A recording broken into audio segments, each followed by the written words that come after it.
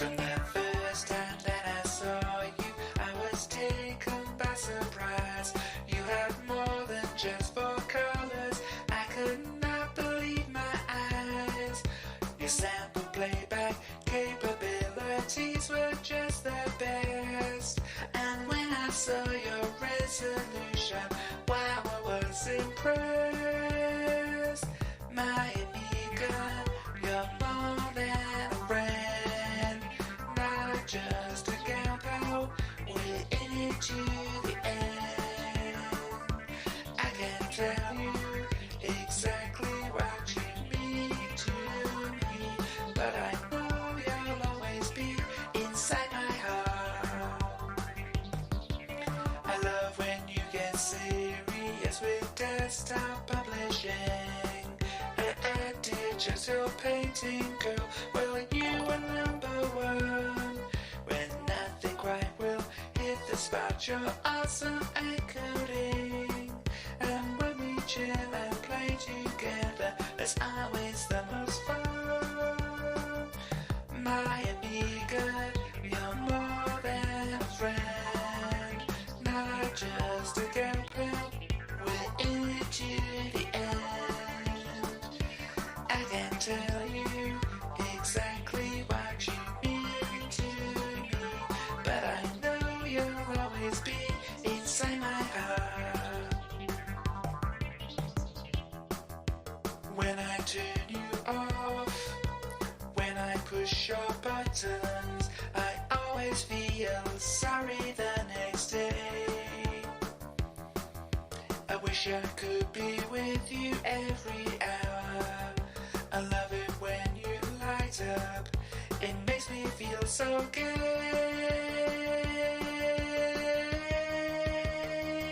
My Amiga, you're more than a friend, not just a gal pal.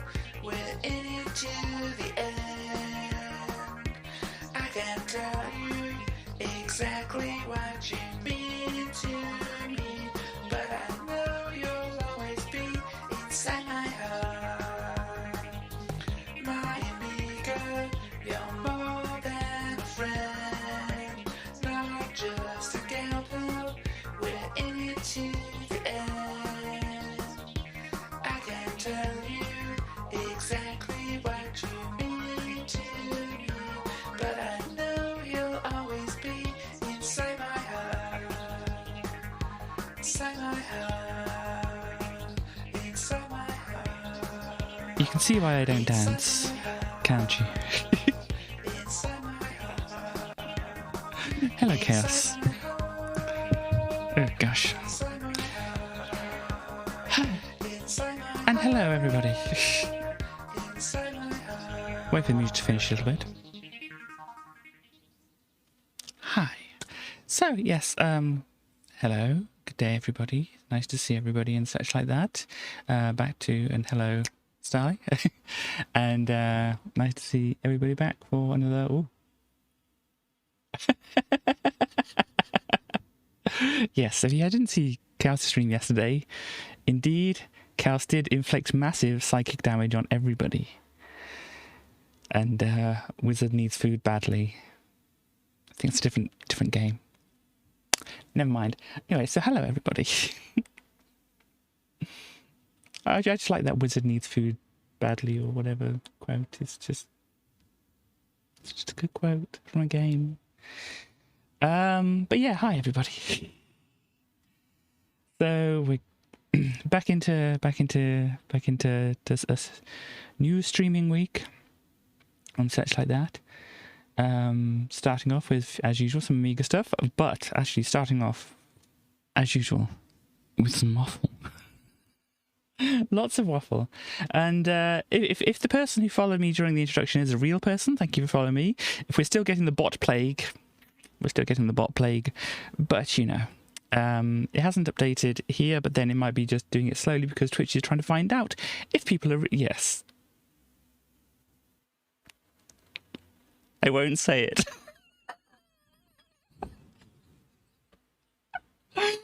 Oh, gosh. I have to restrain myself.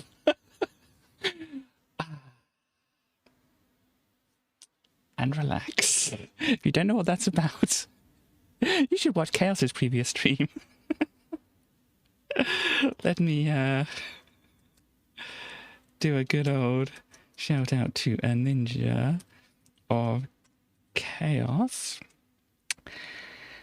Yeah, as I said, we were watching some videos from the internet and we suffered massive psychic damage. The biggest psychic damage was a white lady using slang she probably shouldn't be using in an ironic way.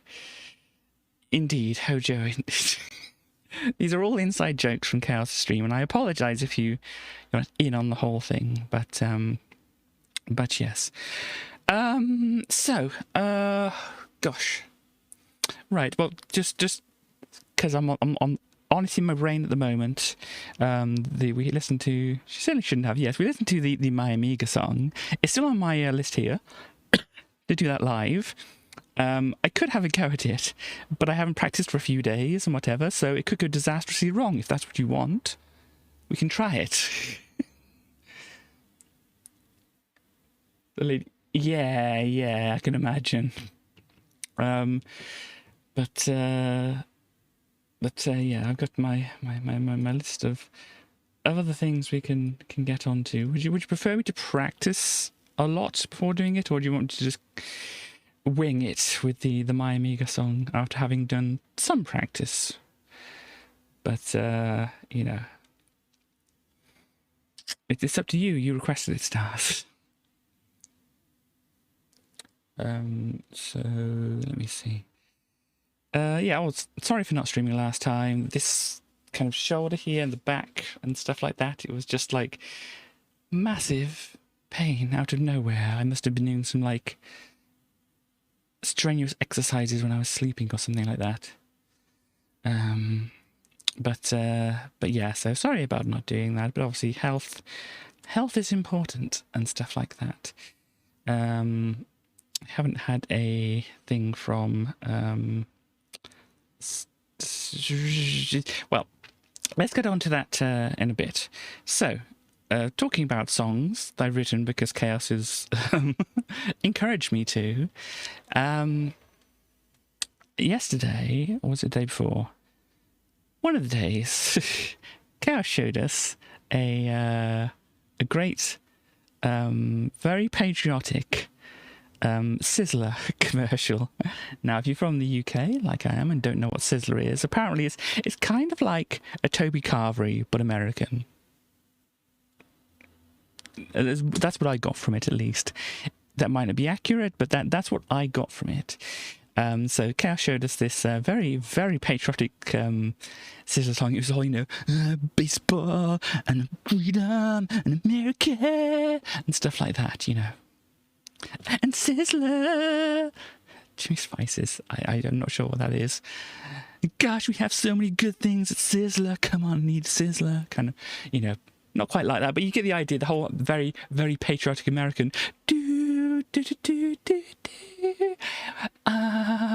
Fields corn. That kind of thing. A buffet restaurant with lots of different dishes, yes. It's okay. More inside jokes as well. But anyway, Chaos challenged me to do this, to do something like it. As with the My Amiga song. The My Amiga song came out of us watching this thing about Apple and the Apple II, and it being like a very 80s kind of inspired, well, actually 80s song. Apple II Forever, yes, that was what it was called. About how great the Apple II was and stuff like that. And since I play a lot of Amiga, Chaos challenged me to do a similar thing with Amiga. I'm not getting into the argument, Chaos.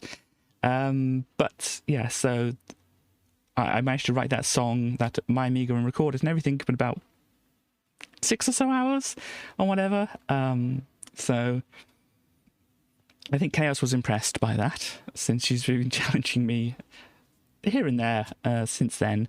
But nothing's really like clicked with me and whatever. But this challenge, I still, it's kind of like thinking, how do I do that? How do British people do patriotism? And I came up with something. It may not be what you're expecting.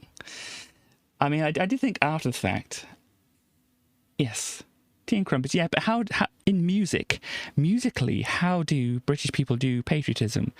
I mean, you've kind of got the whole, football chants and things, Vindaloo, Vindaloo, and you've also got the whole, 3 lines, business and stuff like that. Apple II. If it only was supposed to be about the Apple II rather than Sizzler or Toby Carvery, as it was. But yeah, so Americans do patriotism different to British people. So I had to kind of find something that was very British and whatever, Vindaloo indeed.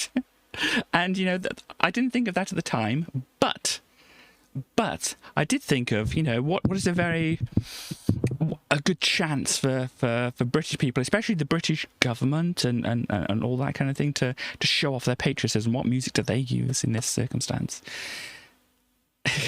No, this is not that chaos. This is definitely not that.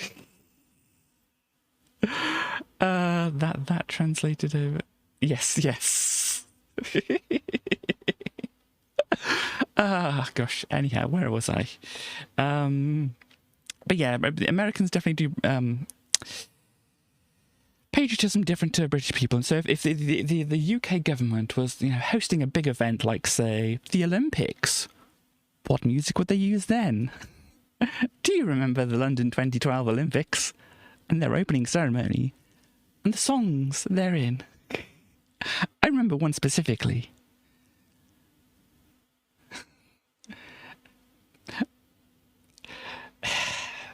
Matter of opinion, but I remember Bonkers. Did you remember that?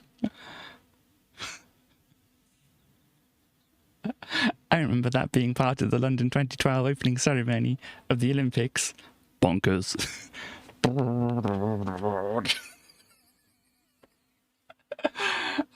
Gosh. Dizzy Rascal, apparently, is what they chose. I mean, it does kind of, but is that British patriotism? I decided it was. So, how do British people do patriotism music? We've got Dizzy Rascal with Bonkers on this side. So that's the kind of music I was trying to aim for, roughly, in that kind of area. What would we sing about, though? We wouldn't sing about, baseball, apple pie, America, would we?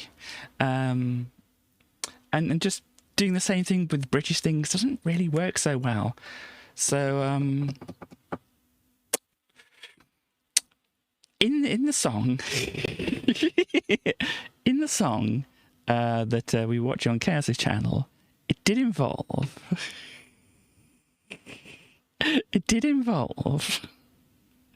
them telling you what was at the Sizzler. As far as I remember, I only saw it once. I think that's what they did. They told you what was at the Sizzler, what you could enjoy when you were there. So I thought, gosh, what does Katie enjoy when she's at, say, like a Toby Carvery or such like that? So we had the whole, Dizzy Rascal Bonkers kind of general kind of music kind of thing I'm aiming for. And we also have what does Katie like at a Toby Carvery? I'm sure a lot of people can answer. I have something prepared for you. It is indeed roast potatoes. Katie does enjoy her roast potatoes quite a lot.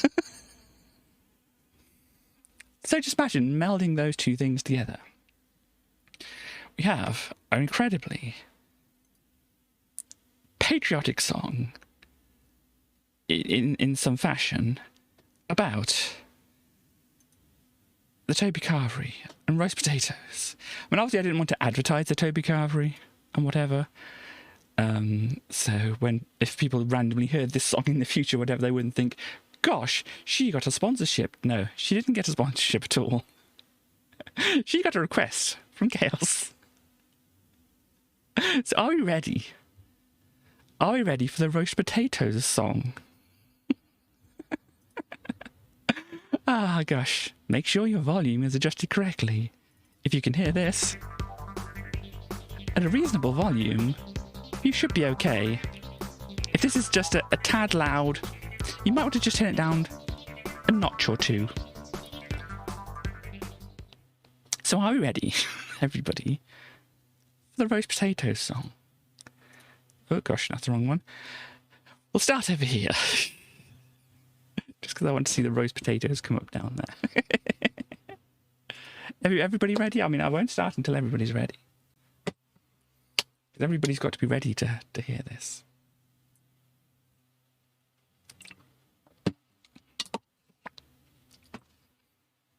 Ready and waiting. How about from the other side? The other side. Well, you could call, Starly and Co's house the other side. Only you need to hear this. Yes, but I'm sure other people will enjoy hearing my slightly Dizzy Rascal Bonkers inspired roast potato song. I think they've disappeared. No, they're ready. There we go.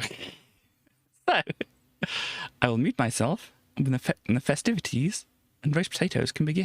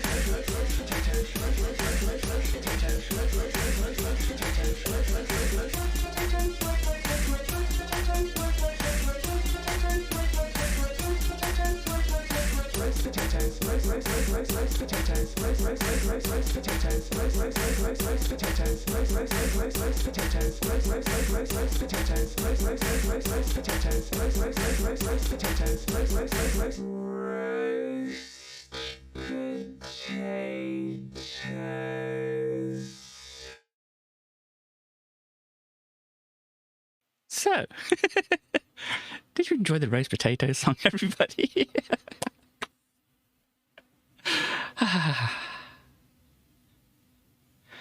So that was that.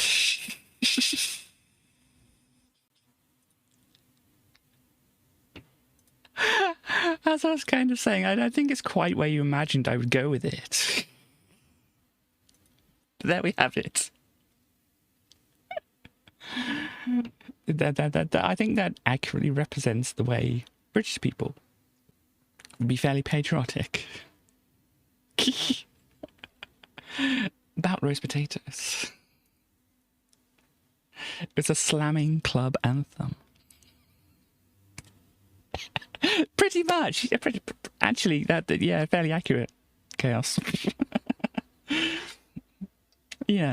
Missing out on some things, but mostly.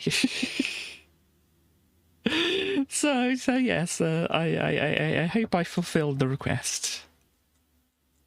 And then possibly maybe some more. Yes, indeed. Best idea. Starly. What was that? My sublets. The sublets frighten me whenever they happen. Anyway, Starly, you want to do that to me? Well, yes, you do want to do that to me, but do I want to do that to me? You always tell me to think of future Katie and think of what I can do for future Katie. To not do her frighten. Or help her out. I get scared by ding. Gosh, so I hope you like the roast potato song. Anyhow, that was just a... We'll think about it. Oh, gosh. So, another thing, I mean, remember, we haven't finished playing Half-Life 2. Probably won't be doing it today. Don't really have enough time. Got a lot of waffle to do first. But yes, we were playing Half-Life 2. Maybe continue that on Friday. You know, anything to prolong the Zool. I might use cheats to get through Zool, just to have a look at all we can. However, yeah, there was Half-Life 2, and you may have remembered an incident that happened during Half-Life 2. I made a clip of it. I don't know how many people, you know, watch and rewatch and whatever the clips and things like this. But if I find it, I've got to load a thing up first. Is it already in the playlist? It is not already in the playlist. Gosh, please. So what we need to do is we need to look for the file. I think I have it saved in a nice convenient place. Hang on, wait a minute. Stop. People can't see this. And a brilliant face from Katie. Oh no, I'm wearing the same top. How embarrassing.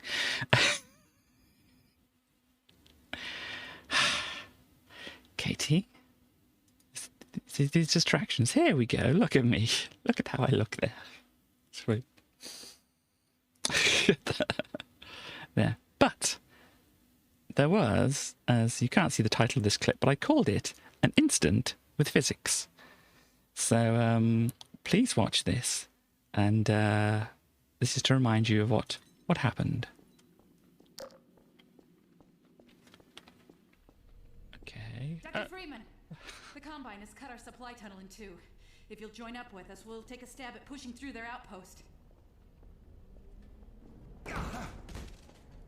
What?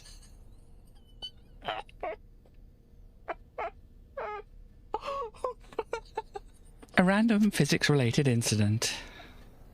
Oh, and Katie is, yes. Katie... Everybody loves physics, especially this person. But they do. I have a full squad. One of them had an incident with physics. There we go. So I think I put that as a clip on my, you know, had on my YouTube channel, not my YouTube channel, my Twitch channel, not my YouTube channel. I don't think I put it on there. Anyhow, I decided that we needed a closer look at the incident to actually kind of figure out what was going on. So I have created a close look at the incident.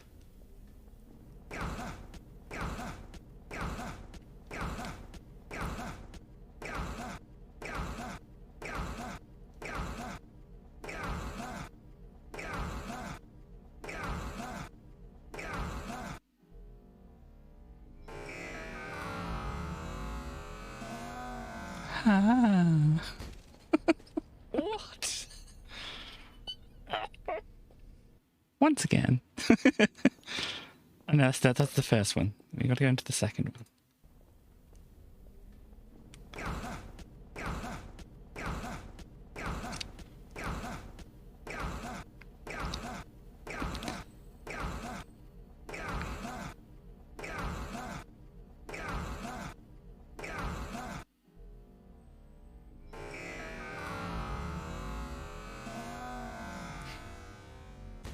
I just like the of the guy afterwards.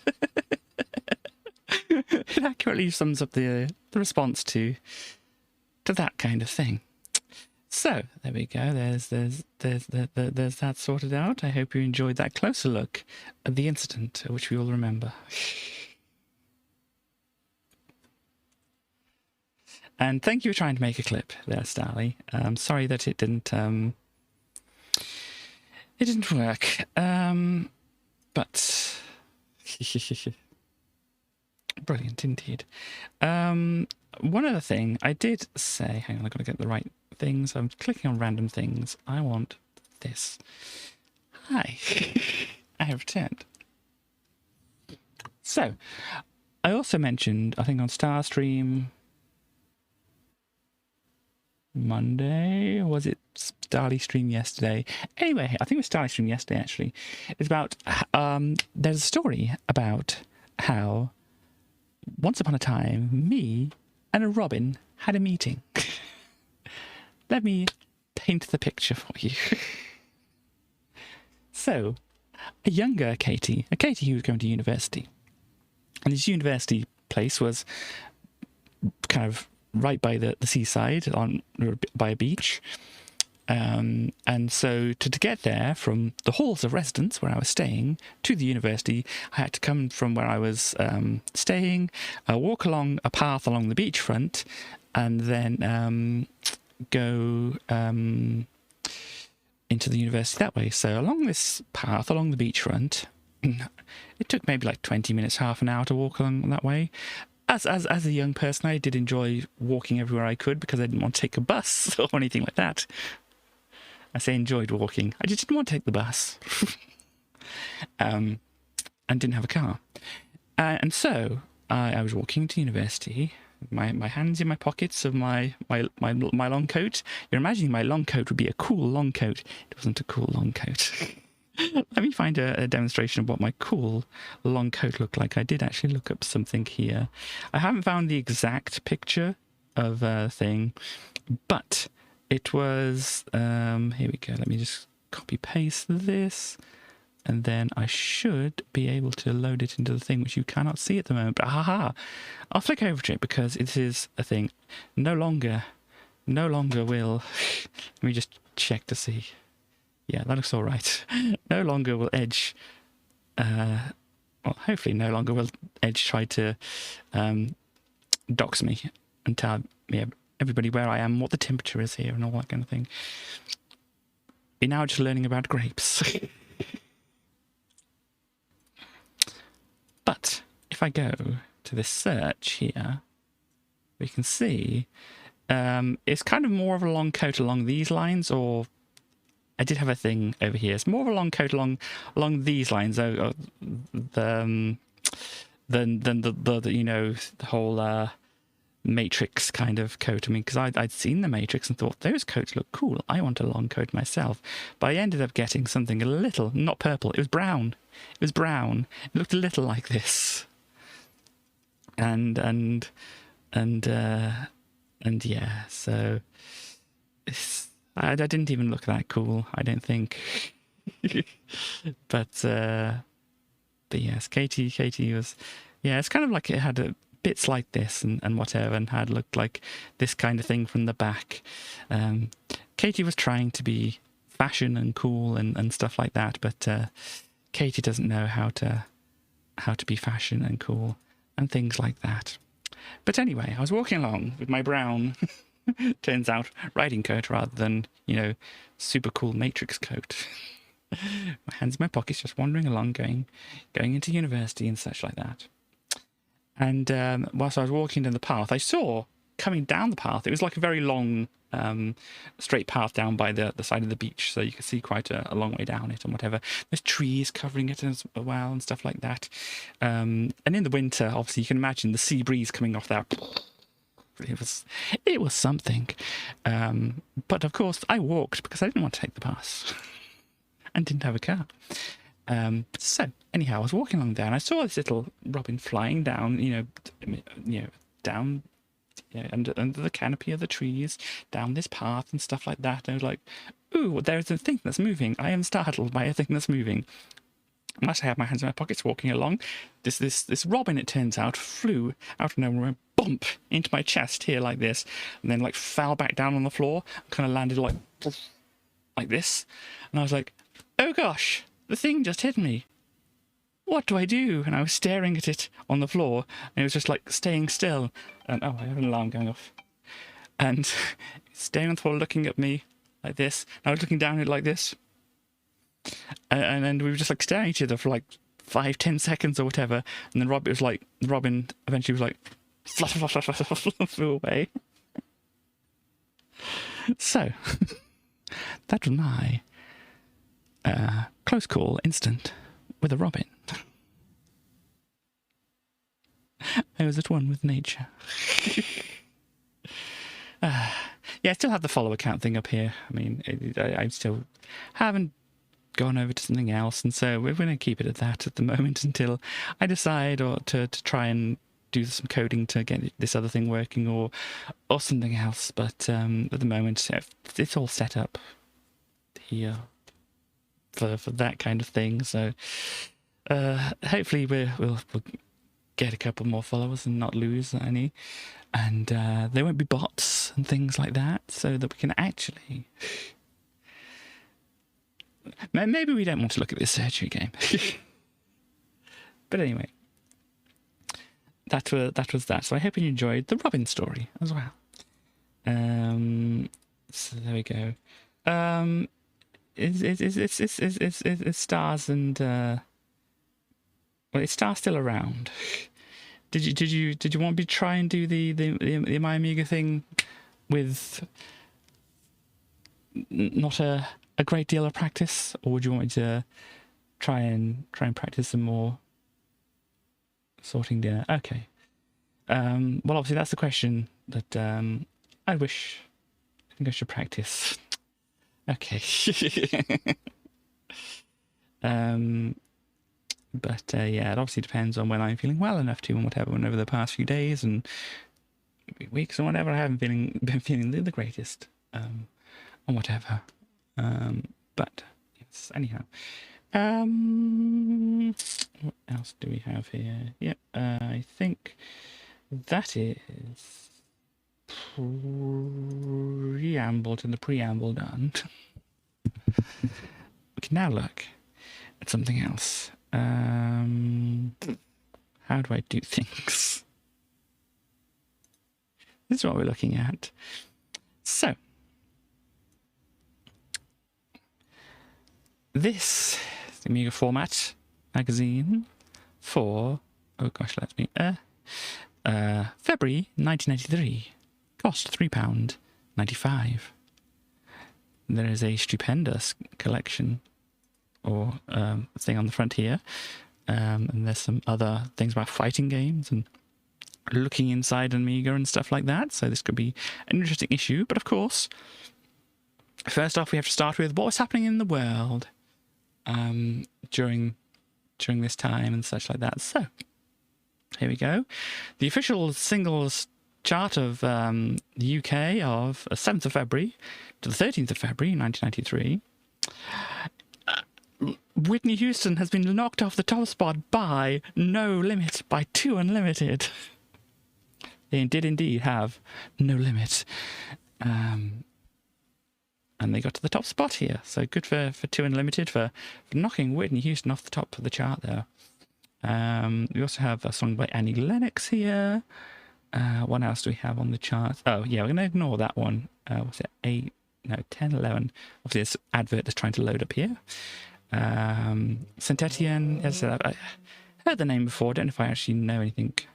Oh, this one, Sting, If I Ever Lose My Faith in You. Yeah, I've heard of that one. Thunder, A Better Man, not sure of that one. Poison Stand. They're putting adverts in here now, it looks like. They're having a bad job actually showing me the adverts, but that's okay. We have Deacon Blue, Will We Be Lovers? Oh, Anyone Can Play Guitar by Radiohead. Wow. That's an early song by Radiohead in the charts there. In Excess, Beautiful Girl. Music and Mystery featuring Gwen McRae. Interesting. Hot House Flowers, System 7, Senseless Things. So Gloria Estefan on the chart here. I see your smile. I won't read out the name of that. Joe Satriani, The Satch. Is that him? Is that his name, The Satch? It's an EP as well, so it's supposed to be singles charts, but I guess there was like one song from that which was like the actual standout one they were actually promoting and whatever.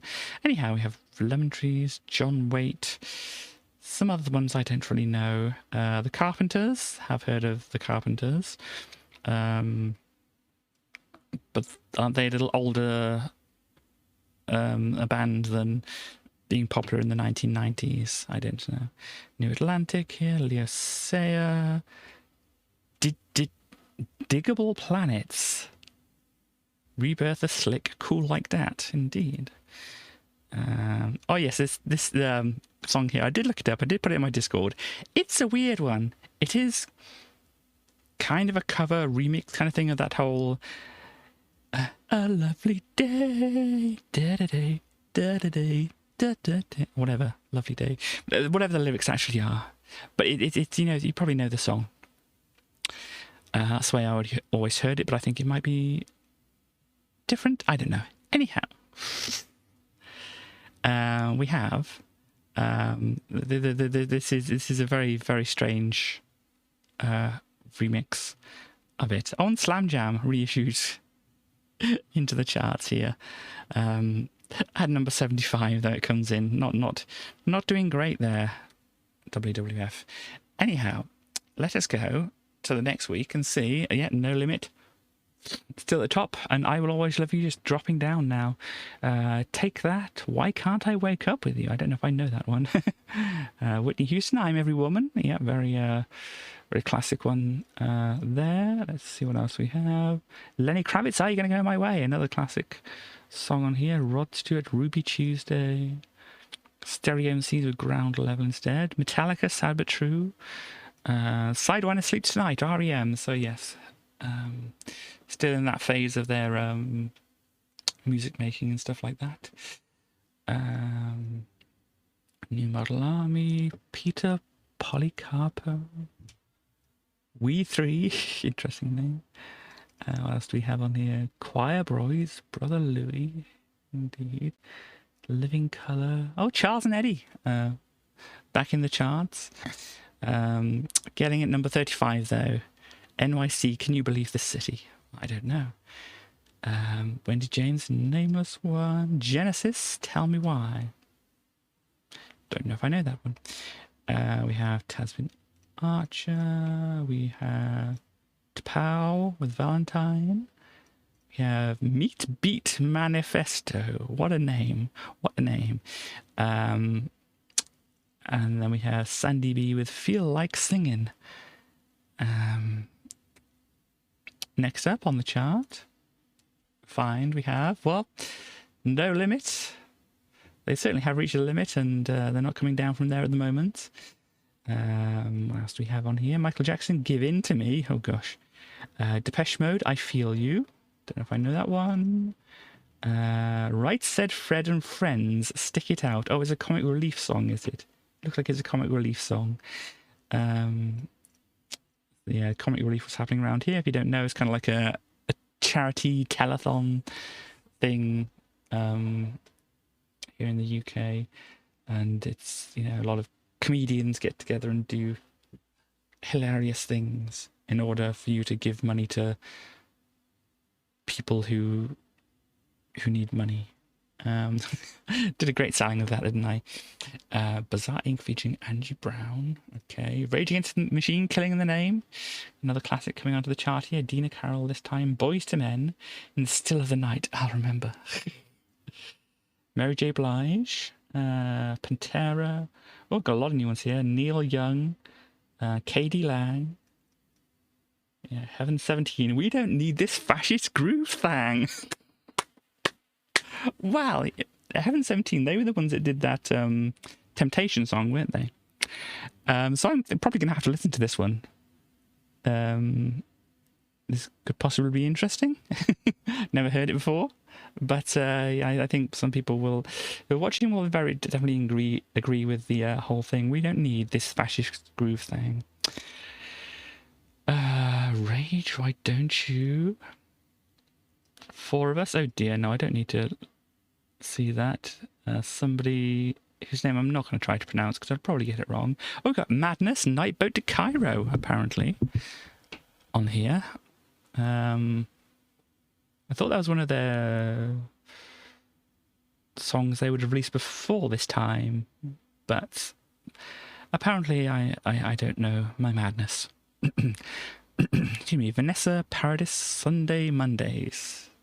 Okay. I think this is going to be the last week of this. Yeah, I'm going to March now after this. But 2 Unlimited still at the top. Got some Michael Jacksons and Annie Lennox, Lenny Kravitz, Shaggy, Whitney Houston, Suede. Oh, Suede with Animal Nitrate as well. This is I don't know if this travelled elsewhere in the world, but I think they're a British band. Obviously, correct me if I'm wrong on that. But yeah, Suede. I remember I've probably heard this song. I know they had the one called Beautiful Ones as well, wasn't it? And gosh, probably another song which I kind of actually like, which I'm not thinking of at the moment. Oh yeah, E17 with Deep Deep Down. Oh gosh, that's yeah. Anyway, Madonna, Bad Girl.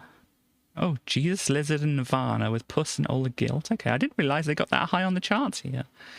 But that's interesting. But obviously this is after Smells Like Teen Spirit and whatever, when they really like hitting that high, because Sliver was one of the singles that had come out recently, and that was actually, I looked it up.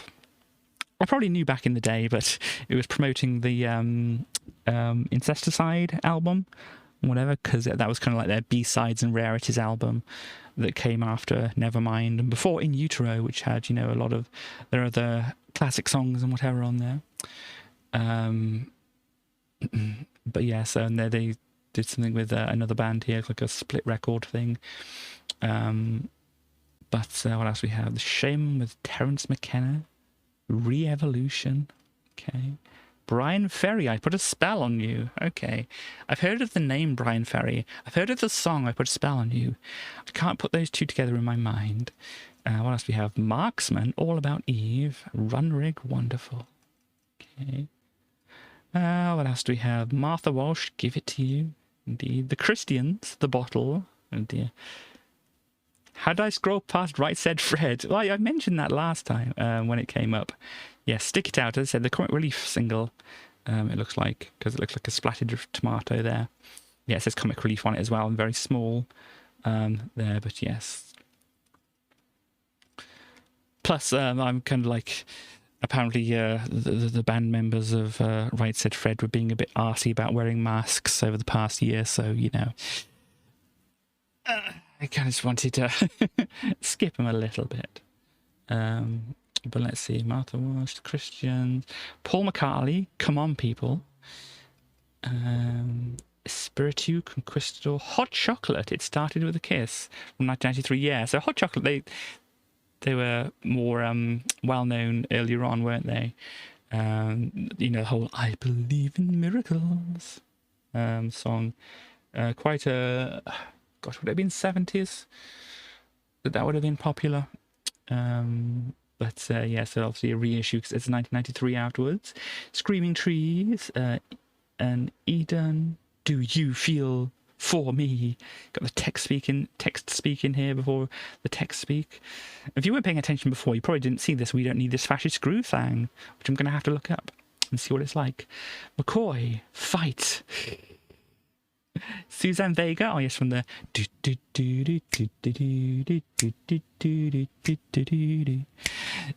I saw a live performance where she just did a cappella and it was wonderful. But yeah, so we have Suzanne Vega on here. Eddie Murphy and Shab. Oh, I think I know where this is from. Oh, not that I. Just because, no, I may not know where it's from. Or I don't know. I Was a King. It seems like it's from that movie that he did. What was it? Was it Coming to America or something like that? Was that the one where he pretended to be like a Nigerian prince or something like that? Am I remembering this all right or not? I don't know if this song is from that, but it seems like it might be. But Eddie Murphy and Shabba Ranks. Oh gosh. Imagine those two. AC/DC, Dirty Deeds Done Dirt Cheap. I know some people here watching will like that one. Oh, Kinky Machine, Supernatural Giver. I don't think I've heard of Kinky Machine. They got in the charts at number 70. What else did Kinky Machine do? 0 UK number 1, 0 UK top 10s, 0 UK top 40s. Oh, 4 UK top 47s. Okay, 4 weeks in the top 47. So each of their singles got in there once. So this is what we've got from. Actually, there's 5. Oh, they didn't get into the top 75 here with this one. So this is why I've never heard of them. But well, there are some some song titles for you, and some album art or single art if you can actually see what they are. But anyway, Havana, Ethnic Prayer, share whenever you're near. Okay, and yeah, there we go. So that is... Madness not doing so great with Nightboat to Cairo, apparently.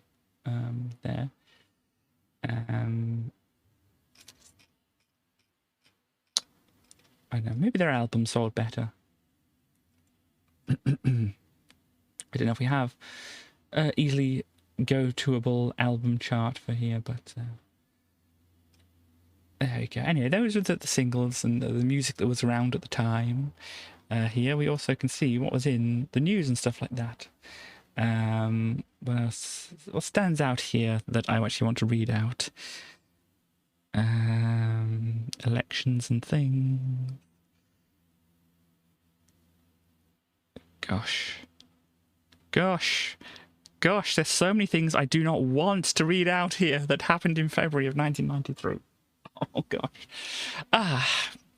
Yeah, if you read... Sorry, I'm not reading it out if you need it read out, but I don't really want to read it out. If you want to find it later or something like that, you can go to Wikipedia, look up just the year 1993 and look up February of that year. A lot of not great things happening in February of 1993. Who was born in February of 1993? Let's see. Do I know any of these people?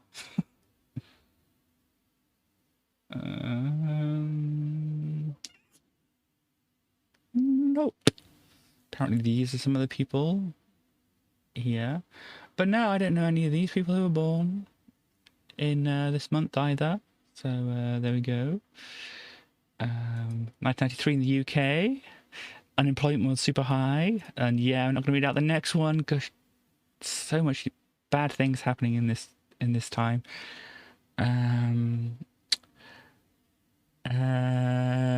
Gosh. Yeah, not a lot of great things happening here. Got births. Anybody I know? Dear me. So yeah, not. I mean, obviously this February issue would have come out more in January, but still, it's, you know, just the way it was. But this is kind of where we are. And oh, look, Stormzy. I've heard of Stormzy at least.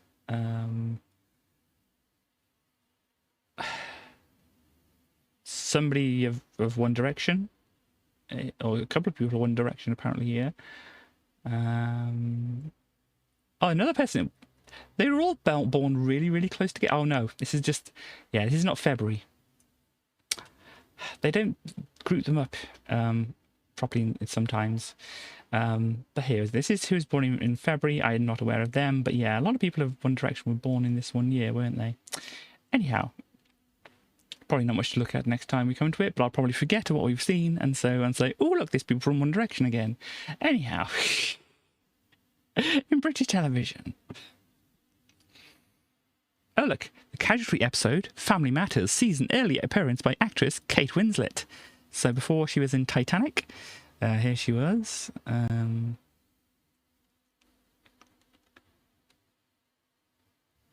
see what else. Okay. The final ever episode of Count Duckula broadcast on ITV for the last time. Wow. Interesting. John Nettles makes a cameo appearance as Jim Bergerac in an episode of the BBC One comedy The Detective set in Jersey. That was with Jasper Carrot and, yeah, Robert Powell. I remember that being a TV programme that was on. I heard of Bergerac before, the TV programme. There we go. Wow. Boiling Point, an episode of the BBC medical drama series Casualty, is met with great controversy and outrage after it depicts rioting youths setting fire to a hospital's accident and emergency department. The corporation receives over 700 complaints about the violent nature of the episode, despite showing it after the 9 p.m. watershed, and warning viewers accordingly. However, the episode achieves viewing figures of 17 million, the highest for the show at the time. if anybody doesn't know, 9 p.m. Watershed in England. I don't know if they still do it. They might still do it. I haven't watched TV for a long time. But especially with like a BBC thing, at least, where they didn't show anything with, you know, a lot of swearing or a lot of violence before 9 p.m. So obviously the kids wouldn't see it and such like that. Oh dear. I remember this thing being a thing that existed. A Year in Provence. BBC One screens the first in a 12-part adaptation of Peter Mayle's memoir, A Year in Provence. The series, starring John Thor and Lindsay Duncan, concludes on the 16th of May. Unlike the book, the miniseries is not well received by critics, and in 2006 is placed on number 10 of Radio Times list of the worst television programmes ever made. The writer John Norton describes it as a smugathon, which achieved the near impossible, creating a John Thor vehicle nobody liked. Who is John Thor? Who is John Thor? Oh, that guy. Expect Morse, yeah. So that is who one of the actors was in that, and the other person here they list is this person here. So there you go. But yes, apparently it wasn't well received. American television, I've highlighted it here because I knew I'd mess this up and just look at some other things here. But yeah, Oprah Winfrey interviews gosh, I can't even say it slowly. But you can see it on the screen, hopefully. If you can't, I'll try and say it. Oprah Winfrey interviews Michael Jackson. Hosted at Jackson's Neverland Ranch. Oh dear. Other stuff, yep. Other stuff. Days of Our Lives nighttime special, Night Sins, is broadcast by NBC, indeed. But there we go, that's what's happening there. Do we have births in American TV around this time? We have... I don't know if I recognise any of these people either. Hardware is a gamer's ride and accessories like their 20-inch chrome rims. Sounds right to me. If you don't know, that's another joke from Chaos' stream. So yeah, if you know these things, these are the people from these things that were born around this time. 1993, we have coming up in February here, Mortal Kombat, Time Killers. I'm not sure I'm aware of Time Killers. What's Time Killers? It's some kind of beat 'em up kind of thing. Okay, so there's Knights versus Vikings. Also important to notice, or you can't see that at the bottom here, but we have Wolf left versus Leaf right. Leaf's arm has been amputated. This is probably what this is down here. So interesting. We have Unknown. We have Star Fox being well received in Japan there. Super Mario Kart and Lemmings 2. Yes, Lemmings 2 around this time. John Madden 93. We probably don't have to say. They probably had one every year. But here we go. Look, it's EA Sports doing a Madden game. How unlike them. Anyhow, we have the Super Mario 1 and 2, 6 golden coins here as well. We have Super Star Wars, Sonic the Hedgehog 2 still hanging on there. Yeah. Oh, look here. I mean, this is one of the names which has come up in this is not for necessarily this month or whatever, but yeah, this has come up in the Amiga magazines. Microprose is acquired by Spectrum Holobyte. New companies in 1993, Crow Team, Nvidia, Take-Two Interactive, and Shiny. Obviously, I know about Nvidia. They do the graphics cards. Take-Two Interactive, gosh, I can't think of what they've done at the moment, but I probably would be able to see... let's have a look and see what Take-Two did. Oh yeah, some Grand Theft Auto things here. Games published. have to click on another thing, of course. MS-DOS, Wheel of Fortune, Jeopardy for the N64. Grand Theft Auto. Yep. Bunch of things, basically. Lemmings Revolution. Sheep. Sheep is a pretty neat game. We'll have a look at that in a bit. Darkstone Kid, bunch of other stuff. Games distributed. Yeah, basically I did a lot. Pipe Dreams 3D, oh my. But let's see, sheep. I don't have any pictures of sheep. There's a game called Sheep. Let's see. Sheep at Moby Games. Let's see if they have any pictures. Moby Games. Yeah, there we go. That was the box art I remember. Sheep, and you herded. Oh gosh, there's a good doggo right there. Each herder has his own intro. Here's whatever. Maybe they're all male. I don't know. And these are all the sheep they have to herd, and the different types of them and stuff like that. And what else do we have? Here are some sheep doing a cutscene, I think. And the actual game. Basically, you're the dog here. You have to herd the sheep by obviously running around and pushing them away from you and stuff like that, and things like that. So you've got basic obstacles. You have to bash through things and whatever. It's a pretty neat little game. But yeah, that was there. Yeah, Shiny. What did Shiny do? Oh, Earthworm Jim, MDK, Enter the Matrix. Yeah. And a bunch of other stuff here. Terminator 3, Rise of the Machines. Was it? I don't know. Was that the one you played? I don't think that was the one you played, was it? Chaos. But there we go. Golden Compass, you know. And all that kind of thing.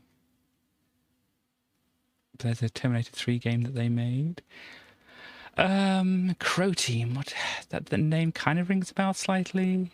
Or Serious Sam. There we go. That's what they did.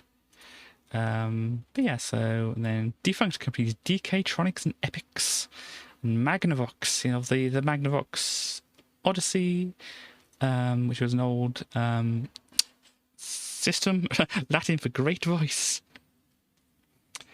Yeah, they made 6 decades later, Magnavox produced the Odyssey, the world's first video game first console. And this is what it looked like, the Odyssey. It looked very retro-futuristic, doesn't it? But yeah, it's got little dials on the side. You turn on the side to move the things, like if you're playing Pong. You turn the little dials to move the paddles and things like that. Oh, well, this one looks like it's horizontal, actually, and this one looks like it's vertical. So, but yeah, you could probably play Pong and things on there. It had no sound, did it say? No sound. Okay, well, I hope whatever you're doing is good and such like that. We also have 1993 in science. Not a lot's happening in February. I mean, there's something about peptic ulcers here. But yeah. Oh, video game console is a very interesting thing. Oh, I wanted to also mention before finishing the finishing the preamble, I've got to go back to some waffle. Because I forgot to mention that the whole roast potatoes thing, you might have noticed that in the song of roast potatoes, let's give a quick reminder.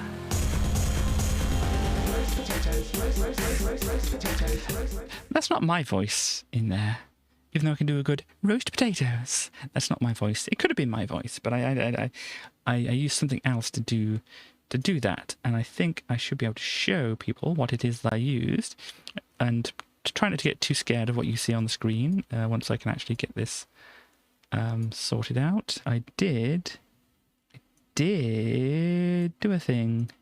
And now it's lost it. Here we go. There we go. So this is actually a free thing. You can pay for some upgrades and things to it and whatever, but you can just get it for free as long as you sign up for an account and this certain company makes this. But this is a synth called Vital. And well, you can see some keys at the bottom here. I push some keys. It'll make some noises. You can kind of imagine this is a general thing. This is the waveform that it's currently using to make the sound you're hearing.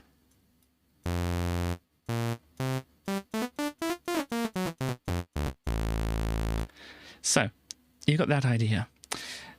What we can do is, as with many different things, we can change the waveforms to different waveforms.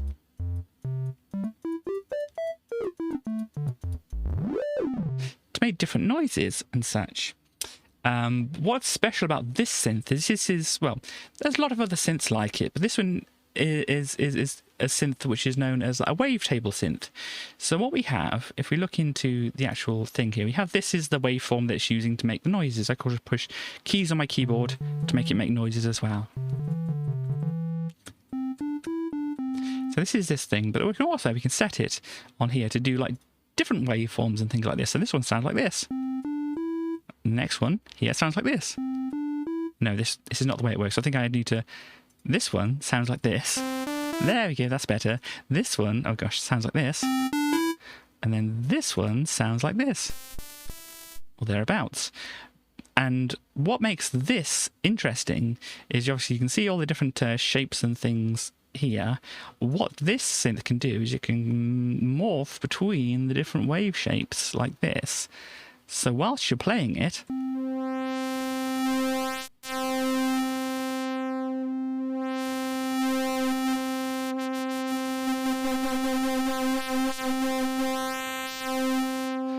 you can do things like that. And this is also one of the special features of this synth is as well. You can move these points around if you want. You can make more points. You can drag them around. So you can make things that sound like this. Or you can move them around like this and see what they sound like.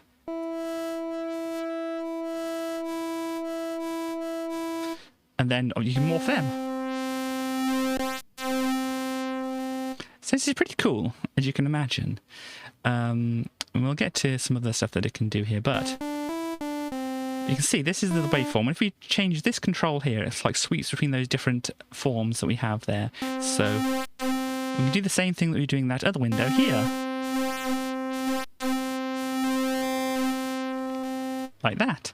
We can also have a different view of it. So this is looking at a 3D kind of view. You can look, if I move this, you can kind of see what's happening there. You've got the weird wave which I've created here. This is the weird wave on the end here. And then when we go through here, we can see this is kind of like goes up, down, and then up here, which is, you know, this here, up, down, and then up here.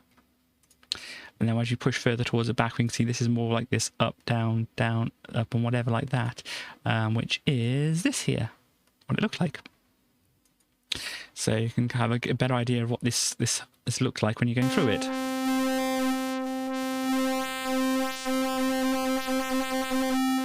Which is all very cool and interesting. What you can also do with these kind of things, I mean, this comes with various presets and things like this. This one has a fade, it says. So we do this.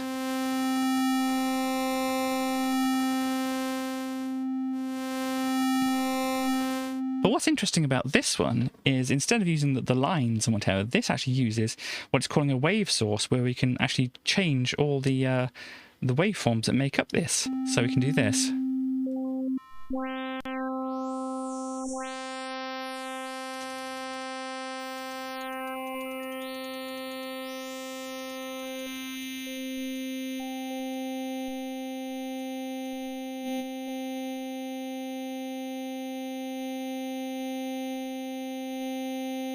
These are the ones over here are like higher frequency, so you might not be able to hear them if I play around with them.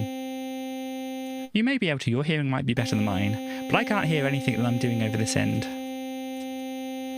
My hearing is just not that good, so sorry if it sounds bad. But I can hear mainly what happens in this area.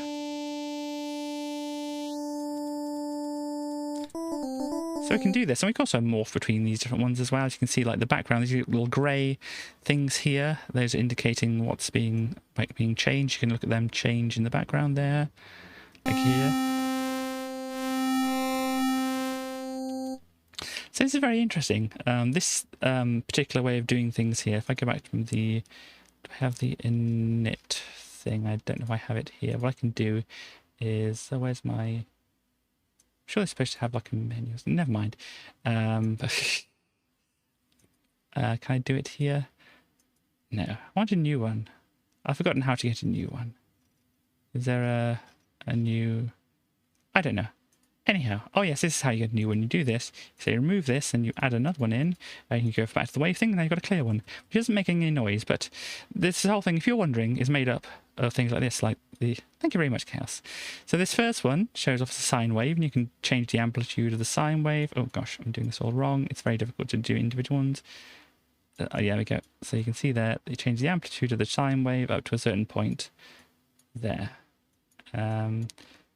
And the things, oh gosh, things below here are changing the phase of it. So, you know, you can see it starts at a different point, which doesn't really change the sound too much.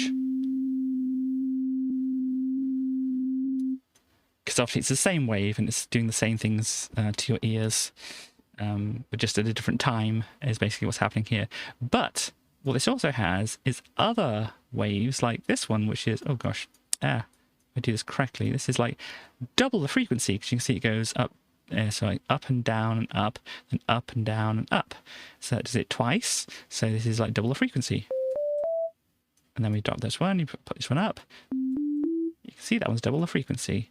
And there's a whole theory, it's lots of maths and stuff like that, which is basically you make up any sound by using just a series of sine waves like this. So this is what this synthesizer and the synthesizers like this just try to do.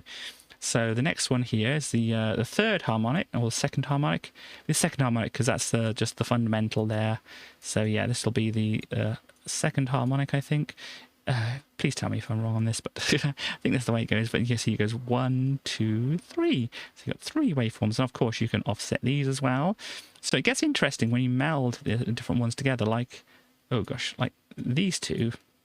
You can see if I pull this one down, this is just the usual sine wave, which we know about. But then if we pull, oh gosh, pull this one up, the 3 sine waves interact with the 1 sine wave to make something different. Like this instead of, sounds like this. You can add some more as well if you want. And then this is when changing the phase makes some kind of difference. So if I hold down the note and change this, you'll be able to hear.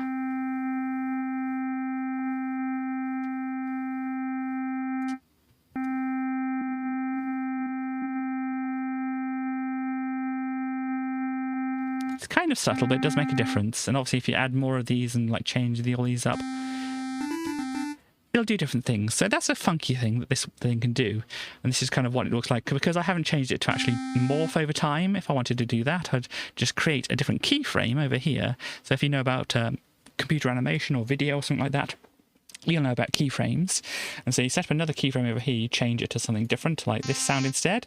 And then at the moment, oh yes, it is morphing between them. So here we go. I'll do a morph between those two. So now I've created this entirely new thing, which does this. Oh, it's not really working on... No, I'm pushing the wrong buttons, that's why. It does this. Which is interesting when you combine it with these oscillator things here. So if I wire this into this here, this slider, basically this is adjusting this slider now. If I push this, you can see how this, as this goes along, it kind of changes the amplitude or the position of the slider. So this goes up, down, and this slider then goes up, down, and that you can change where it ends and where it starts. So you can do a lot of interesting things with this. We'll keep it on this at the moment. But what's also interesting about this, I mean, you can change different things like this, or this, or this, or this, or something like this. And some of these things work better with the actual, factory preset things, like maybe this one here. You can see, oh, this is doing some interesting stuff here. It sounds like this.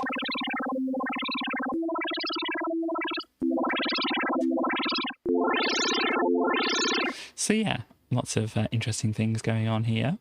You can imagine you can do a lot of stuff with this already. But what they also supply you with... So you can see if I go to the 2D view, this is what it's doing. It's pretty cool, yeah. So yeah, this is just changing this. It's basically playing through this waveform. If you look at it here, you can see it's just moving back and starting at the beginning again, just playing through, because this is what this is set up to be. If it was like, oh gosh, this instead, it would start low, go high, then go low again. You can see it here, it's low, go high, and then low again. just in case you hadn't picked up what's happening there. And also you can just paint in different things here as well. You can use those, you can use like those, oh no, you can use the steps in all these, whatever Stephen said. So you can do lots of different interesting things.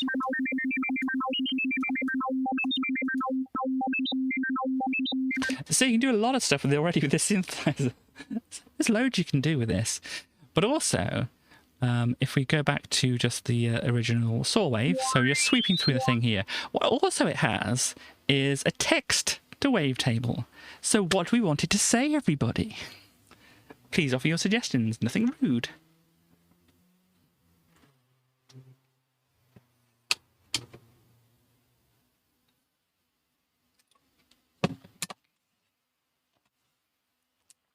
I mean, if you want to, if nobody's recommended anything, there we go.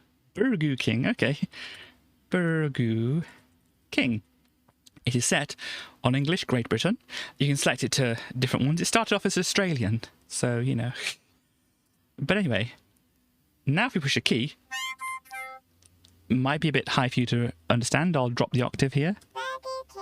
Drop the octave again. Burger King. There we go. Burger King. Burger King. Burger King. Burger King. Burger King. Burger King. Burger King. Burger King. Burger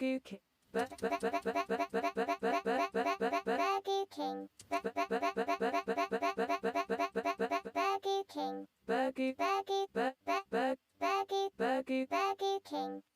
Yeah, and you can like change it so, oh no, I did the wrong thing here. I don't want to do that. We undo this and do this again. I want to just put a point here.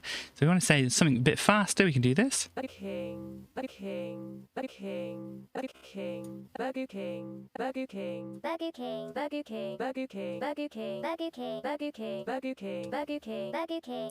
We change the speed of the playback. Burger King, Burger King, Burger King, Burger King, Burger King, Burger King, Burger King, Burger King, Burger King, Burger King. Obviously, go through all the different oscillations and things we've got over here.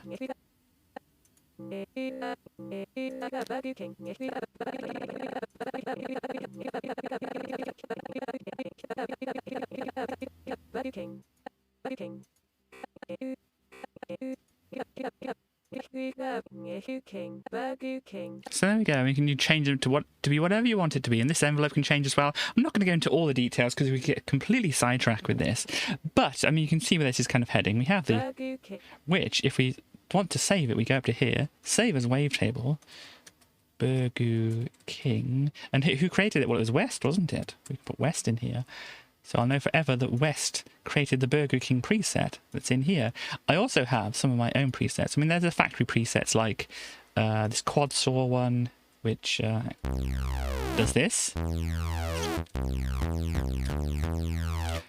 Which is not showing it properly, I don't think, here. I don't know. If you do it from here instead, quad saw, that looks better. Just needed a restart for it to work properly. But yeah, you can see this is the waveform. So it's playing this waveform is just a very short thing, which is playing many, many times per second, and so you hear it as a tone. You can see the actual frequency spectrum up here. This is what it looks like. I like the little sweep down here. You can see at the top there. But yes, so I also, obviously I've been playing this for myself. The user folder has some other things in here, like I have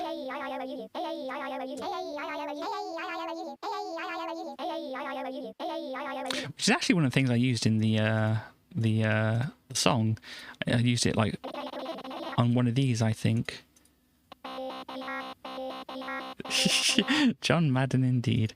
But yeah, if we go back to the sort up here, I just wanted it to have some different vowels, which you would like say like a, o, and that blend between them like that. But apparently, you wanted to go a, o. But also, I did, which works a little better if you speed it up. A little bit more. I'm changing the wrong one here. I'm going to be changing this one.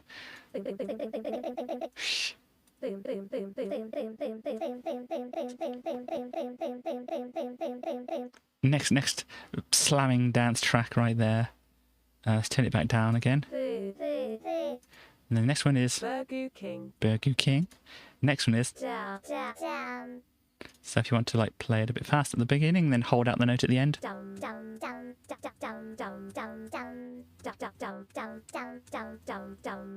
They can do a little bit of sing to us. And then we also have hello. Hello. Which is the first one I used. Of course I had to use hello. Hello. Hello. Hello. This is just me figuring out how to pull this out as a waveform and then put it into other programs. So now I can put this into other programs as well. Hello. And anything else I create and save in here, I can put into other programs, which is a very interesting thing. Because other things do wavetables and let you load them in. So fantastic. This one is... Nah. Nah. Nah. So obviously that's not very musical there. Let's do this instead. Nah. Nah. Nah. Nah. Nah. Nah. Nah. Nah. Nah. Nah. So you're going for some basic ones at the moment. Like... Now it's time to rock. Now it's time to rock. Now it's time to rock. Now it's time to rock. You can do some adjustments and things like here as well. So if we go to this vocode... Now it's time to rock. Now it's time to rock. Now it's time to rock. Now it's time to rock. Now it's time to rock. Now it's time to rock. Now it's time to rock. Now it's time to rock. Now it's time to rock. Now it's time to rock. Now it. If we wanted to oscillate that, we could oscillate that instead. Now it's time to rock. Now it's time to rock. Now it's time to rock. Now it's time to rock. Now it's time to rock. You can do so many things with this. Now it's time to now it's time to rock. If you want it on something else, we can do this. Now it's time to rock. Now it's time to rock. Now it's time to rock. Go down an octave. Now it's time to rock. Now it's time to rock. Now it's time to rock. Doesn't sound so good there, but let's try this Now one. it's time to rock. Now it's time to rock. Now it's time to rock. Now it's time to rock. Now it's time to rock. Now it's time to rock. Now it's time to rock. But there we go. We've got some other things which we can do. Now it's time to rock. Now it. You can play around with a lot of things in here, as you can imagine. Ooh woo. Yeah, yes, I did that one as well. Ooh woo. Ooh woo. Ooh woo. Ooh woo. Ooh woo. Ooh woo. Ooh woo. Yeah. Ooh. Ooh. Ooh. Ooh woo.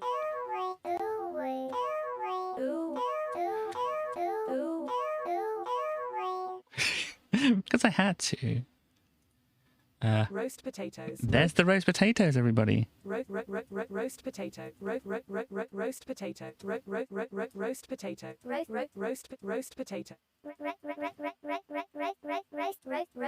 Roast potatoes.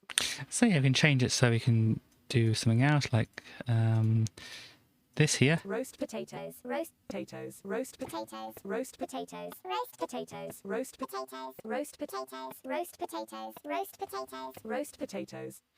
So yeah, but usually it's Roast. useful to do this. Roast potatoes. Roast potatoes. So yeah, that's the roast potatoes one. What else do I have on here? Oh yeah, back to the normal.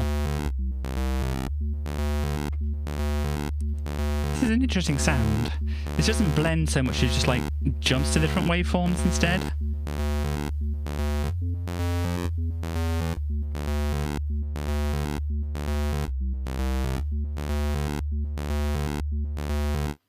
Oop.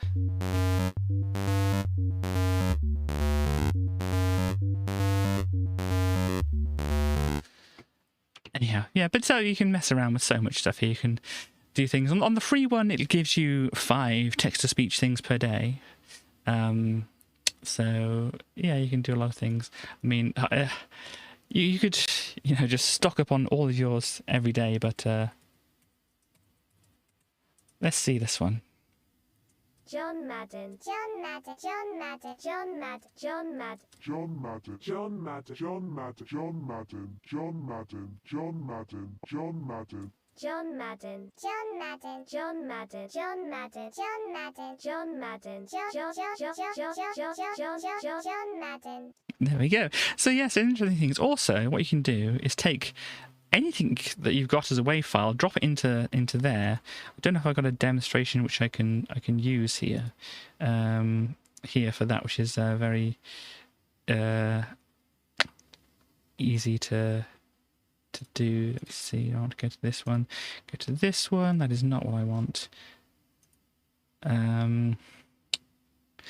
Yeah, the problem is some of the things I record is they have lots of silence before and silence afterwards and things like that, so I can't easily drag anything like that in. But I should be able to find something here. We've got what we'll have thing. This'll have some things. We have sounds. We have a bass. No, that's not what I'm looking for. I'm looking for samples here. Drums. Let's go for a some percussion. What else do we have? A percussion. Oh, let's go some cowbell. You can never have enough cowbell. You can drag the cowbell in. We can either pitch splice it, vocode it, or if it's already a wavetable, I think use this one. But let's vocode it. So, oh, now I need to actually click into here.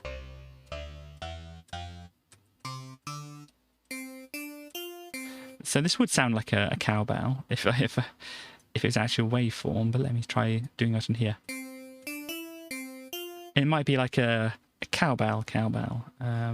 See what the bongos come in like. So yeah, basically you can load in any WAV file you have. What else do we have? Plopper. Let's see what plopper is. Pitch splice it. So yeah. I mean, you can do this kind of thing with any kind of sampler, just load in the thing, but with this one, as you saw, you can just choose like this instead. Which obviously on these sounds doesn't do too much, because they're obviously meant for putting in samplers.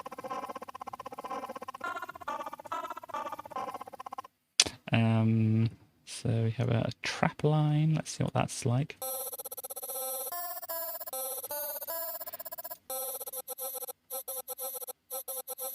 You can imagine these can sound better if you pick the right samples and things like this.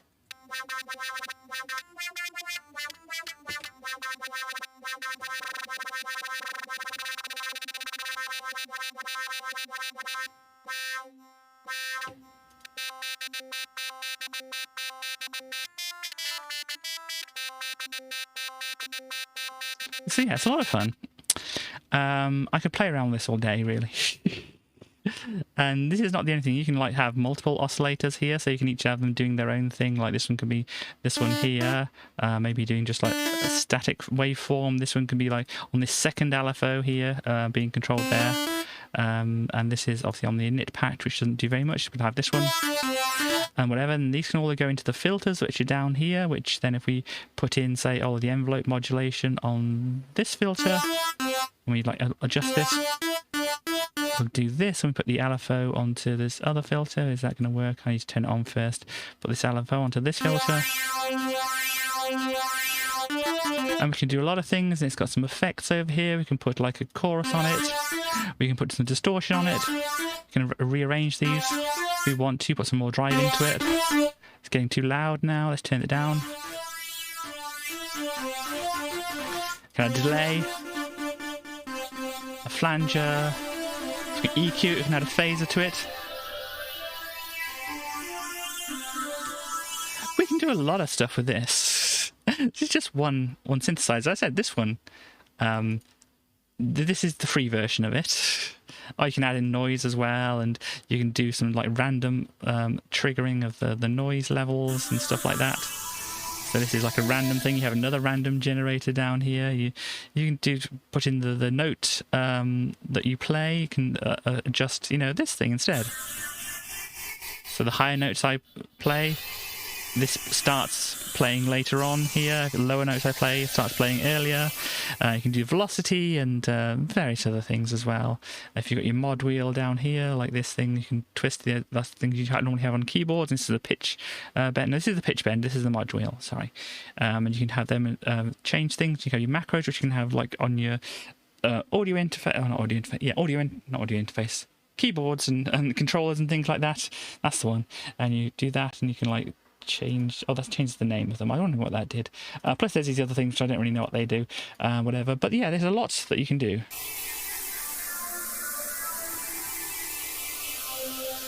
with just this one synthesizer. So this is the free version. I'm not advertising it or anything, whatever, but it is pretty neat.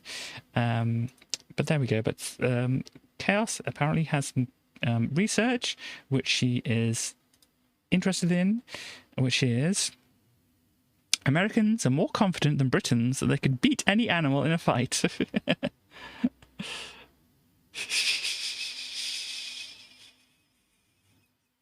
Yeah, I mean, this is the kind of graph you can imagine. Not many Britons think they could take on a grizzly bear. About 2% it looks like. Though 6% of Americans think they could take on a grizzly bear. And it kind of goes up like that up the chart.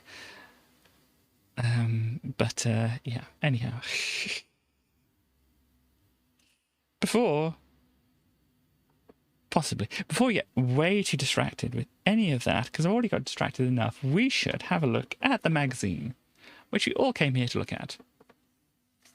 Hands up if you actually came here for the magazine. I mean, I came here for the magazine, but, you know. There's a lot of other fun stuff. You want to fight the animal that trained the Ninja Turtles? Indeed. Sorry, my brain was trying to think of, like, how else could I sidetrack this stream? Brain, please, we're trying to get on track with this.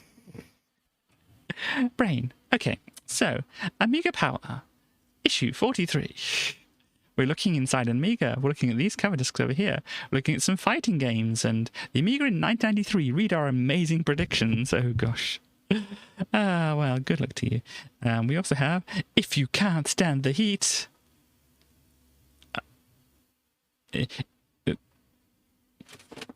What? If I can't stand the heat, what? And what the heck are these things?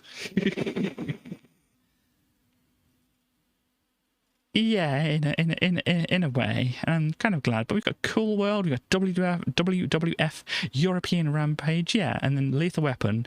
Oh, L'Arme Fatale. But how does... This has an unanswered question. It doesn't even have a question. It doesn't have a question mark. It's not even a question. It's like more of a statement, isn't it, anyway? Never mind. Katie's having problems. But yes, it's like, if you can't stand the heat, then... No, then. For some reason, Cool World. Did Cool World feature sea mines? I never saw it. It might have. I don't think the WWF ever featured sea mines.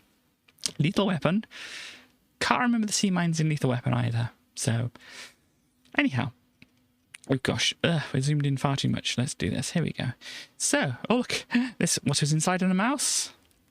What is this curious object inside the mouse? Oh gosh, and oh my gosh, this looks frightening. We'll get to it eventually, but oh gosh. What is down here? Post-festive, but still mildly amusing joke of the month. Oh dear, is Dahlia around? I mean, this is probably like an age-old joke here, but you know... It says, did you hear about the dyslexic devil worshipper? He sold his soul to Santa. Yeah, I think that's like a classic joke. Not a good one, a classic all the same, though. And here we have... Yes. Here we have the cover disc. Now, what you have to do with this cover disc is you have to load it up. Okay. And then you click on these different things and whatever. We can now look into it in a bit. But before you play any games, like Noddy's Playtime, which fortunately doesn't feature any racist characters as far as I can tell. But here we go. We have Noah's Ark. We have Noddy's Paint Pot, which we're going to be having a look at. We also have... Oh my gosh, what is this over here?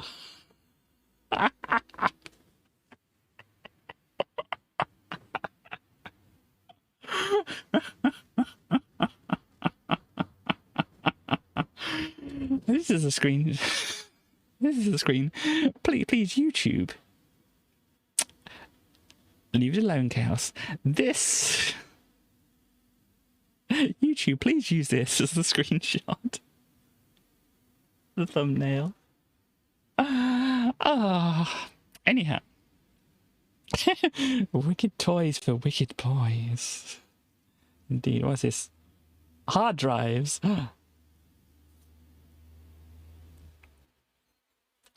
Is it selling hard drives? Because I know when I think of hard drives, I think of... I think of vampires or demons preying on legally distinct from Mario. Anyhow, we have Bart Simpson versus the world here, which isn't... I load the disc up just to make sure they work beforehand, and don't play through them.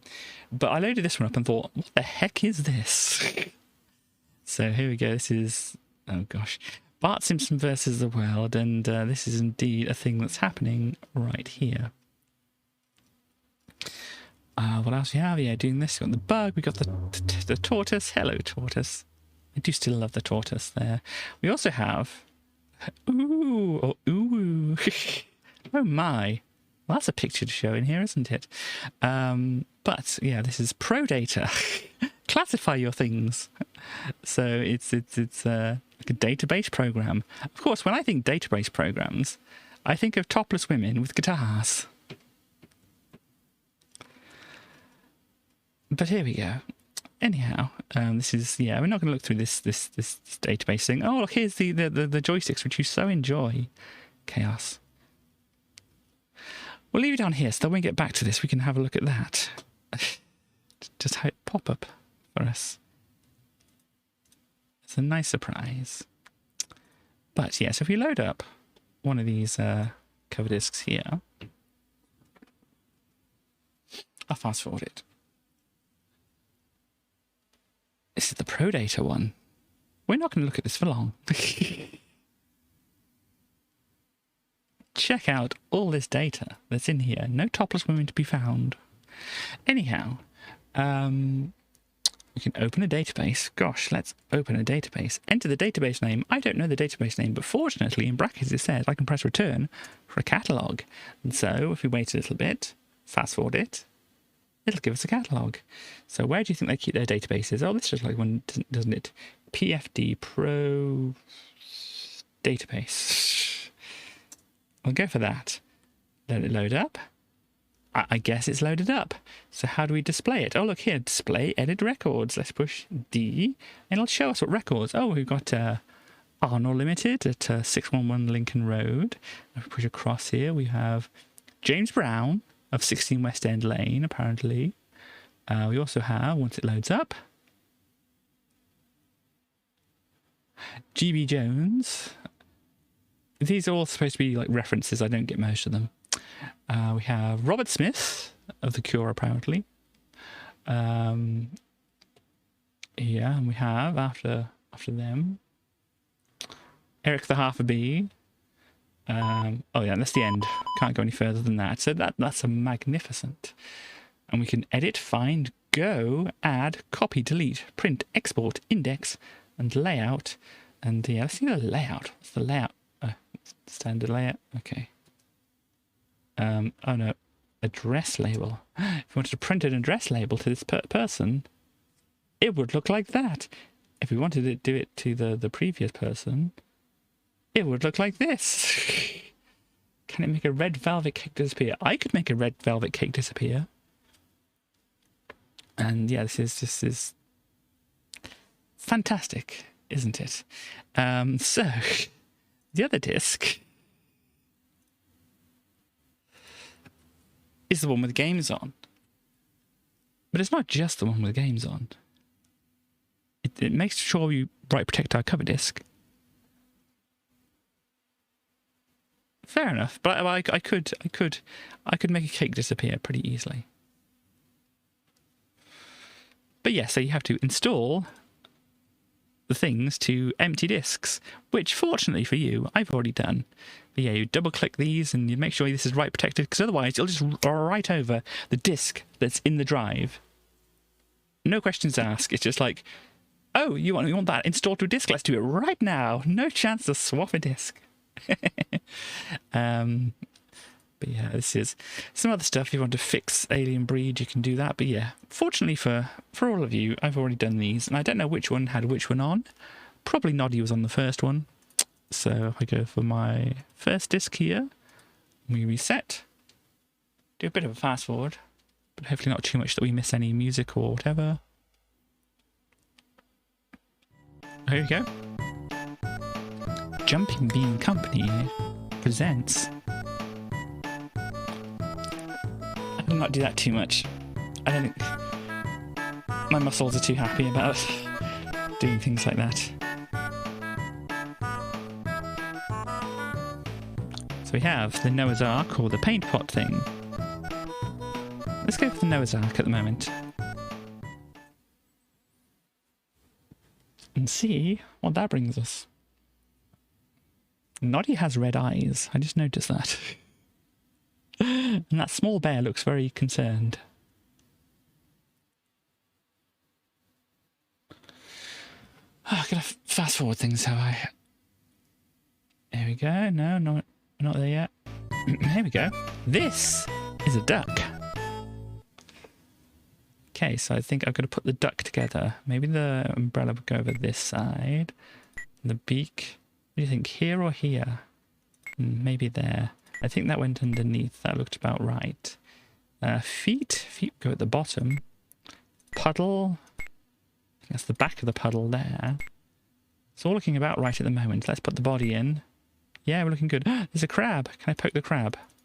No. Can I poke these at the top here? No.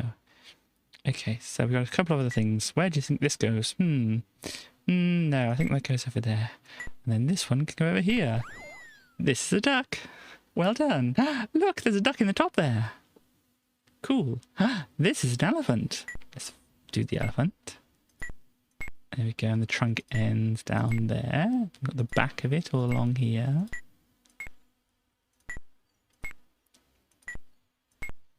And then, oh gosh, I think that one goes there, and then this one goes here. We have an elephant. The elephant is smaller than the duck, it looks like. Anyhow, this is a polar bear, which I hope everybody's safe in there. Crab is climbing up. That goes there. Yeah, there we go. And then ears go there. This goes here. You're not timing me, are you, crab? I hope not. Can go there. That can go there, and that can go there. It's a good polar bear. Crab, crab, crab. This is the OG bear. And that can go there. That can go there. I think this will go up here. Maybe that over there. And the cave can go up here. This, yeah, that looks like that's there, and that is there. The bear doing a similar thing to the other bear. The one bear looks like they have a bit of a kissy face on, don't they? This is a hippo. I'm guessing that goes in the front at least, and then, gosh, I'm not sure exactly, but the water I imagine will go at the bottom here. Okay, I think this needs to shift across a little bit. And this goes over here. The sky will go up the top here. I know where the sky goes. And then the birdie can go on the back. And then we have a butterfly. There we go. This is a hippo. Well done. Good hippo.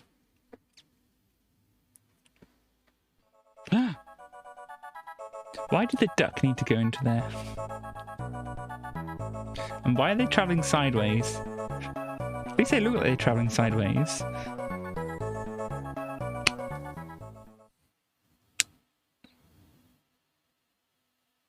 So there we go. That was Noddy's Ark. You have to wait for a loading. We do have to wait for a loading. Oh, Noddy's... Oh. Noddy's eyes were blue then, but Noddy's eyes are red now. Interesting. Let's have a look at the paint thing. See what that's like. Oh, something happened there. I was on fast forward. Okay, so... Noddy is apparently an assassin, is going to rub people out. We have green paint. We also have some like stamp things here, which we can use, I think. Do we go to like the pictures to draw? Are you sure?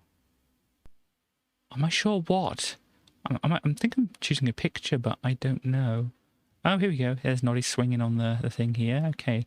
Then we're painting this. If I click a button to the colour, there we go. That's yellow. Gosh, there's a lot of stuff to do. Oh, here's a rainbow. Let's colour everything in a rainbow. Make it all gay. So wonderful. This isn't very rainbowish though, is it? It's okay, but you know, it could be more gay.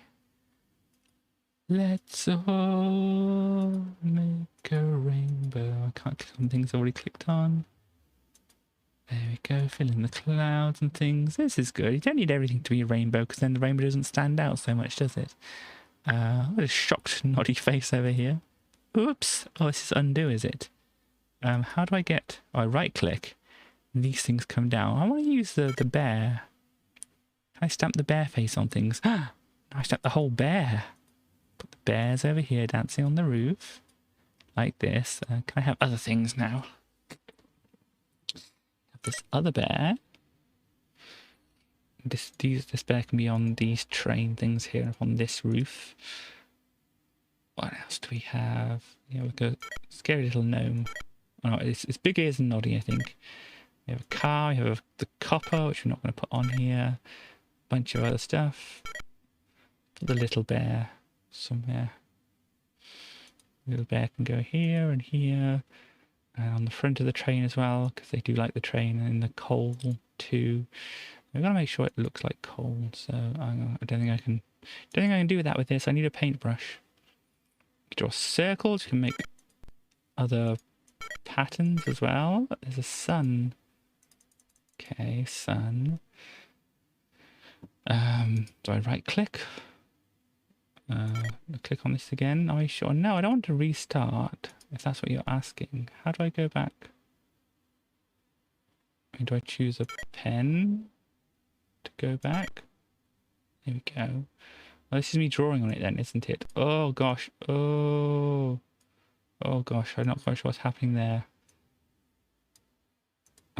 There we go. Oh. So, the way this works... What have I drawn there? Oh no. Is you click the button once, it does this. You move the mouse, and it just kind of slowly tracks where you're leading it.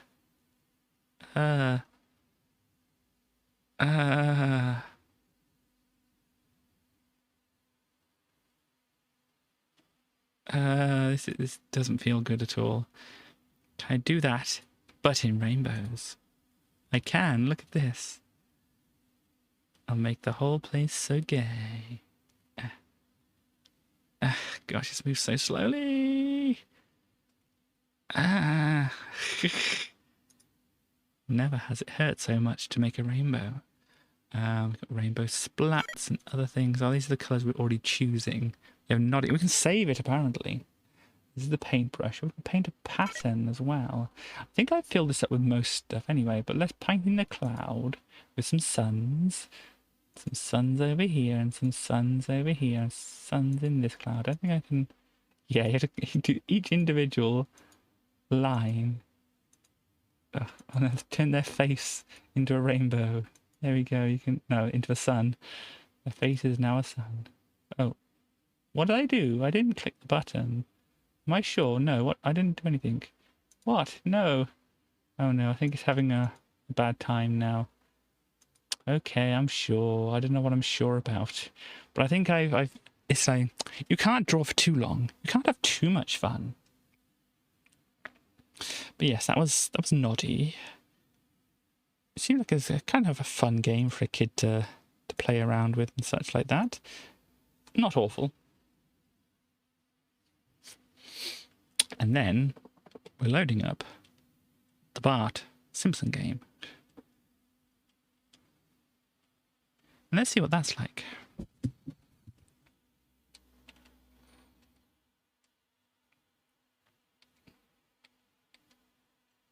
We'll get there.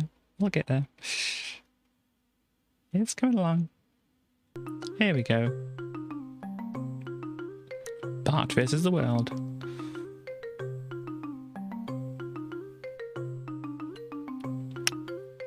We can look at the China... Oh, sorry.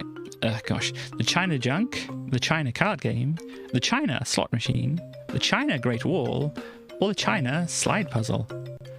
Let's have a look at the junk first. So this is the junk. Oh no, Bart. Bart is dead, everybody. Everybody, Bart died. So, oh gosh, what is this?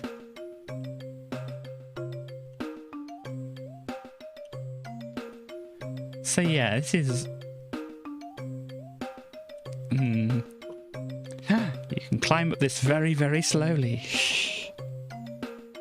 And be shot at by fireworks, apparently.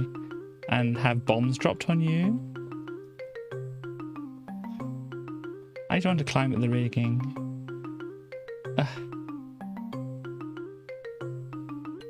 Here we go. Oh, there's another person there. Good job.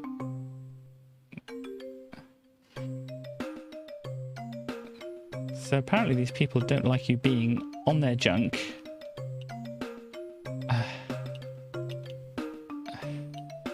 I know. Everybody, you ready? Parkour! Okay, parkour! What are all these faces around here? We have a Krusty.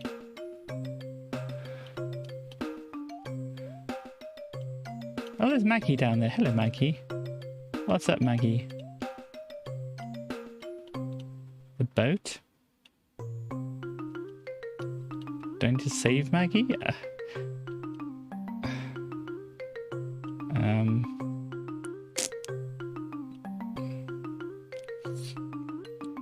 So according to this game, Chinese people use firecrackers a lot when they're on a boat. I don't know how true this is. I'm guessing Bart's dead again. I don't know what my aim is here.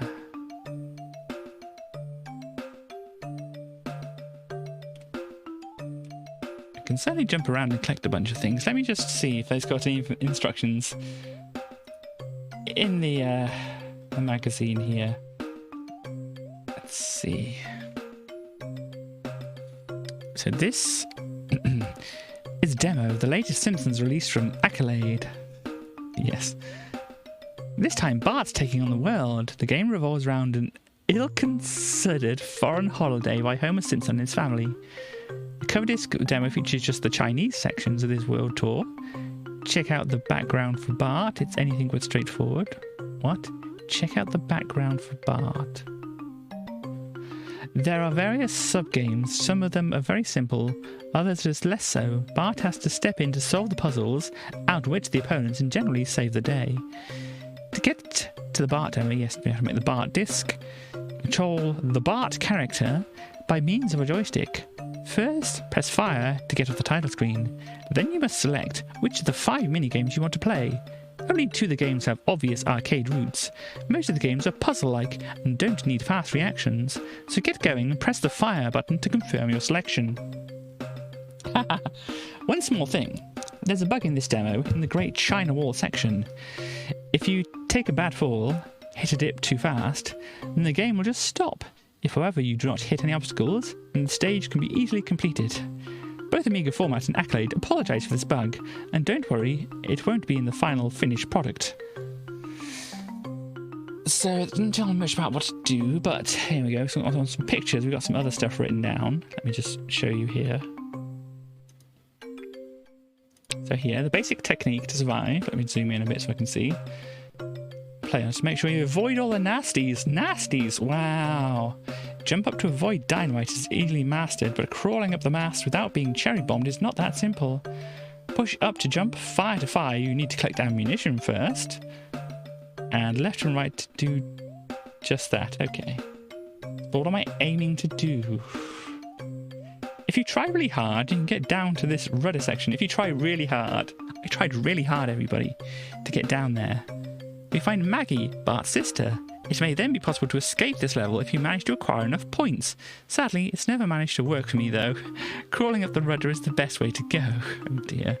We have a matching game, apparently. We have a slot game. We have Bart skateboarding.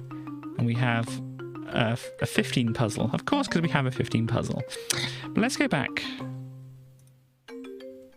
to the game. So, yeah, basically, apparently, you get points to then go to Maggie. Let's have a look at the card game. 5 turns remaining, huh? We have Mo, and we have... Oh, Millhouse. Who's over here? We have, Grandpa and Sideshow Bob. Okay, who's over here? Sideshow Bob. Where was Sideshow Bob? Was it here or here? I think it was there, yeah. Sideshow Bob. Here is Dr. Marvin Monroe. And here is, oh, Ned Flanders. Okay. That was, oh, Dr. Marvin Monroe. We had him before. There we go. And this is Mo. Gosh, was Mo here? No, that's Blinky. Mo was, no, that's Ned. Ned is down here. Which one was Mo? Is that Mo? That's Millhouse. Oh dear. Ah, everything's coming up Millhouse. We have Otto. I don't think we saw Otto before. No, there's Grandpa there. We're out of chances, everybody. We failed. It's okay, though.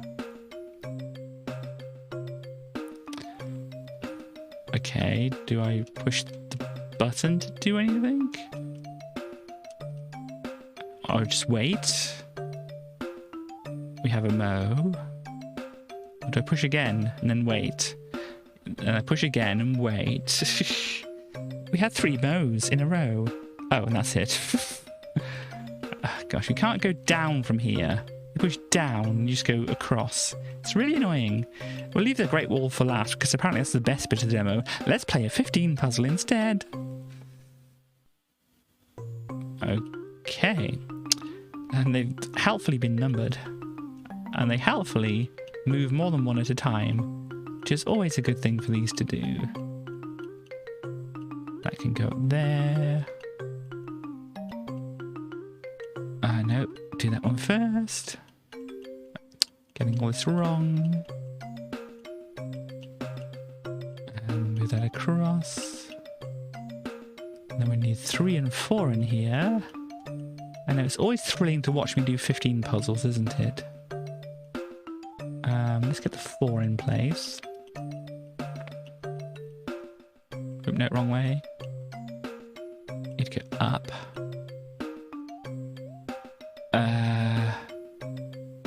Oh, I see the thing at the bottom now. That's not right, is it? I need to do that, and then that would go like that. Okay, so the 4 needs to actually go across there. Let me then... well, it's probably best to do the bottom part. This works differently to other 15 puzzles I've played. I made a careless mistake. I assumed something. Never assume things. So if we push those out the way to there, then we need to get the 12 in spot. Can you guess what Bart is going to be saying? What could Bart be saying? Oh, sorry. What could the Bart character be saying? Let's get that in there. So we need 11 over here. Let's do the side. So we need then 7. Let's 7 down there. I'm going to put the 11 at the bottom. Like this. And then we can fill in this bottom row here. 8, 9, 10. Gosh, 8's all the way up there. Let us get this into place. And then... oh, I've got the 8 and 9, but I need the 10 over there. Hang on. This is not the optimal way to do it. Let me... I mean, that's probably obvious. That's Bart. That's the Bart I know. Sorry, my brain is apparently refusing to do 15 puzzles right at the moment. Let's try this. There we go. 8, 9, 10. Then we need to get... gosh, what do we need? 2 and 6 over here. Just like Bart. And then we just shuffle these around. Have they made this impossible? They've made this impossible, haven't they? The bar stewards.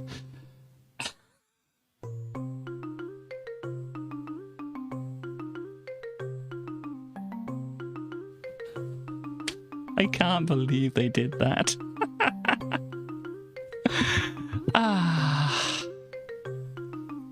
If you don't know, with these types of puzzles,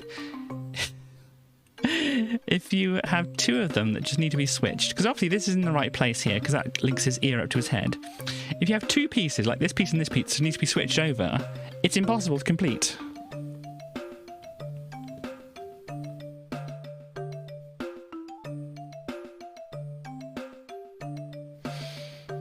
And everything else looks like it's in the right place, doesn't it?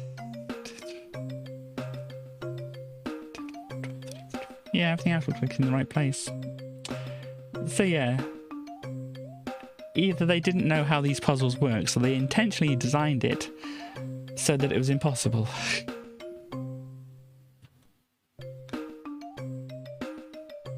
I have to agree with it. This is junk. Not in the same sense as what it says on the screen there. Anyhow, let's go back to here.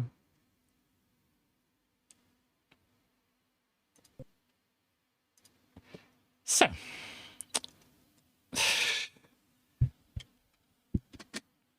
oh no, we didn't play the Great Wall game, did we? We need to do that. Forgot about that. Sorry, everybody. I was so distraught by the 15 puzzle being impossible that I just decided to not play any more of it. Yeah, I'm gonna go to here. Let me load things up quickly. And then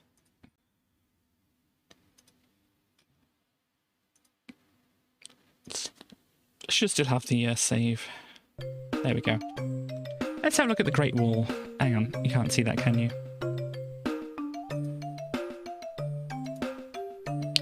You thought you were rid of this. No, we have to skateboard along the Great Wall of China.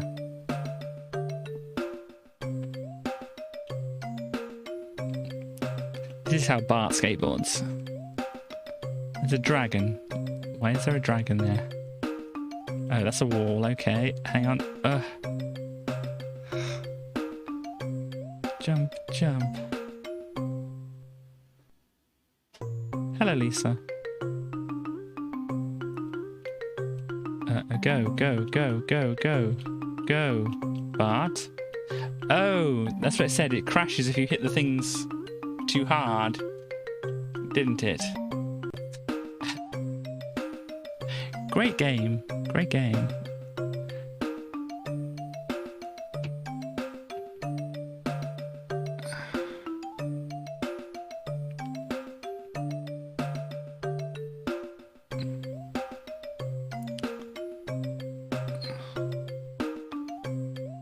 So all you got to do is get good. Oh no, no, no, it...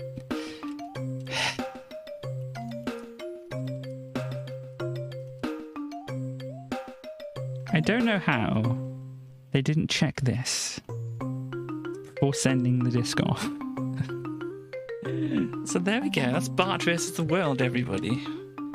Now we don't have to do this in the tie-ins.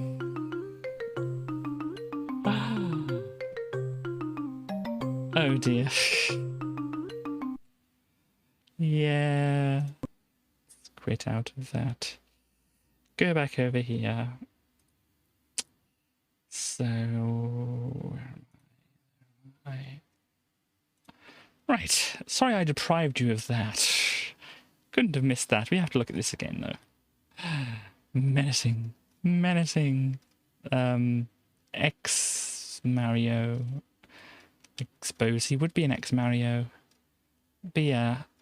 Well, what are they saying in the caption here? So, what does Vanessa Paradis have to do with databases? Well, imagine you had her address. Would you want to write it down where anyone might discover it, or would you want to try and memorize it and risk forgetting it? Far better to store it safely in a computer database, where you can protect it from prying eyes with a password. By the way, if you do have Van's address or even her phone number, send it to us to win an extra special prize. What creeps? What utter creeps. But yeah, I think I have heard of Vanessa Paradis before. I don't know. Obviously, I was, actually, around this time, I was just becoming a teenager. So, I don't know. Yeah, anyhow, but yeah, there's databases. There's these joysticks again. Chaos's favourite. Too old, too bad. Oh yes, that one again. Amiga Format is going live. Yep. D-Paint.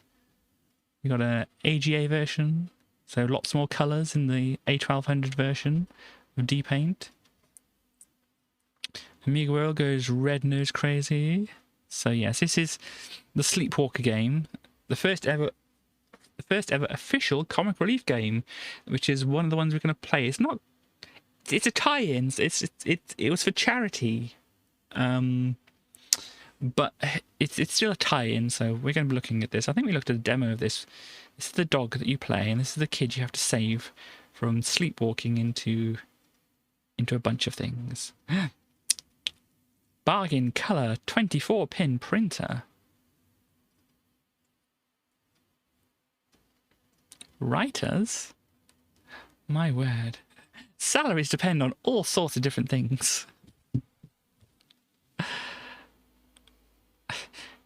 Oh dear. They're looking for writers, okay? So they're looking specifically for writers here.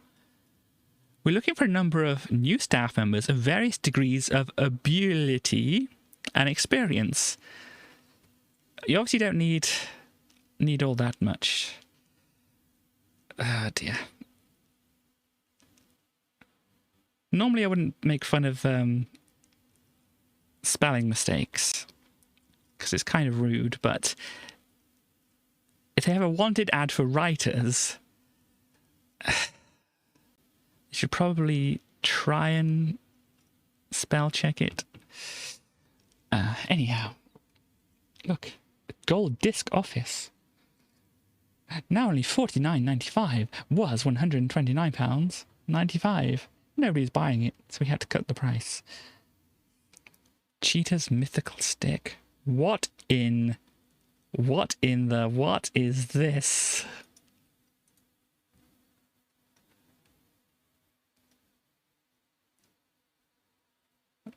The Argo stick looks like it's spare parts left over from the latest Aliens film. It's been carefully sculpted to provide the ultimate in comfort. The ultimate in comfort. Look at this superbly comfortable joystick. It's even ribbed for your pleasure. Right there. Indeed. It is called a joystick after all. Sorry. I don't normally lean into the dirty jokes, but you know. Technically, I said it first. If you want to try and punch me, come at me. Not too hard, okay? But yes. Art for clip's sake. So some clip art, basically. Gosh, look, it's Zool. Thank you very much. It's Zool, everybody. The best-selling... Oh, no. Sorry. Best-selling computer game of 1992. Amiga still tops, according to the people who sell them. Zool. More Zool, everybody. Look at how good Zool's...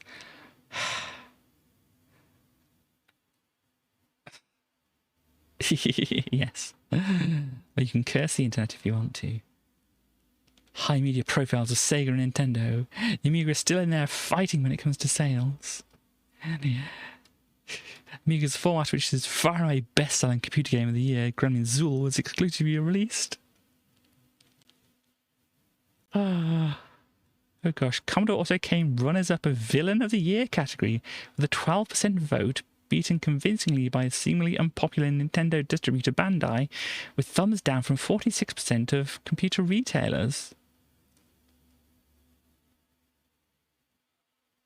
What did they do?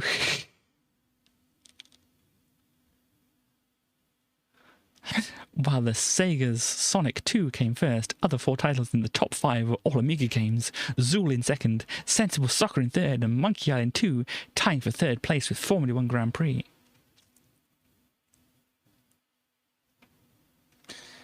Yeah, well, there we go. Humans, Darkseid's Geiger over here.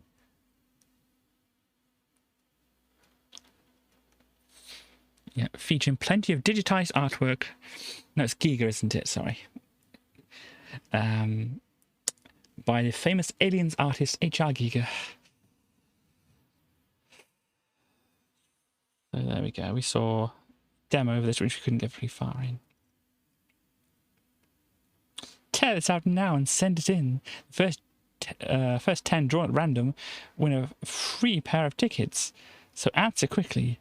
Why do you want to go? Do you want to buy things or buy things or buy things? Which of these question and answer sessions would you like most to attend? Meet the Games programs, probably. What 5 companies would you like to visit their stand? And you can win a free pair of tickets. There we go. So what we have over here being sold. Yeah, kind of normal stuff. Xenon 2 still over here, $6.99.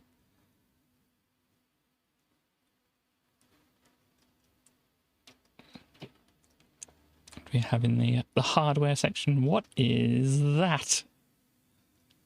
Speed King analog joystick for Amiga for proportional control on suitable software.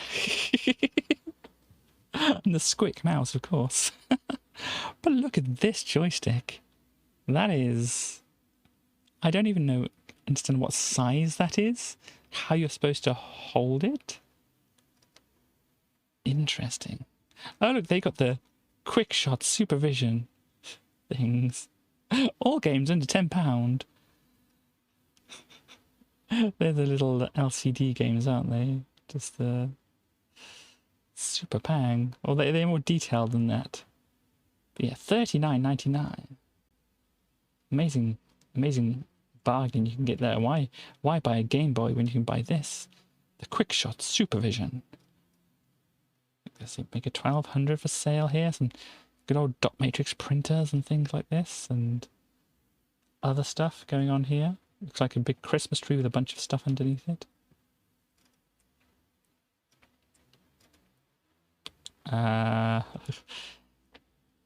Bewildered, confused, constrained. Girl. Oh dear, Daddy. How can I move all my IFF files from the root directory of my IDE HD to a floppy using the CLI? Dad.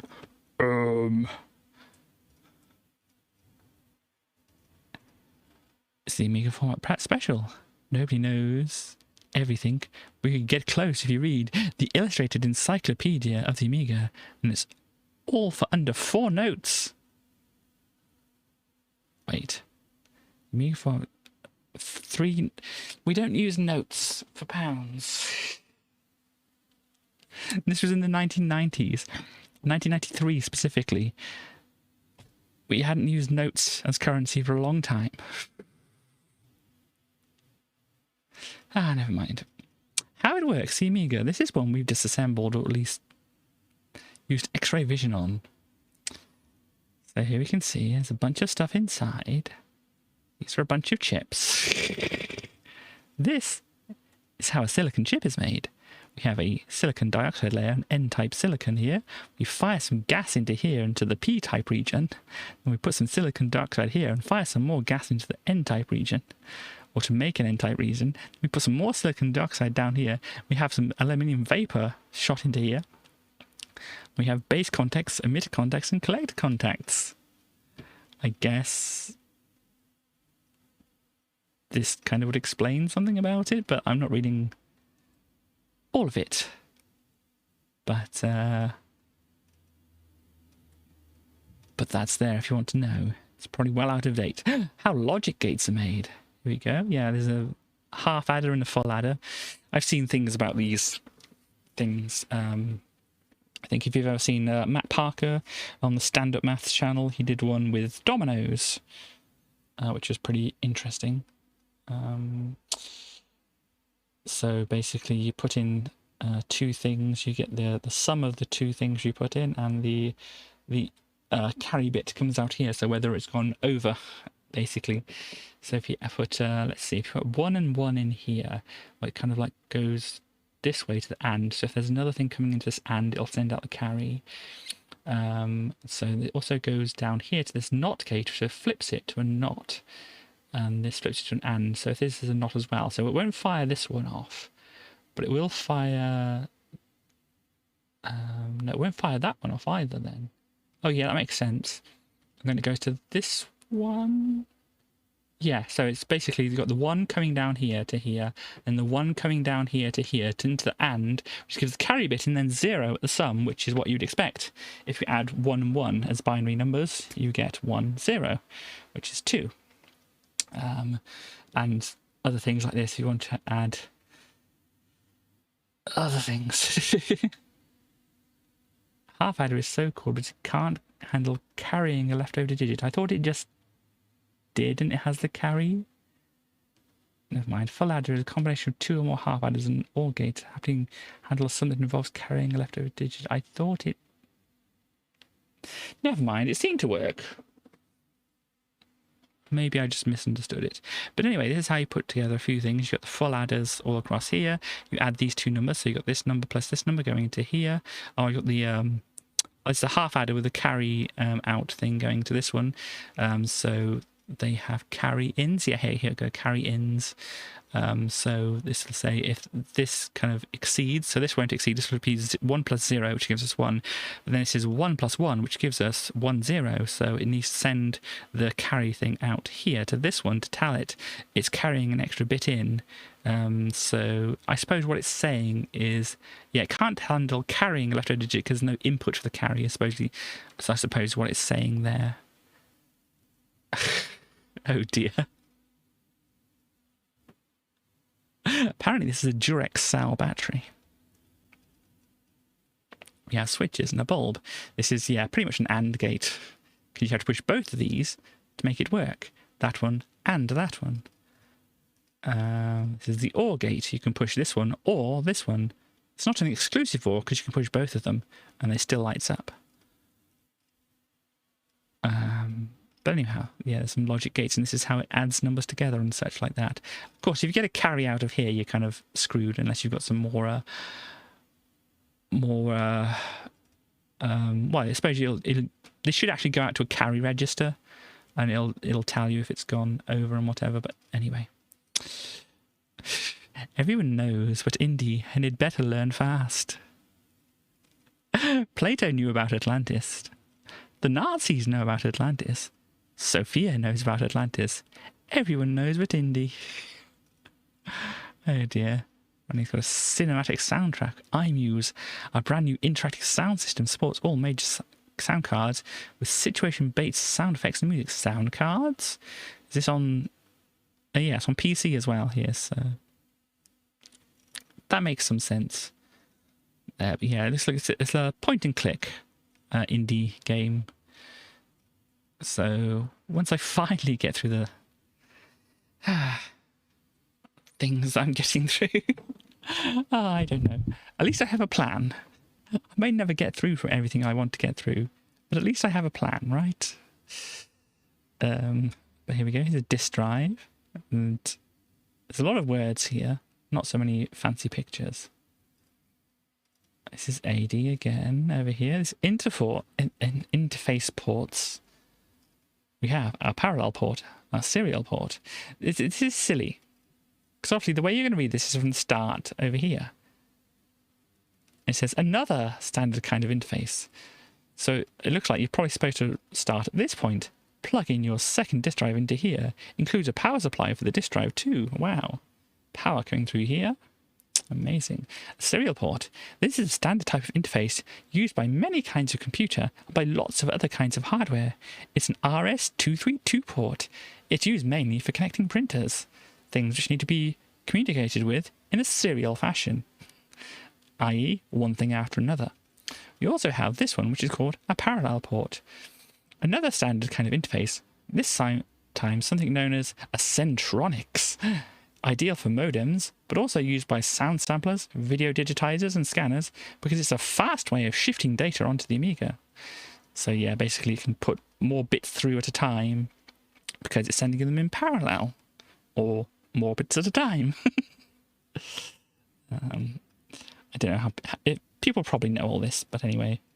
So outputs an RGB red, green, blue signal for use by a monitor or a telly that has SCART, also called Peritel or Euroconnector socket. RGB is the purest kind of TV signal. A composite or RF signal mixes the colour information up and then decodes it later. And this is our RF output, standing for radio frequency. RF is the kind of TV signal that your TV's aerial socket expects to get. Lower quality than RGB is evident in distorted colours and less precise images. And then, yeah, we've got the PCMCIA credit card slot, which is around the side, not in the back. This is the power adapter slot, by the way. Look how wonderful that power adapter is. It's a square. It's got little pins that kind of have these diagonal bits in as well, so you can't put it in the wrong way. It's all good. They didn't... Well, this is the RGB as well. No, this is left and right audio out here, and this is the video out. Is what you've got here. Which I don't know what the standard is for that, but yeah. You've also got a little switch and things in here, which I'm not quite sure what all that does. Maybe this thing's for tuning the channel that it's on or something like that. I don't know. I'm only guessing at this point. There we go. What a workbench, the CLI and the shell. The Kickstart chip leaps into action when you switch on your Amiga. Oh dear. So yeah, it's loads of programs from the disk, and known collectively as the operating system. Or more specifically, Amiga DOS, Amiga Disk Operating System. So what's the workbench disk for then? Well, it provides what is known as a user interface. So it's basically like Windows, but then it's not part of the operating system.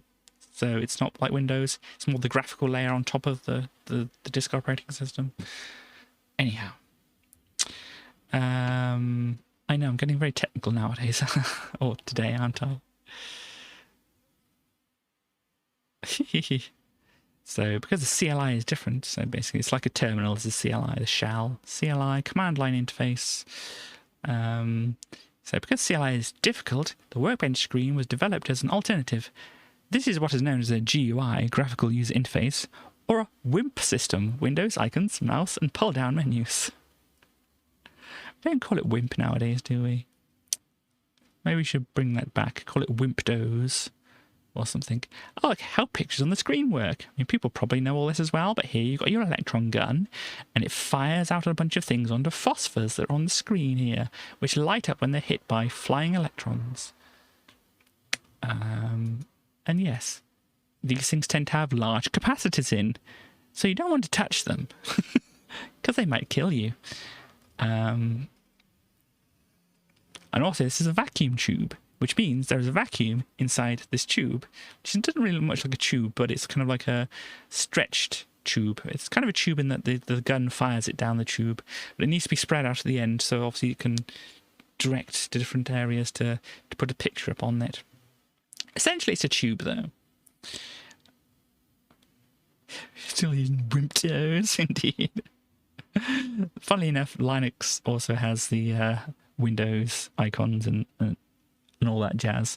But anyway, yeah, I think I got sidetracked. But yeah, lots of dangerous things here. We've got big capacitors, which can give you big electric shocks. We also have vacuum tubes, which are basically you have a bunch of glass surrounding a vacuum. So if it gets broken anyway, it's going to go whoop. It's not going to stop there, though. It's also going to go whoop after that, because every action has an equal and opposite reaction. Gosh, we're getting really sciencey today, aren't we? Anyway, this is a ball mouse. And these are the little two microswitch buttons underneath here. And the little rotary thing spins these little things, which spins these wheels on the side here, which shine little lights, I think. This is the way this will think. Yeah, shine little lights through the windows on here, and then it counts how many times that's gone by in a second, so it knows how far you've moved it. Don't quite understand about these, how it knows which direction you move it, but it's generally the way that these kind of things work. There's a chip on here as well that does very complicated things like count the amount of times a thing flashes per second. If anybody does know how it knows which way it's turning, that would be interesting for me to know, because I don't think I've ever quite understood that part of it. Oh look, here's a joystick. I have an exploded joystick, literally, well not literally an exploded joystick, but one that's in pieces at least, which I have shown off on the screen, which looks very similar to this one, because it probably is a different model to, or different color to the same model, which had all these fancy, lovely micro switches which make lovely click, click, click noises in. Ah, gosh. I miss these kind of clicky micro switches, really. But anyway, enough of Katie fangirling over micro switches. And then you have other ones underneath the buttons there as well, and such like that. And so, yeah, the little thing here, kind of just like when you move the joystick like this, that, and whatever, this kind of moves the opposite way and clicks up against these micro switches, which are right here. Makes a satisfying click, click, click, click, click, click, click noise.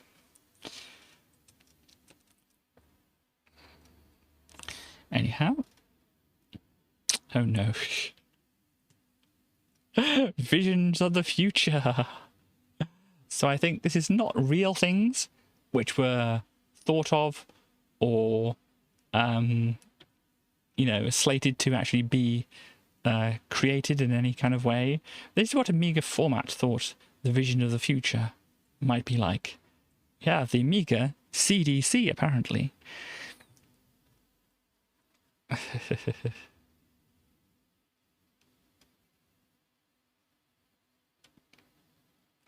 In favour of the Amiga CDC CD console is the fact that the CD-TV software was developed to make use of a limited control system from the CD-TV's infrared controller. Once again, infrared controller. Gosh, what is this joypad they've created?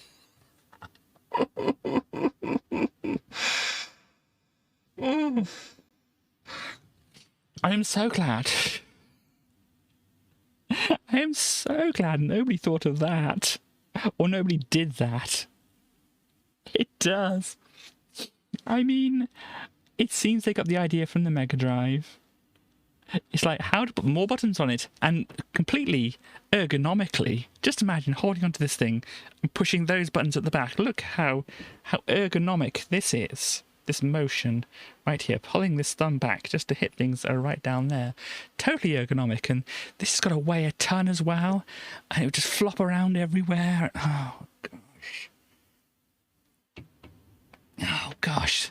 And I'm glad Amiga Format wasn't in charge of creating things, but then we'll see if Commodore did any better.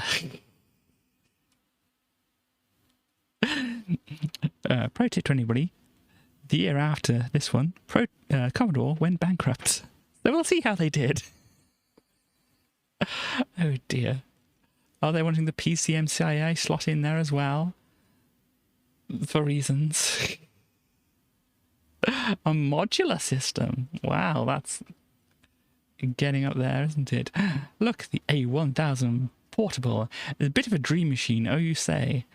Got a number of ideas. Significant at the moment. Look at this thing, though. We saw a brief thing of it in the last issue, but come on. Why do you...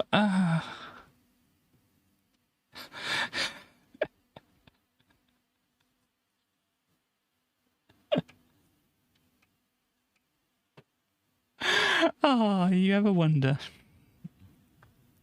why they put those slot loading CD drives on laptops? Or even the tray loading ones.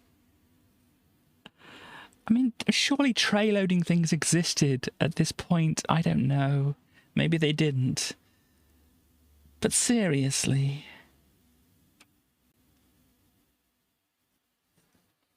Oh. LCD screens are expensive.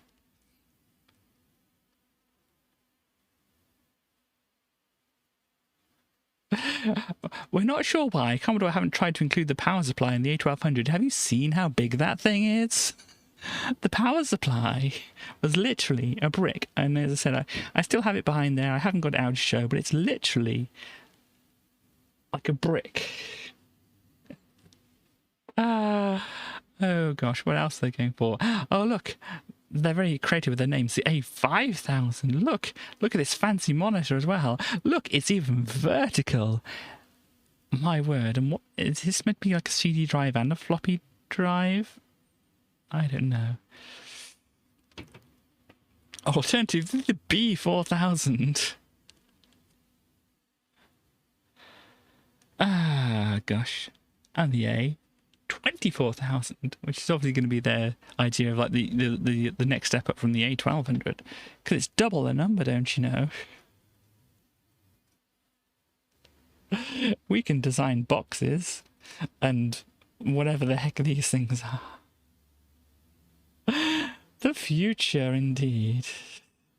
Or just, as you say, future. Anyhow, let's go back over here. 1992 was undoubtedly Commodore's most impressive year for the Amiga. They introduced lots of new ideas that have a major place in the future, such as IDE. I don't think it was just Commodore that introduced that. PCMCIA, once again, don't think it was just Commodore that introduced that. And the A1200's new standard of what? Never mind. Got a lot of plans for 1993. They're not necessarily going to be great plans, but there certainly are plans. Oh gosh.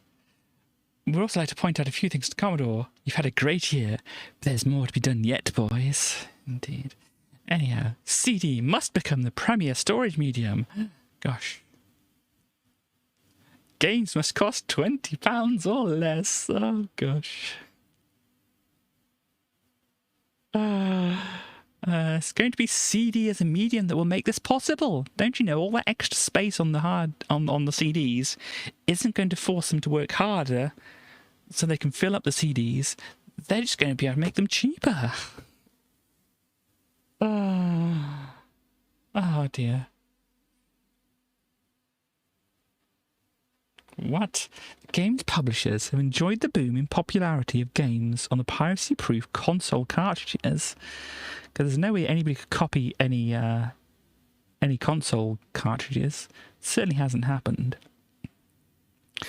But they have now come to realise that consumers dislike the high retail prices of cartridges, which is caused by the high cost of manufacture and the license system by which money goes to the console manufacturers. Just as a hint to the past, that's not going to stop. Not going to stop. Commodore must ensure Amiga CD is an open system. PCMCI is for hardware, not software. I don't know if anybody much thought about that apart from laptops, to be quite honest. More people must get hard drives. Oh gosh, what is this? Oh gosh, I pushed some extra buttons as well. Well, let's see this one. On the screen over here. Haha, look. It's not going to tell anybody any information. I'm just going to look at grapes instead. Here it is. As it says in the top here, Guybrush and Elaine. I'm guessing this is Guybrush Threepwood from Monkey Island, I think it was. Never pay more than $20 for a computer game. Indeed. We should all follow Guybrush's advice here. More people must get hard drives. You know, they must spend money on things like this.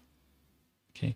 Games must support expansion hardware on Workbench being installed on ROM chip. You've lost your way of saying things there. Commodore must investigate internal power supplies. Amiga still has a hideous power brick. Why? The TV modulator has been incorporated into the machine, so why not the power supply? It's a freaking huge brick, that's why.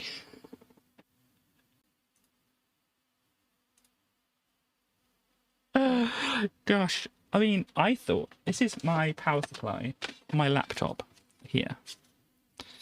I thought this was big. I mean, for a recent computers, not as expensive computers, this is quite, big for a laptop, or notebook or whatever power supply. I mean, the thing here, the Mac laptop, just has the MagSafe connector. Power supply is, well, basically the plug that it's connected to. The wall plug. So say ya? Anyhow. AAA chipset. Full 24-bit graphics workstation with a new chipset in would almost certainly restore it to its position as the Rolls-Royce of the Amiga world. SCSI must be reconsidered. The IDE driving the lower-end home Amigas is an absolutely ideal solution, but the workstation market has different needs. SCSI not only offers faster hard drives, but also allow access to SCSI-connected graphics peripherals such as professional scanners. Yeah. Gosh, look at these printers. These are chunky printers. And they have the price to match how chunky they are. Oh, this is an Amos. Oh, this is how to make Pong in Amos. Or Amiga Format Solo Pong. I was going to make a joke. If you don't have any friends, which, you know, at the time when I was learning Amos, I didn't have any friends. So you know.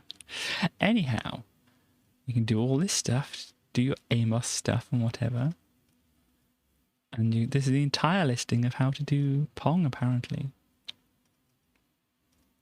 And yeah, there we go. Same stuff around here again. Good burb. And here we've got some reviews coming up. Game reviews. Premier Manager. How fascinating. Football game. Ah, dear. Is this Amiga Power we see before us? Indeed. Madness. What is this? Simpsons Packed February issue on sale now. Of Amiga Power. Okay.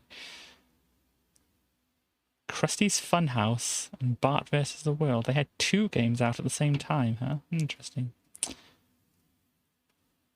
And we have WWF European I can't read words at the moment.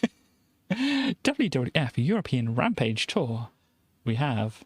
Do they have their names? Yes, it does have their names, so I can say who they are. They have Randy Savage, which I have heard of before, but I couldn't, you know, match the name to the picture. The Ultimate Warrior, who's going, ah! Hulk Hogan, which I could have matched the name, and Bret Hart, as I believe was called Bret the Hitman Hart. Gosh, there we go. And here we have... Is that Ultimate Warrior? And somebody else? Oh, there's a tag team going on. Is that Hulk over there? It's in the Britannic Arena. Where is the Britannic Arena? Oh, we have the Ultimate Warrior versus Knobs. Oh, gosh. Anyhow. Did the Britannic Arena ever actually exist? I can't remember that being an actual place. This is Sean Mooney reporting live from London. Gosh, well, that looks like the Houses of Parliament, doesn't it? Hang on. Oh, this is not WWF. This is piracy. Oh, here we go. Macho Man, Randy Savage, 6'2", I'm apparently taller than him. Weight, I don't know my weight. Wouldn't tell anybody anyway. Born, I wasn't born in Florida. Finishing, I thought they said fishing maneuver, and I was like, what? But no, finishing maneuver, elbow off the top ropes. Favorite quote, oh yeah.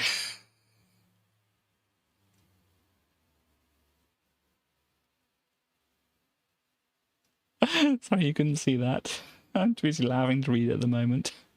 But we have nice bloke, nice coat, but he looks like a complete pillock in the actual game. Will he be a happy man when he finds out?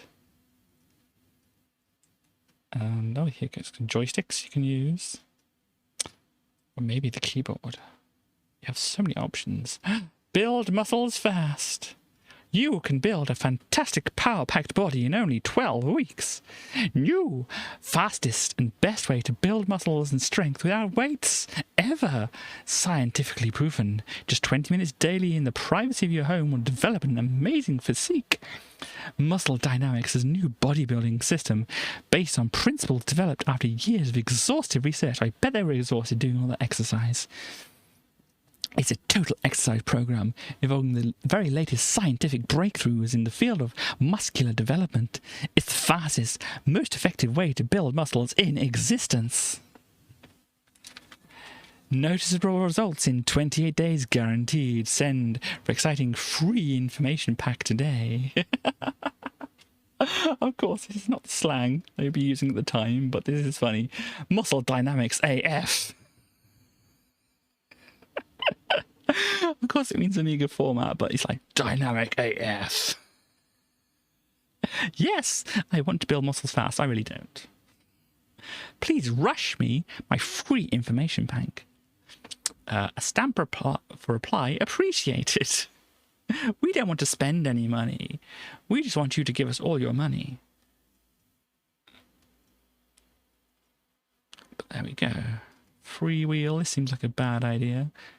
You might have seen it before. Just imagine sitting in your favourite armchair and driving Microprose Grand Prix. Not Microprose soon. Freewheel. Do you just hold it up and do this? It's like the Wii controllers doing steering. It's not a great thing. Oh, here's Lethal Weapon. One thing which we had a look at the demo, or did we look at the full game? We looked at a bit of this, because I remember the police station.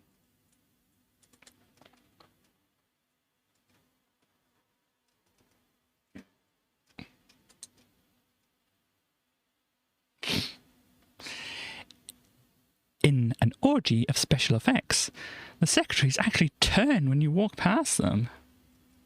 Oh, here we go. This is the names of them. Riggs and Murtaugh. I couldn't remember.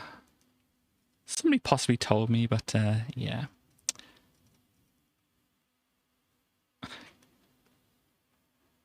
(64%). Uninspired platform shoot 'em up that feels like you've played it before a dozen times. Uninspired platform shoot 'em up that feels like I've just had an incredible feeling of deja vu. No frills in the presentation, but graphics look good enough, and the in-game music is pretty good too. Not abysmal, not outstanding, and not really worth it.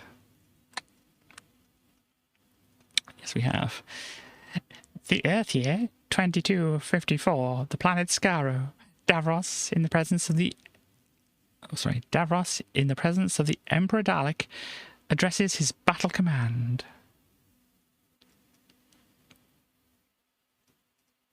Yeah, how do they get upstairs? Oh, you know, ha ha ha. Anyhow, this is Doctor Who. This is whatever his name, Sylvester McCoy, which I mentioned before. This is somebody shooting at Sylvester McCoy apparently, and this is a Dalek over here.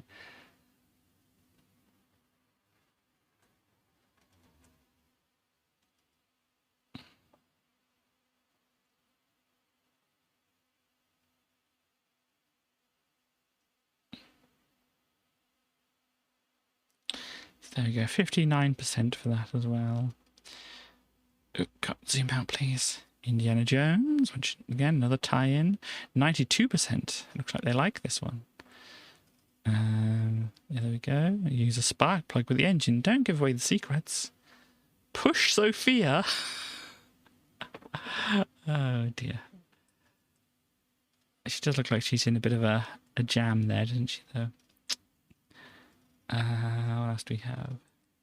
It's just about the same size as the stone discs. How fortunate. Keep the balloon away from the ground and fly south. Interesting. Anyhow. Shoot things into your eyes. Gosh. Power to see the problem and supply the solution. Wow. ACS Electronics is an established service centre for Amiga equipment. There we go. Ice Cool Games in stock.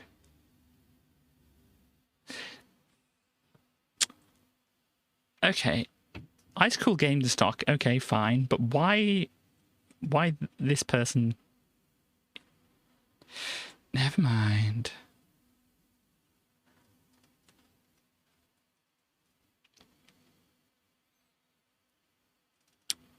Oh, Build Smarter game. We saw a bit of that. Clicking the wrong buttons again. Superheroes compo. Oh, we got a competition here. Signotis celebrate the impending superheroes game with a fantastic competition. So you can like build your superhero or something and then fight people. Okay.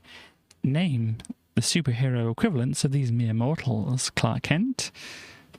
So obviously that's Superman. Bruce Wayne is Batman. Reed Richards is... He was of the Fantastic Four, wasn't he?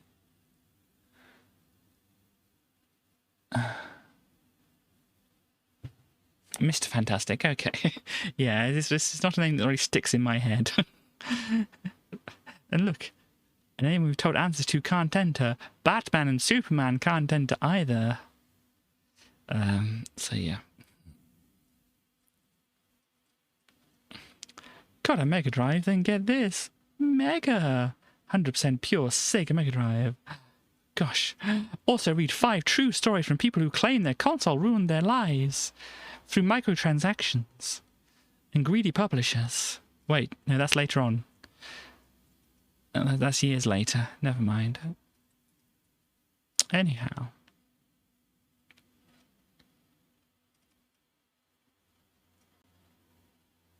Street Fighter 2. Will you ever reach the end either? That's a sentence, isn't it? Will you ever reach the end either? This is a device they use for playing Street Fighter 2 on Nintendo. You'll notice it has more buttons, but fear not. You won't have any problems playing with the joystick because of some astute Amiga programming. Let me remind you, the Amiga has the joystick, so 4 directions, or combinations thereof if you do diagonals, and a fire button on most joysticks. 1 fire button. It may look like there's 2 on some of them, but they are duplicated. They do the same thing. Some have additional buttons, but most of them just have a single button. And the strange thing is, the kind of connector for the Amiga joysticks is, I think, the same as the Mega Drive, or Genesis, depending if you call it that. But yeah, so it's interesting. I think they just came from, like, you know, obviously the Amiga was the C64 before that, and that only needed 1 button, so the Amiga only gets 1 button. Plus, the Amiga is a business machine, because after all, we are Commodore business machines. Nobody's playing games on the C64. Commodore and their business decisions. Come on, the Super Nintendo, whatever that is, has 6 buttons. Yeah. As well as the directional control, but it has 8. Got start and select on there as well. 3 buttons control the kicking, soft, medium, and hard, and likewise the other 3 control the punches. The Amiga doesn't have this number of irritating clicky things. Irritating, really. It's how the multitude of moves reproduced. Punches are done by pressing the fire button, moving towards the enemy and pressing fire, or moving towards the enemy and pressing fire, but it kicks... What? Oh yeah, I already read that, how that's okay. But it kicks control by pushing away from the enemy and hitting fire. Might mess up those Hadoukens and such. But, anyhow. It works much better than you think. It's only a problem for those who are used to playing on the Super Nintendo version. So it isn't a problem for us normal folk at all, really.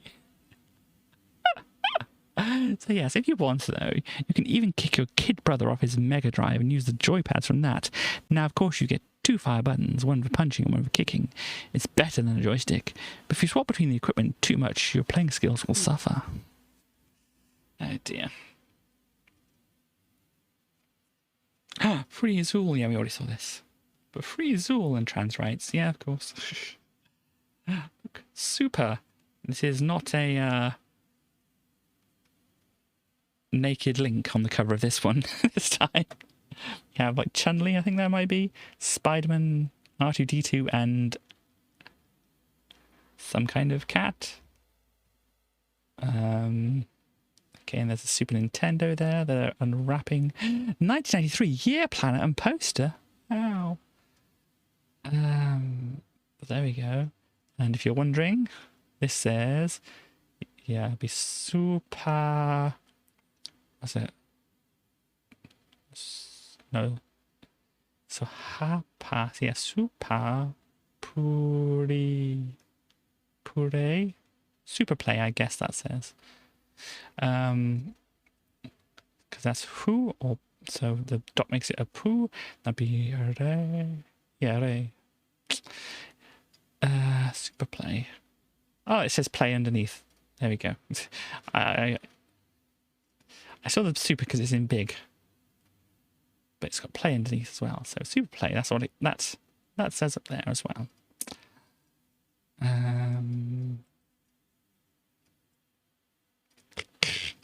I love the little zools over here. Built-in 18-key numeric keypad, 18 keys.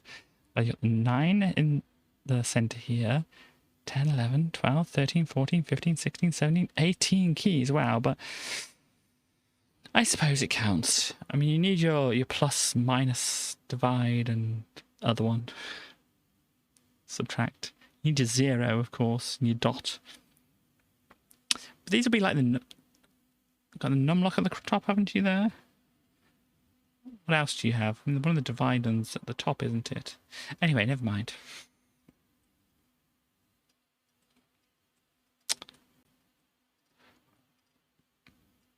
A label printer? Neat. I have a label printer amongst all that stuff. Oh no. The baby thing. To be or not to be, really? A baby? Contemplate. You know what that advertisers, you know what that monologue is about? Advertisers. It's literally, it's in the words that you just written there. It's about being or not being. It's oh.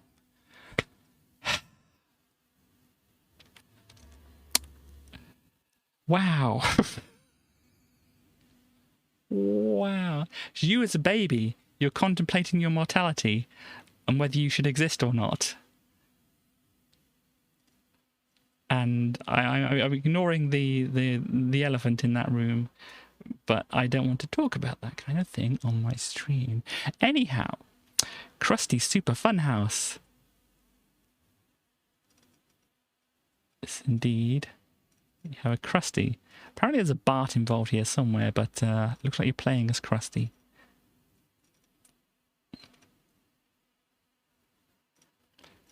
$80, 85% though. Joe and Mac, Caveman Ninja. I think this was... Is this one of the ones you can get on the Switch? With the Super Nintendo thing? I think this is. What's this? Bonk Up. Interesting. And Waxworks. Well, that doesn't seem creepy at all. A typical scene from old London. As you wander the darkened streets, you spot a figure in the distance. Is it Jack the Ripper? Or are you?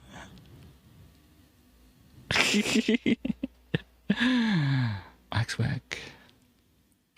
You're fifth in the long line of twins, and you've discovered, after your uncle's death, that one twin has disappeared at 4 points in your family's history. Before he died, your uncle made a wax exhibit at the location where the 4 disappearances occurred. That's weird. Such as ancient Egypt and 1888 London.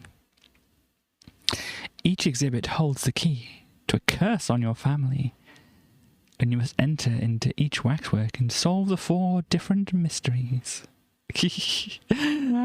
One of my family has died here. Let's make a waxwork museum. Made of creepily lifelike people. Nothing weird about that. Each exhibit holds the key to a curse on your family, and you must enter into each waxwork to solve the 4 different mysteries. Each exhibit has excellent graphics, and the locations are viewed in a first-person perspective 3D style. Interaction with the game's characters and puzzles is similar to that of a role-playing game, with objects to pick up and use and nasties to slay. Waxwork is packed with atmosphere, which is enhanced by wondrous graphics. Some of the scenes are quite gruesome, so think twice before buying it for kids. But for someone who's partial to a bit of schlock horror, it's not bad at all, if a tad overpriced. So there you go. And it looks like this. And for some reason, you are a dandy gent. And also you have this centurion icon on your taskbar kind of thing. It looks interesting, intriguing. I'd like to see what that's like, but yeah. Really. Anybody can say E equals MC squared. Do you know what it means, though? I don't. Well, I actually do. It's like the equivalency of energy and mass. You can turn mass into energy, like atomic bombs. Fun! Kids thinking about atomic bombs. And possibly nuclear generators. But still the same. Nick Fallow's golf championship, or whatever the words are, that is written down, or the Games Master magazine, the greatest games mag ever, apparently. I think we saw that one before, didn't we? Anyhow. Oof, what do we got now? Good printer. Oh, look. Amiga Power the video. I think I found this on YouTube. That might be a thing to look at. I might actually send that to Chaos. If Chaos is interested in seeing Amiga Power the video. Power-packed hour of sensational tips from Britain's biggest selling Amiga Games magazine. So you can get tips on Zool, as well as other things, like John Madden. Nice. Anyhow. Yep, bunch of stuff. This is the power supply. It's as big as it looks, really, quite honestly. I mean, this is a disk drive. It's pretty comparable in size here. This wouldn't be too bad to say actual size. These are pretty big things.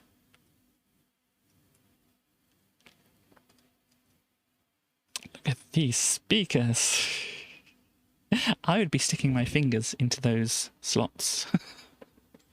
I wouldn't be able to help myself. It's like, put my fingers in the speakers. Anyhow. History line? Who likes history? Oh, 1914 to 1918. Who likes the history between 1914 and 1918?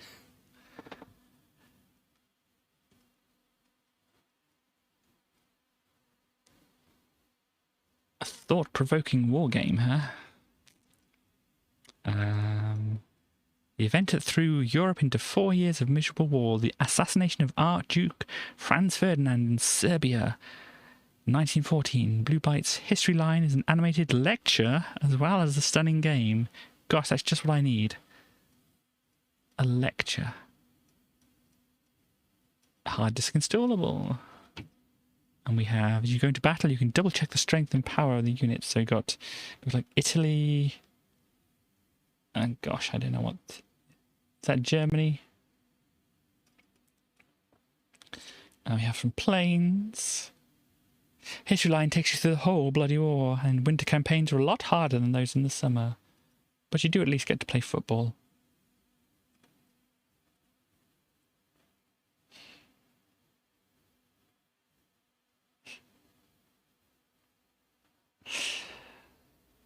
Okay. If you didn't see what I was looking at there, it says the programmer, or ex-programmer, was behind the game. According to Thomas, Germans especially don't like talking about the giant conflicts they've managed to get themselves into. I suppose it depends on how you bring it up, Thomas, really, doesn't it?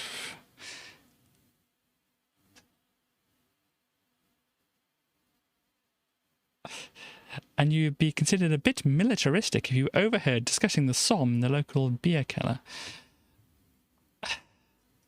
Gosh. So this guy goes to Germany and starts talking about the war, just out loud in the middle of a pub, I guess. The English, everybody. Specifically, privileged English white men.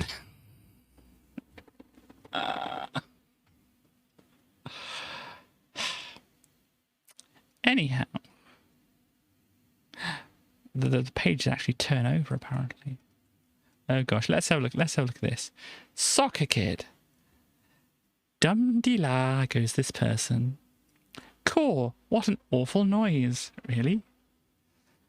My word, soccer kid, looks like, has kicked a football into this guy's stomach.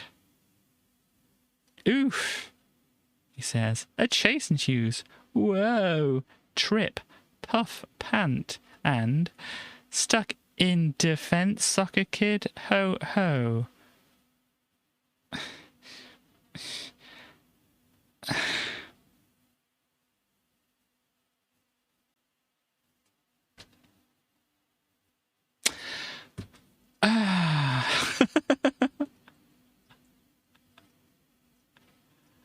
La la la la la, let's ignore everything.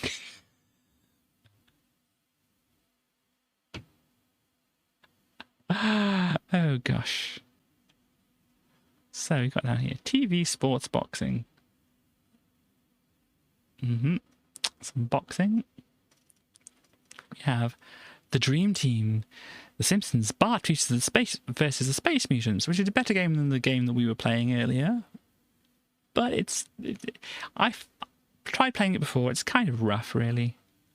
And Terminator 2, which, yeah, we haven't got to yet, but apparently you do a 15 puzzle, or I don't know if it's a 15 puzzle. It's probably some other kind of puzzle. Oh, match the 2 sliding block puzzles. There we go. So you do sliding block puzzles. In the Terminator's wrists.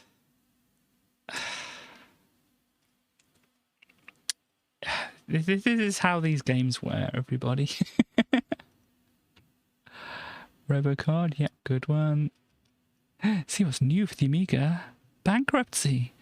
Your turn. Here's the bullfrogs again, saying how to do programming. Look, we've got more things in. We've got platforms, and I guess it's the background as well. Fantastic. Still listing. The possibility, though, I don't know. Because obviously these... It's weird. These magazines would probably have been available elsewhere, outside of Britain. However, it still seems very far-fetched to put a Japanese commercial or advertisement inside an English language. Never mind. If anybody can explain that to me.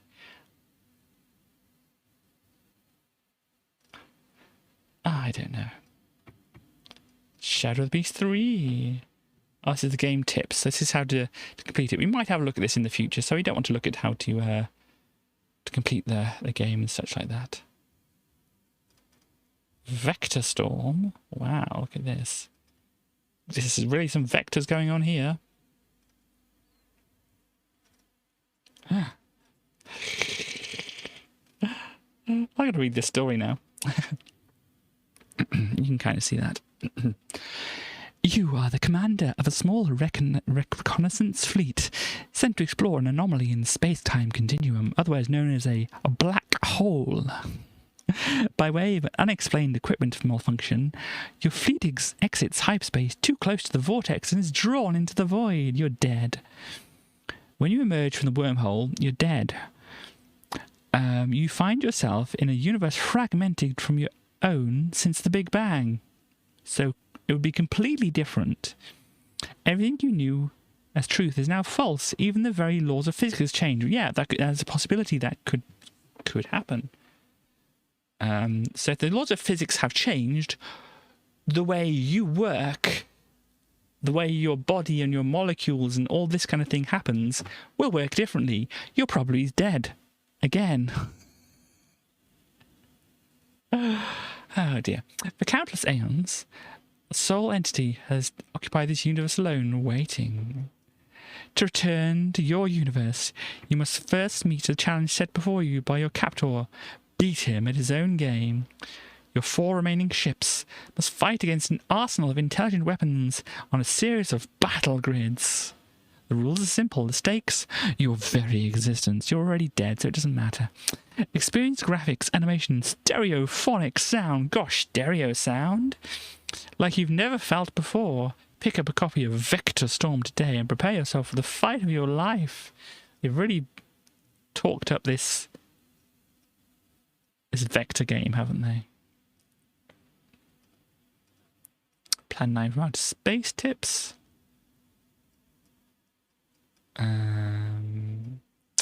Let me just have a quick look at a thing, because there's a thing in that. Did I?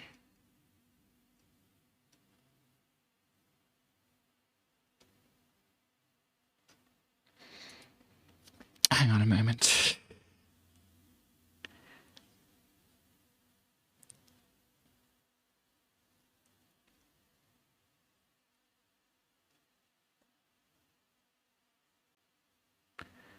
Yeah, so, I mean, other people may have done some research, and hello, welcome back, Chaos. I don't know if you went away anywhere, but I realised you weren't saying much for the past, whatever. But this thing in the background, change my sex thing. This is, as was think, was it Rodian who mentioned last time this came up? This is a thing from a film called Glenn or Glenda, which I think Stars looked up as well. But it was by starring Ed Wood. But it's semi-autobiographical in nature. Wood himself was a cross-dresser. So, I mean, nowadays, I mean, I haven't looked at it myself, haven't looked into any of the details about it or whatever, but it was at least written by a cross-dresser, so, you know.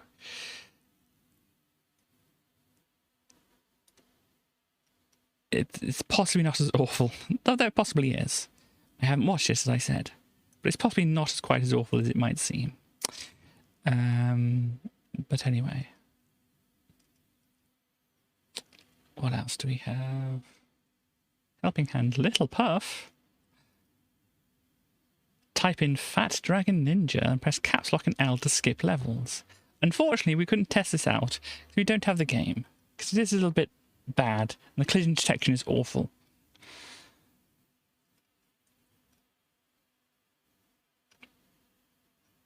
Sorry, I'm going to put editorial there. Anyhow, future music. I do like looking at these. I've looked at some of these other things. I've looked at some of the old equipment that's been featured in these adverts, and they're kind of interesting. Gem S2 music processor. Wow. It's got some sliders on it as well. Unfortunately, I can't see the text on there. It's got an LCD screen. It's neat. It's got the picture mod wheels, which you might have seen previously. Samplers. Yes, an Akai sampler. Akai. You're familiar, possibly, because that's who made the little keyboard that I have.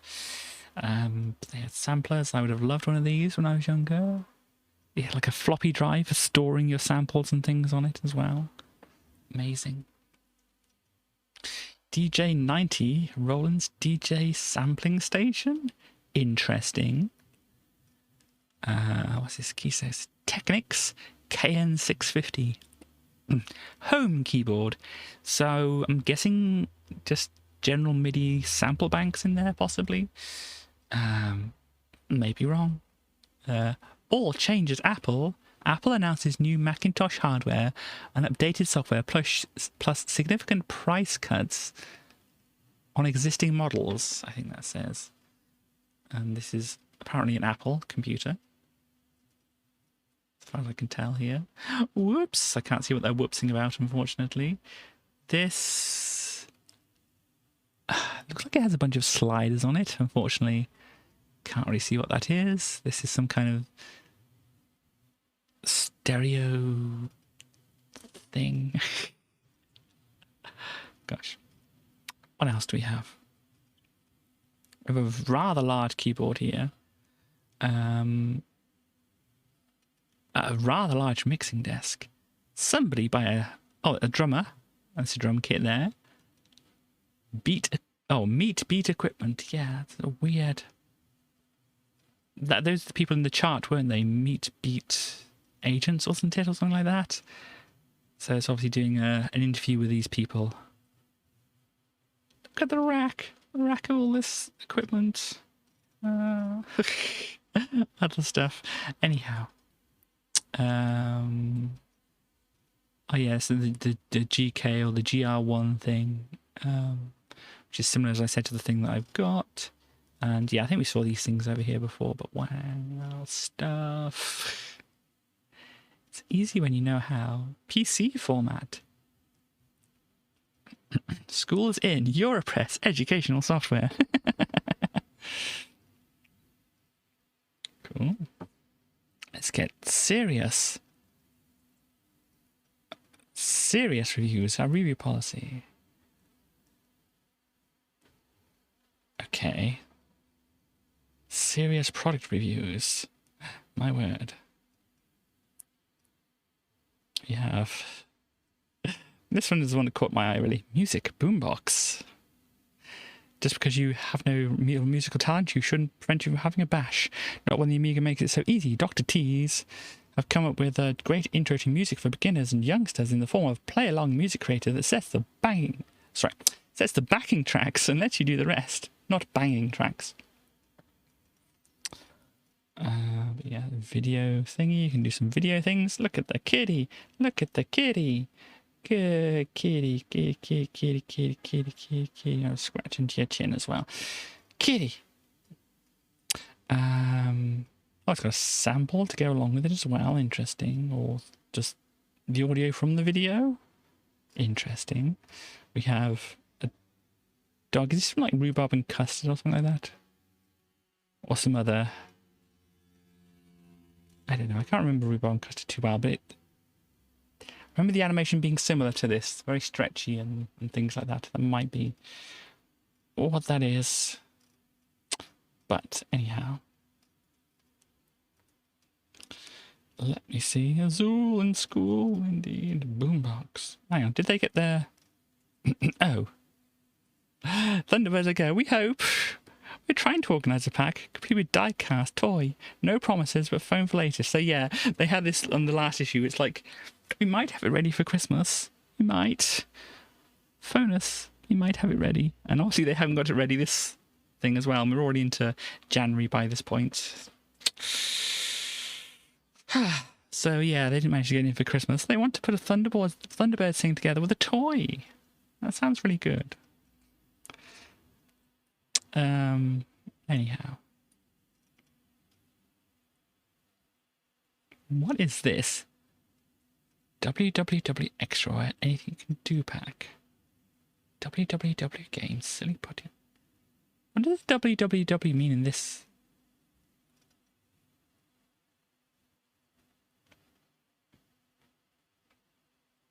I don't know.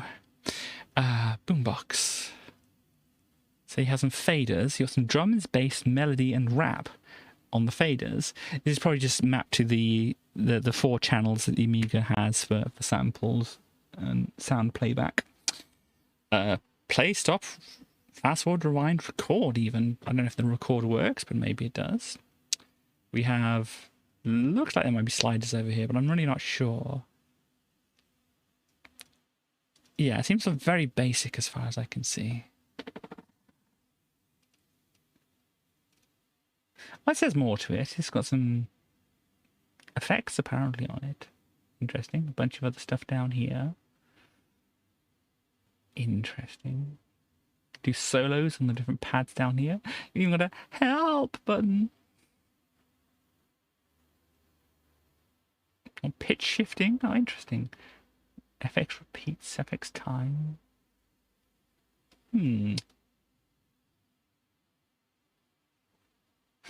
So as far as I can tell, you plays back some samples, you just fiddle around with some faders and put some effects on things. I mean, that might be interesting to have a little look at if I can find that. Giga Mem. Virtual memory software. Wow.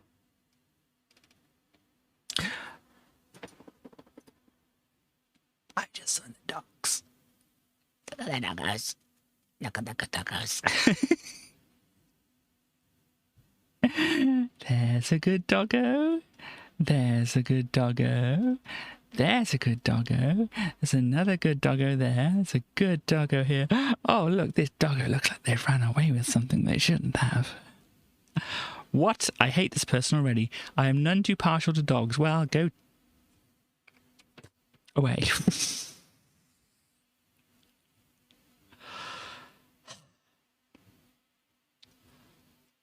Who is this? Who do we have to hate? Who is this? Who's doing this? I guess it's just the person they mentioned at the start, wasn't it? The person doing the serious reviews. Sounds seriously boring to me. Neil Jackson. Yeah, Neil Jackson. Well, I hope they haven't had a tragic accident.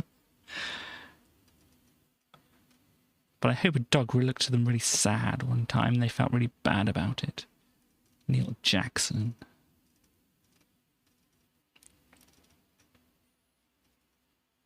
But yeah, I couldn't actually find... I looked for this. But I couldn't actually find the thing. This is where this doggo up here comes from. The Real Things Dogs pack. Couldn't find it.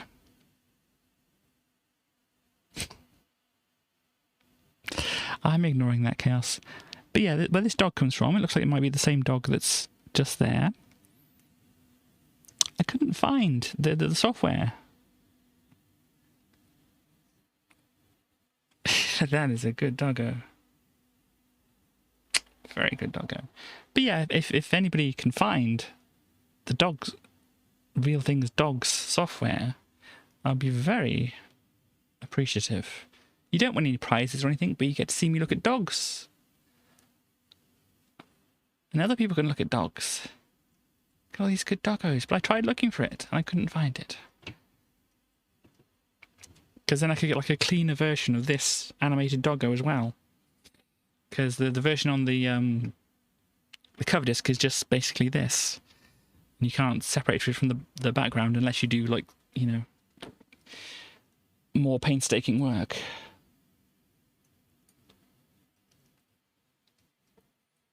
Okay, LED printer.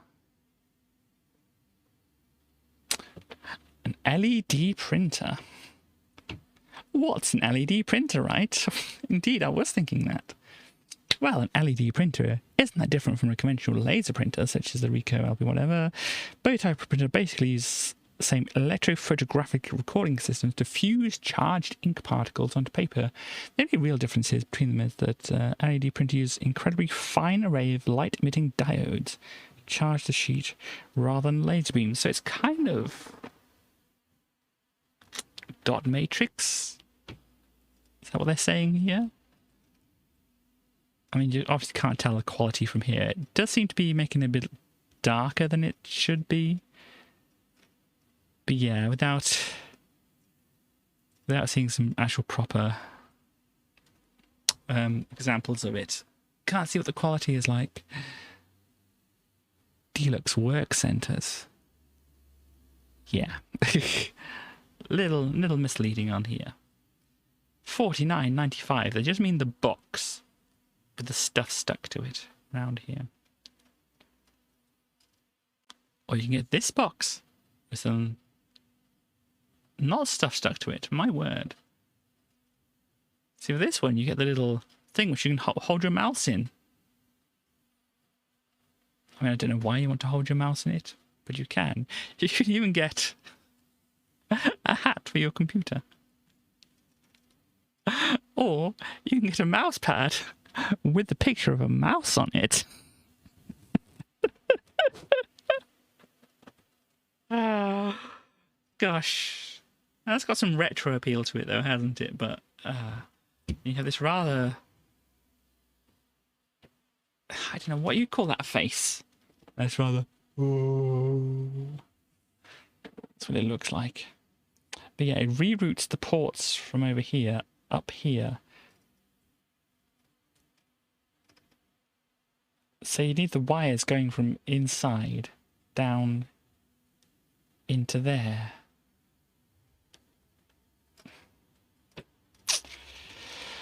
Ah, dear me. The publisher. Okay, who is anybody with desktop publisher? The publisher. The publisher. Blah blah blah blah blah blah blah blah blah blah blah blah. What the hell's going on here? Then I just hope that all you readers out there can't read this. If you can, then. Oh, gosh, I'm in big trouble because lots and lots of swear words and something else. Can I read it better on here? I hope that you readers currently read this. If you can, then do that. I don't know. I can read some of it. I can't read all of it.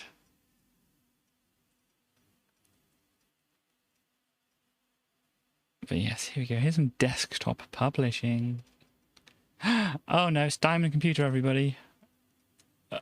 Wow. Wow. Wow.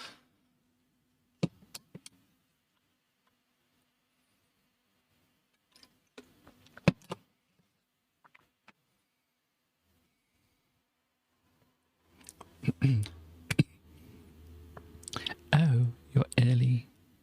You just caught me laying a wreath in memory of all the computer dealers we put out of business during 1992 due to our price pledge. Who says I'm not compassionate? Well, can't stand around here all day wasting time on these losers. Who says he's not compassionate? I'm sure that's a poop-eating grin, as they would say. Or smirk, or something like that. My worries have just arrived. Did that say? Or lorries? Lorries have just arrived. But definitely lorries. Wow, that's what you call a lot of stock for a January sale. Looks like I'm going to have to move them myself. Okay. There has got to be an easy way of moving lorries around full of A1200s. Maybe let them drive? Well, it's all in now, so you people who wanted 1200s couldn't get any. Don't panic, Diamond have got lorry loads, literally.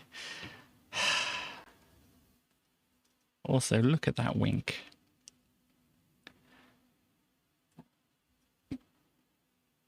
Oh, gosh. You know, I kind of liked Captain Diamond at the start. I'm not really fond of him now. Oh, dear me. This guy got Distant Suns and Voyager. Okay, so you can have a look at different places.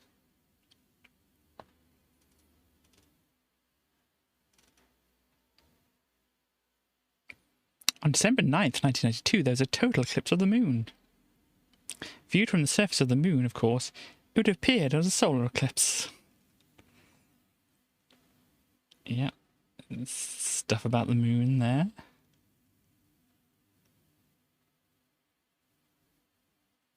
So yeah, interesting kind of stuff, but you could probably find out a lot more online. And a lot more up to date as well. Commodore Amiga CDTV.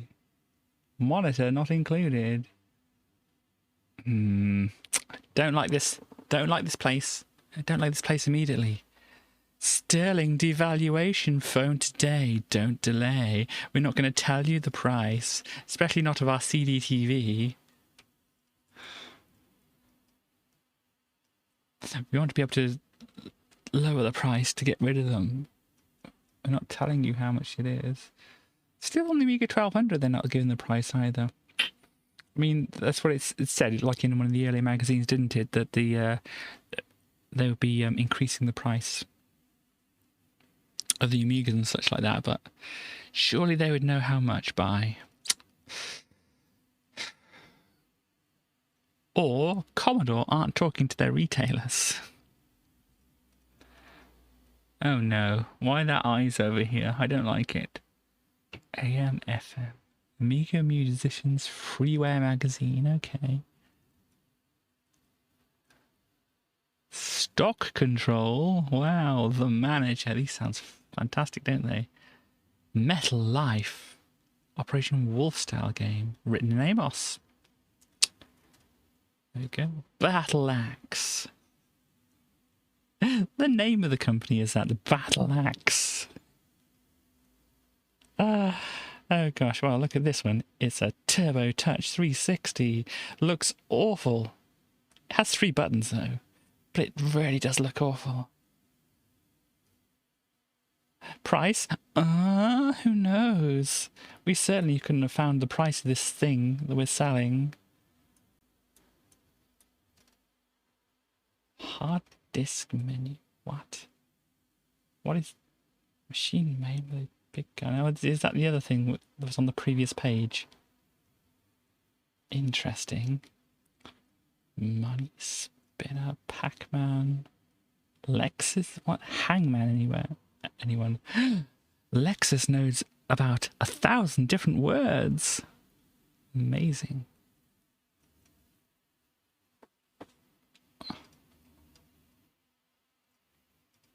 I think I know at least 1,000 different words.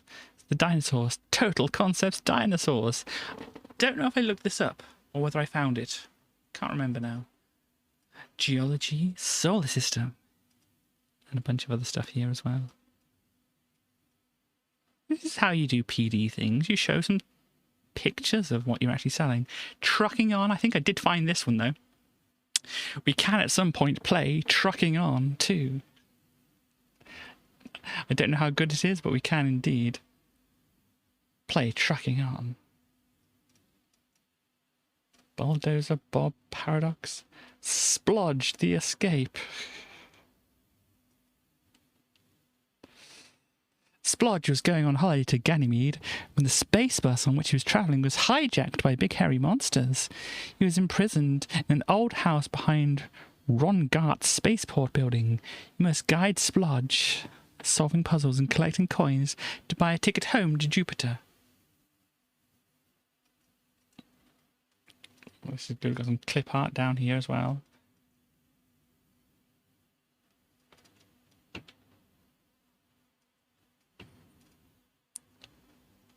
This is kind of like a metamorphosis. So this is from the black and white video from Michael Jackson, isn't it?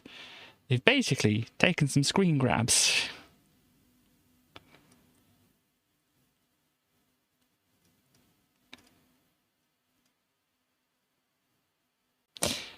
Cut out the area above, make it into a loop with some sellotape, then rotate it between your fingers.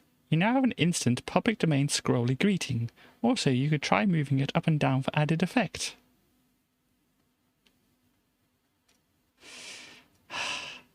Anyhow.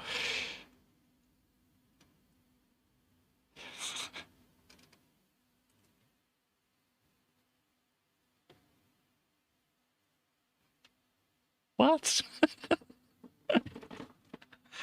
Ah.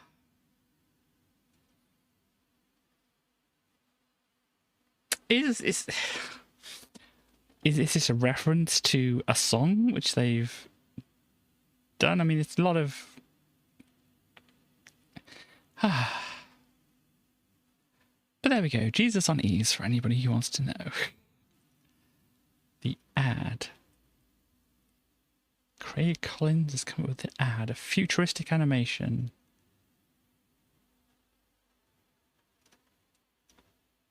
So, our man's busy at work welding part of the hull of a space station when he sees a real cola ad. So he sets off in trying to find some real refreshment. He spots some cola cops approaching. And a white knuckle ride through space as they duck and dive to avoid the laser fire.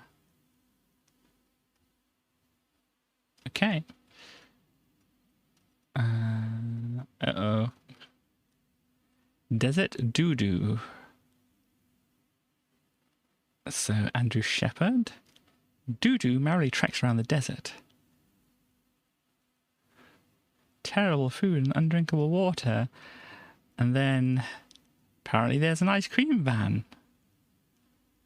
The lusty, decadent delights of Mr. Whippy await our hero, but in decidedly odd quantities. I don't even know what they mean, or I don't know. Want to know if I want to know what they mean. Whatever. This has some toilets here for some reason, and a bunch of songs by these people. Oh, look, Smoke on the Water. You can get a version of Smoke on the Water here. And the Sorcerer. This looks pretty neat. Being a dragon can have its good points, apparently. What do we have up next?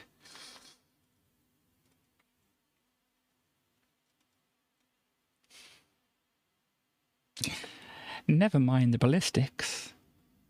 Here's Amiga Shopper. Does it actually make sense? Ballistic what? Missiles?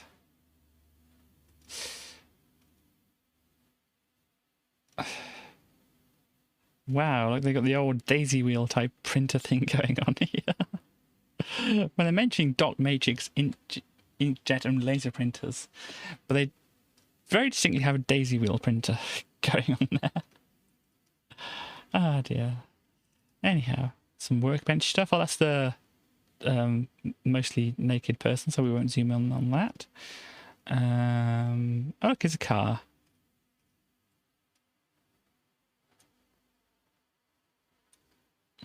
So, I know you can't see most of this, but let me just read out what this says.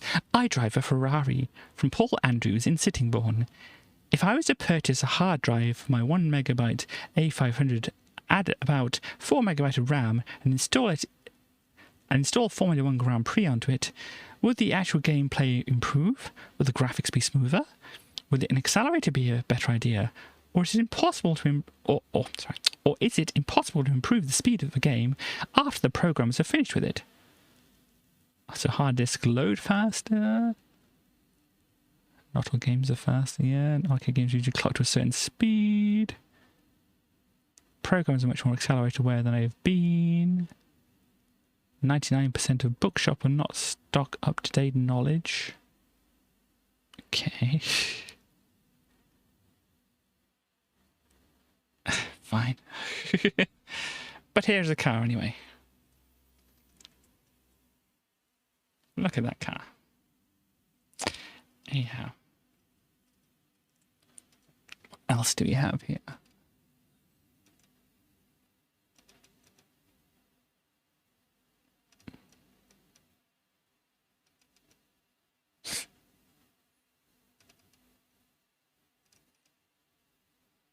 Excellent. Letters. Well, I have the pictures here. We've got an Ed 209 doing a bit of a shoot and a dance down here from someone in Norway. We have down here High Dive. Somebody from Manchester. I don't know if that's from a comic or something like that, or whether they drew that themselves, but that's pretty nicely done. Joe Camel, indeed. Liberator, indeed. Winged Serpent. Shame it's difficult to see. I can kind of see this is like the head here. This is a wing over here, and this is a wing over here. Like their body and feet and stuff will be down here, but it's very difficult to see. It's a shame that though.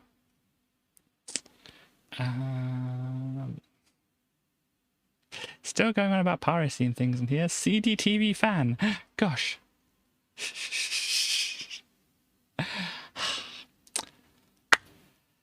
Anyhow, at this moment in time, I've had my CDTV for 5 days. I thought I'd died and gone to heaven. Fantastic. On the first day, I rushed out to my electrical retailer and bought Domark's Trivial Pursuit. Okay, I know it was £50, but surely worth it. I've been playing it for almost 5 days and nights non-stop. Well, minus sleeping, going to work and eating and, well, you know. May I just ask, can we have more space in your mag? If anybody has been wondering whether or not to buy a CDTV, then please take the opportunity now. You won't regret it. You can't have more space. We review every CDTV title that comes out. Oh no.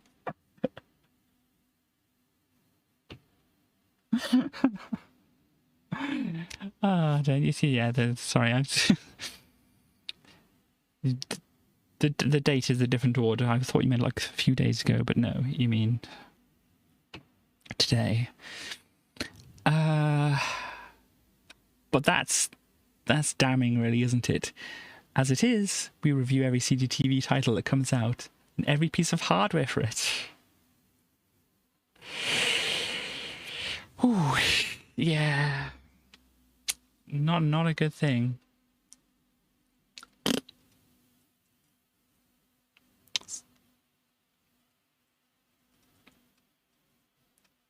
Let's see what they're saying about piracy. Why does everybody think that if pirated games stopped circulating, the prices would subsequently drop? They wouldn't. No, of course they wouldn't. Why were audio CDs so expensive in the first place? Because nobody had the CD players. Nobody was buying CDs.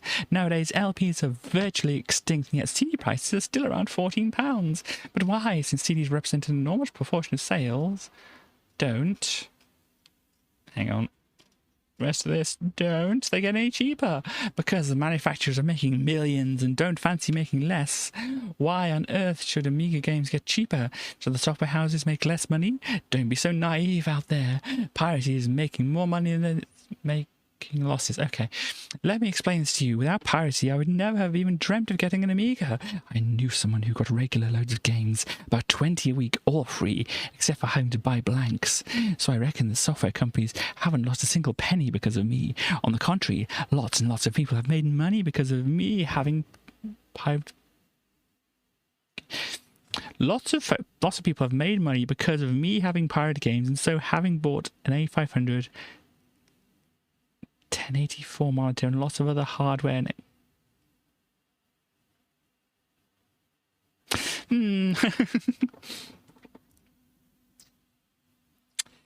Yeah. Anyway, next up, we're looking at hard drives. Amiga Format Instant Software Library.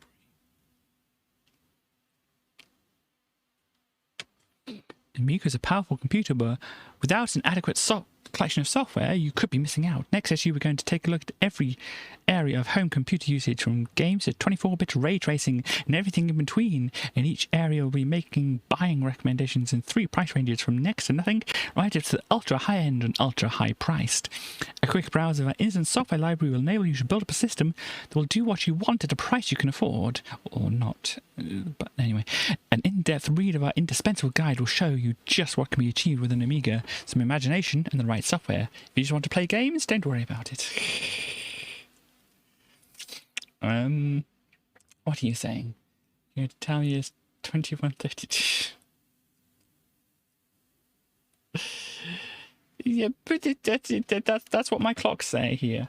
I mean, they don't say 32 because it's kind of moved on from there now. Let me actually get this up so I can confirm for you. It doesn't say 2135. Also, what it does say on it, if you can read it, is It says Wednesday, the 11th of August. You can't really see that there. But it says the 11th of August, Chaos. There was a follow there. Thank you for a real follower. But let's just see. Where was I? Yes, spot the shot. Yeah, I think I got this. It definitely looked like it was a pinball thing, I think, last time. This one looked like it's from kind of shoot 'em up. Or maybe, gosh, some kind of platformer or some kind of thing. Well, my follower count has gone up, so thank you for following. You can never be quite sure with Twitch at the moment. Let's see. Competitions. There are a bunch of competitions which they're giving the answers to or something here now. Or not the answers, the... what do you call them? Winners, that's the one. The people who won the competitions. And there we go. That is what we have here.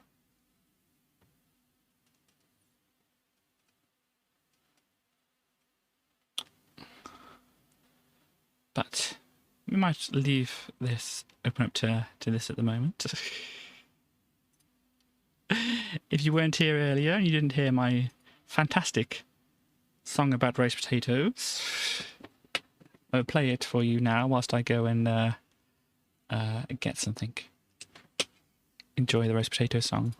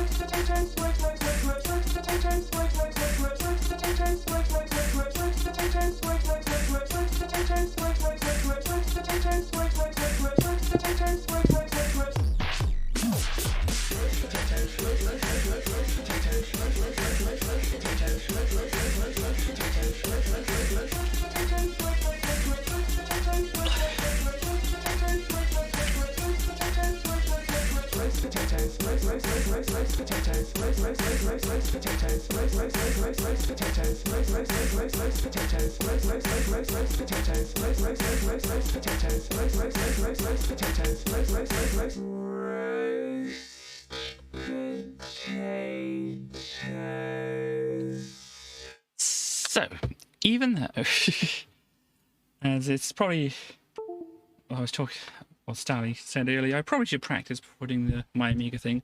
I wanted to try and show people what I actually had set up in order to do it. So, I need the keyboard for that. I need to plug it in. That's the right way. It'll start itself up and stuff, and I need to start the software. And I'll find what I need to use to show you this. Here we go. So, as I've kind of already shown before, I'll probably get this up on the screen. Where is OBS? Here we go. Let me add a window capture. Yeah, that's exactly what I wanted. Except it's not really fitting on the screen very well. Hang on. We adjust this. So there we go, that'll fit in there a bit better. It's kind of a bit odd kind of size to it. I suppose it's got like top bars and bottom bars and things like that. So you don't really need, oh gosh, this side of it. Let me get this out of the way. Move this over here like this then. And then this needs to just move down a little bit to roughly about there. Let's lock that in place. So, what I have set up, do I have? No, I don't have it set up like this. Hang on. This should be set up. MIDI, Mini or channels, okay. So this should be set up to do things. Interesting. Oh, that's probably why it's not doing it. It might not work through there. Let me try this instead. There we go.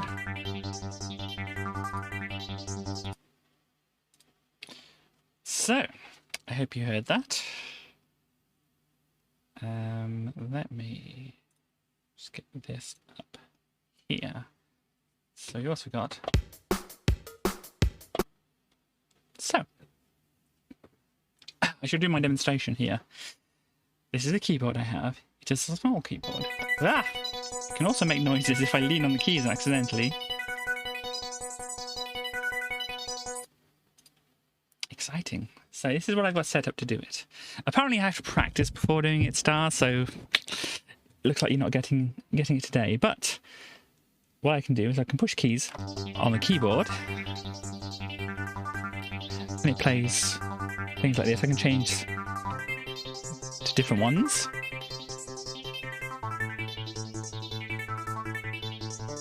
I think this is an octave up. Hang on. That's the one we want.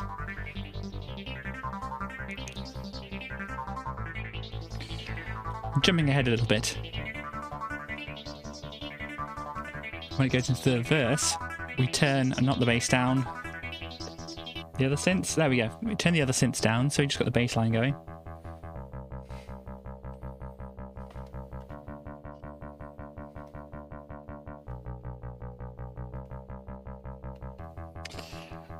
And obviously what you're not hearing at the moment is the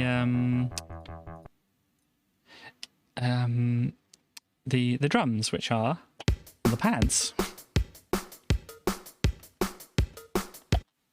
Yeah, this is that one doesn't work. I have to remember that. That's the one to do the fills. I can go back to this, but if you see at the moment, it's just kind of cutting between them. So what I need to do is push play on here, so then it synchronizes things. So if I do this, it plays it on the beat, and when I hit this beforehand, it doesn't get to switch over to it until it needs to, and then you can go back to that. So I can do the fills by doing things like that, which is all good. Let me turn that back up there. So I mean, technically I could hold it like this and play it like this, but that would be a bit awkward. I don't know if there's much space for me to put it down here when I actually am going to play it. I don't know. I haven't figured that out yet. But yeah, turn that off. And so yeah, it needs the thing playing whilst it's doing that, because then it keeps it locked in tempo as well. Because what you could do is have this and then kind of have them all off. And that's, and the reason I'm pushing the pause here, then unpausing it and then stopping it. Oh no, it's not working. Hang on. Oh dear, I've broken it.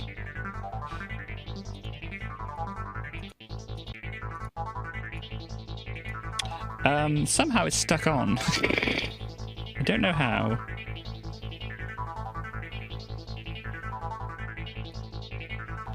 Because usually that would have stopped it. Oh dear.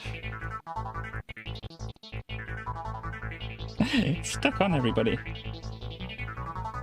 It's playing weird things as well. I think something's got stuck.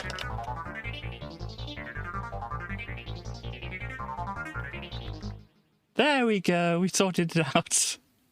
I accidentally pushed another button. So yeah. These are things that can go wrong. So yeah. So as I said, like during the verses and such like that, you start off with a drum beat, and then you bring in all this. Being played in time. Oh, I know why it's not working. Hang on, I need to play it, and then stop it, and have it playing before I do this. And then I'll do that.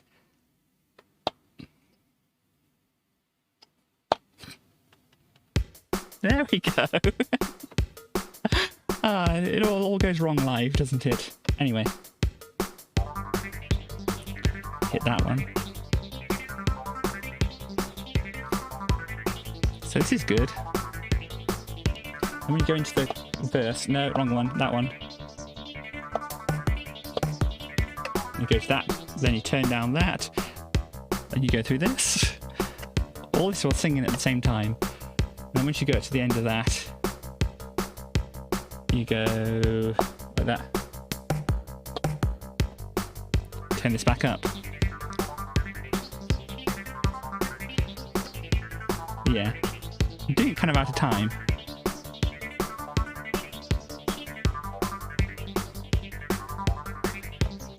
Try and do it right this time.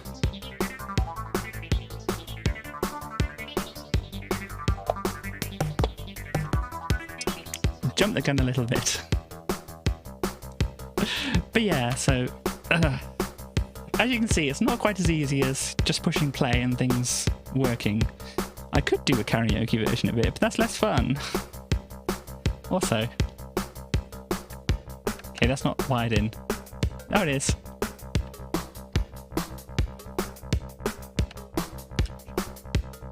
Now it's all out of sync. So, there we go.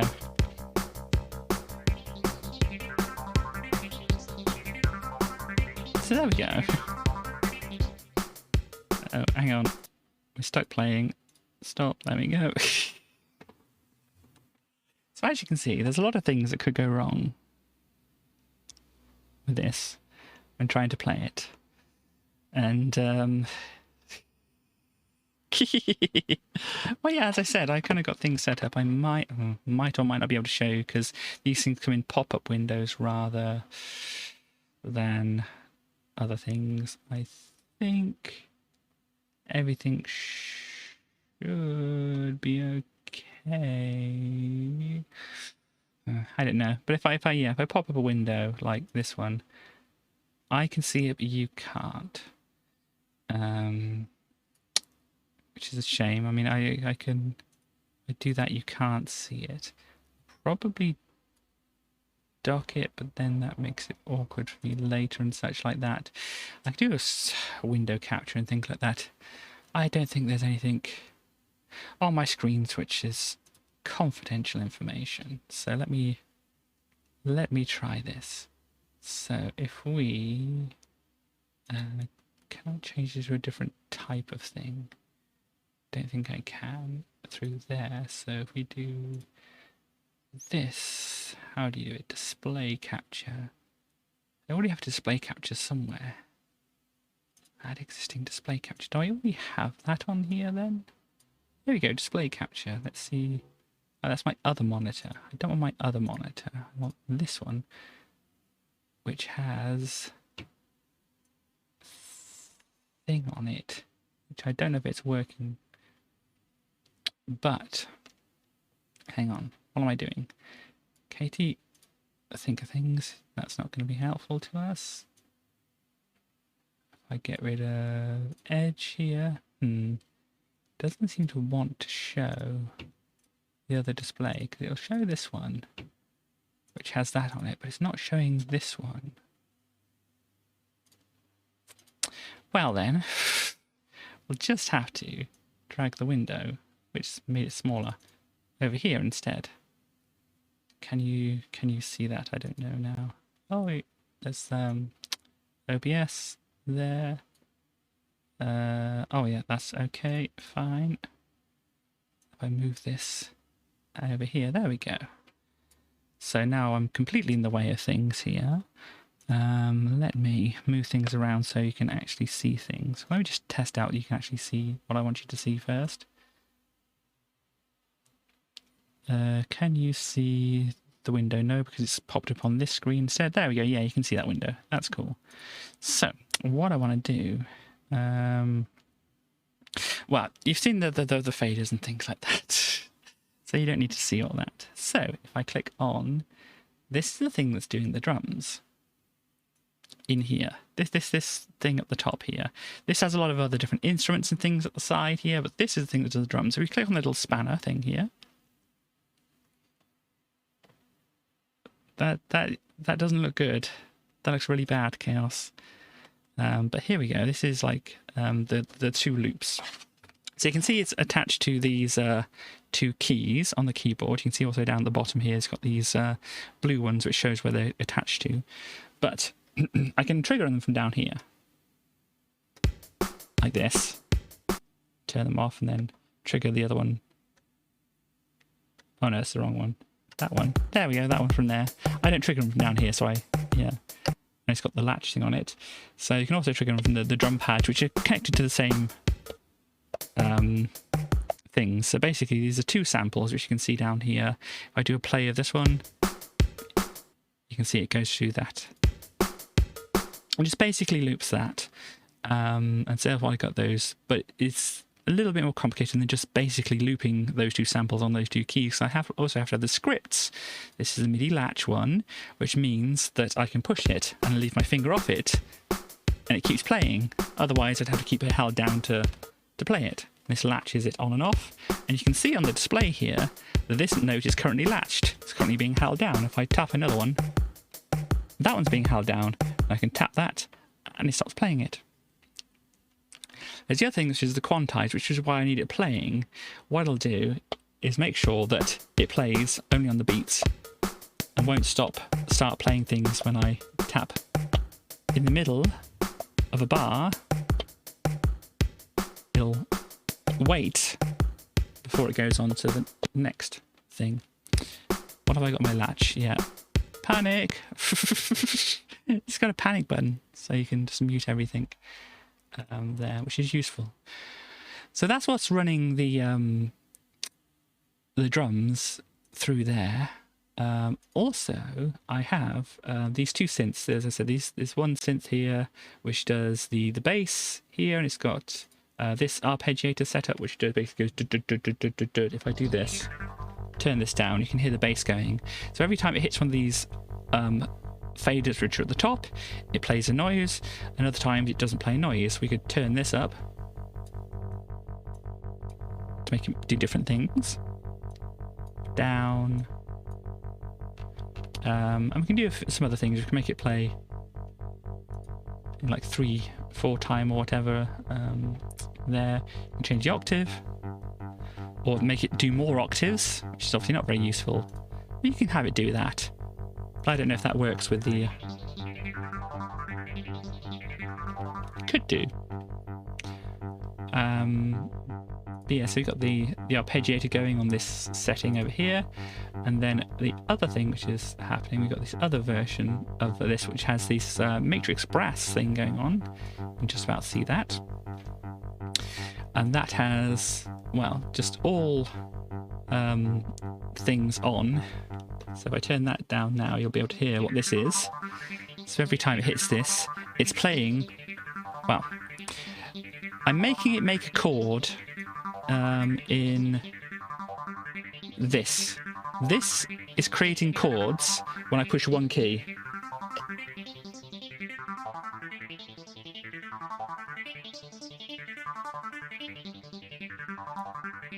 Like this. So this is creating the 7th semitone, which is the 5th. Yeah, and then this one's creating the octave. And as I said, you can turn these down as well if you want. And do various things. You can add some swing into it.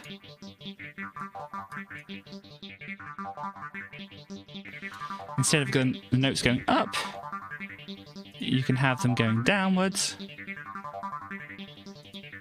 You just play them randomly. Or various things, but this is on up. You can even increase the amount of octaves. You did not vote for this and you don't want it, or the heat. I'm guessing you're not talking about the demonstration here. You can have it go for many octaves. Or just one. Yeah, and then you have the bass. Oh, I still got it on the other... on the other bass, hang on.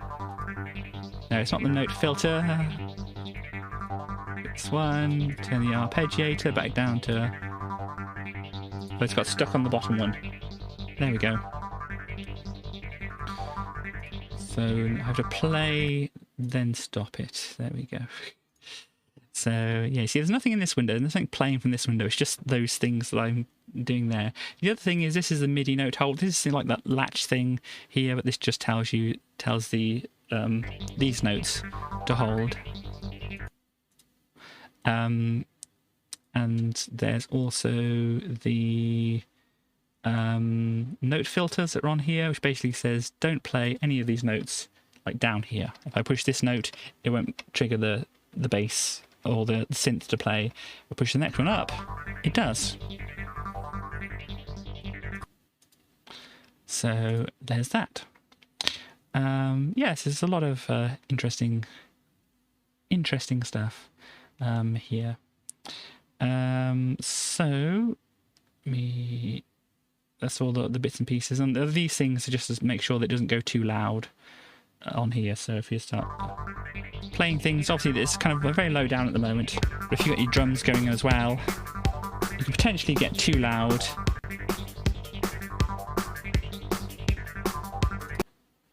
But this stops it just from peaking over there. It won't go any higher than this, so it won't blow your ears out or make horrible crackling noises and things like that. But yeah, so this is this. But yeah, this is a very, this is, I said, Reaper. This is the kind of audio workstation thing that I use to make my songs and things like that. Let me quickly pop it over to here and then pop over to something else so I can give you a demonstration of... No, I don't want that one. This, when it loads up, is... Go back to here. This is the roast potatoes song. So you can't see things because like I'm in the way and the chat's in the way and things like this. But can I can actually, where is it? Display capture. Let's unlock that and just move it across a bit. So you can see the things that are over here. It's all very cool, yes. So for the roast potatoes song, this is the drums. If I just click on record on there. Ooh. My voice is coming through. I didn't record these with the keyboard, so what I can do is set this up with the keyboard here, and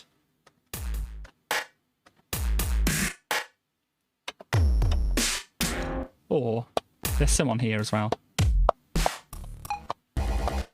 There you go. I hit them right, or I can push the full level one so I don't have to hit them hard. Which is cool. That's got some things I haven't used for a while, you know. I got up this music software, and I hadn't used some of the stuff for making the album that I'm currently making. And so this one, well, this is fun. Anyway, distracted. I'll just mention these things and then I'll end because I could go on forever and ever and ever. But yeah, this is using this here to do the drums here. You can see this one goes that, this one does this one, and does that. And these are different variations, I think. So yeah, I get all these different kits I can choose from to make noises and things like that, which is all very good. So I use those drums because I hadn't used those drums when I was doing my album, which you haven't heard yet. Well, some people have heard some bits of it. But yeah, there's also this one, which I used for the roast potatoes. There we go. This is actual roast potatoes in here. And if I turn that off there, it's going to put the this up again. So if I do that, I'll go to my MIDI keyboard instead. Where Roast potatoes, roast potatoes, roast potatoes, roast potatoes, roast potato. can do the roast potatoes, which is all a lot of fun.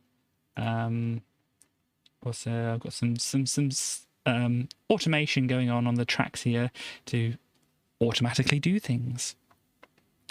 Also, the bass. Let me just do it from here. Oh gosh, no, here we go. This is the bass, which does. You can't hear very well in the song, but it is there. doing this in the background. You have this thing, which has got the little riser thing at the start. Which if I go back here, can I go back here with this then? Does that. If I solo that so you don't get the drums coming in, you can listen to it all.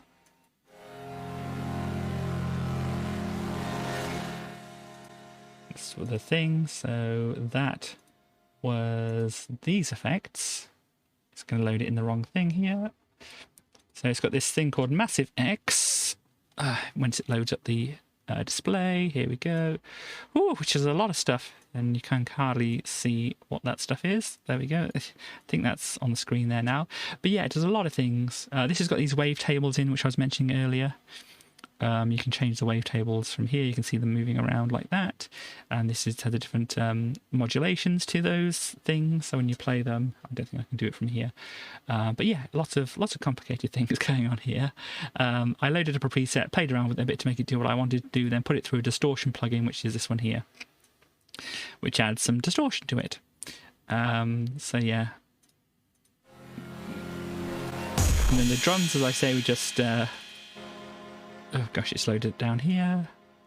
Just this kind of thing. This one's going a lot, and this one's going. This one's going. This one's going. And at the end, it's this one, which goes like that. What else do we have? There's yeah, so this bringing in the this distortion plugin, you know, over time, and then drops it off down here so it's not playing with the rest of the songs playing. This one is the bloops here, which is just a single thing which you hold it down, does that. That comes from, as I said, this gosh, it's here. It's another one of these, this wavetable thing. The text-to-speech thing, I use the A-I-O-U one from here, and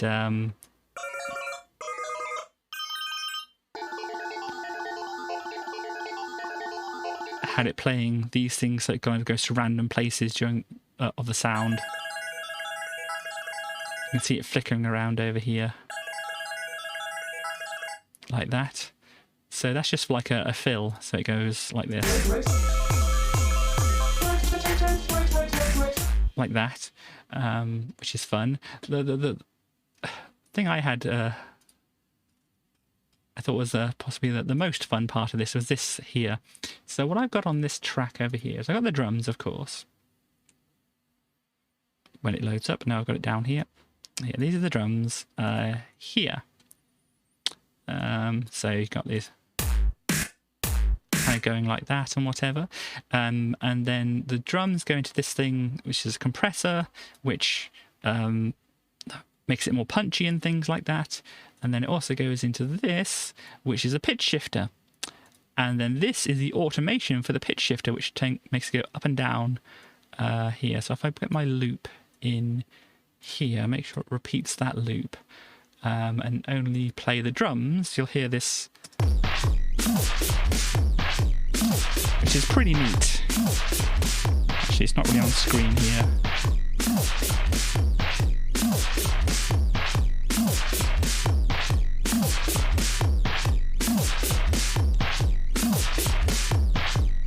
Hang on.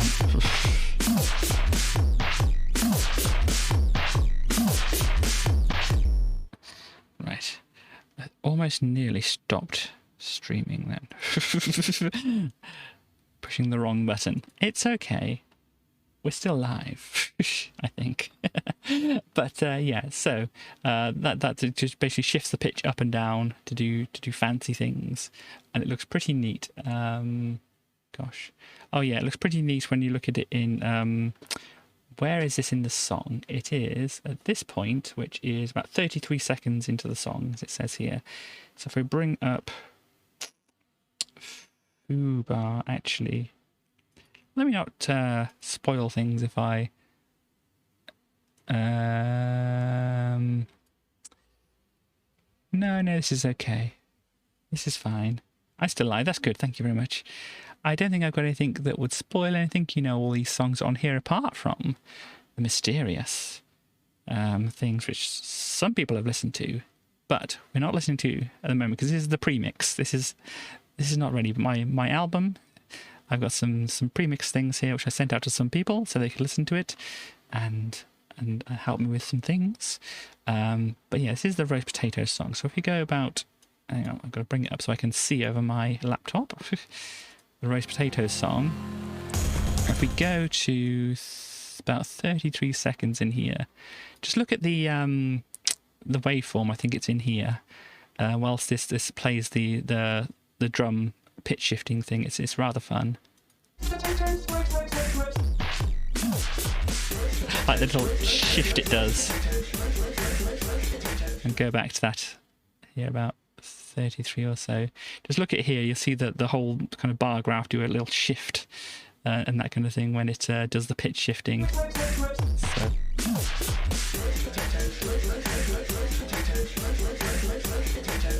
But there you go.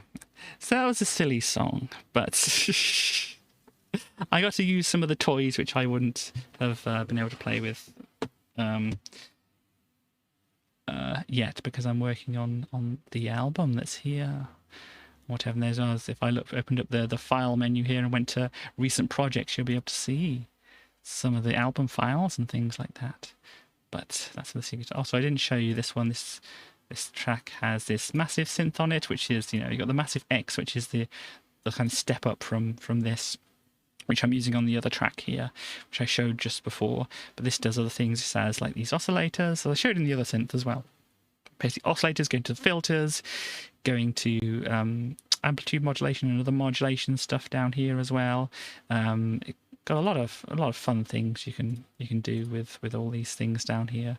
You can route things to different places and stuff like that.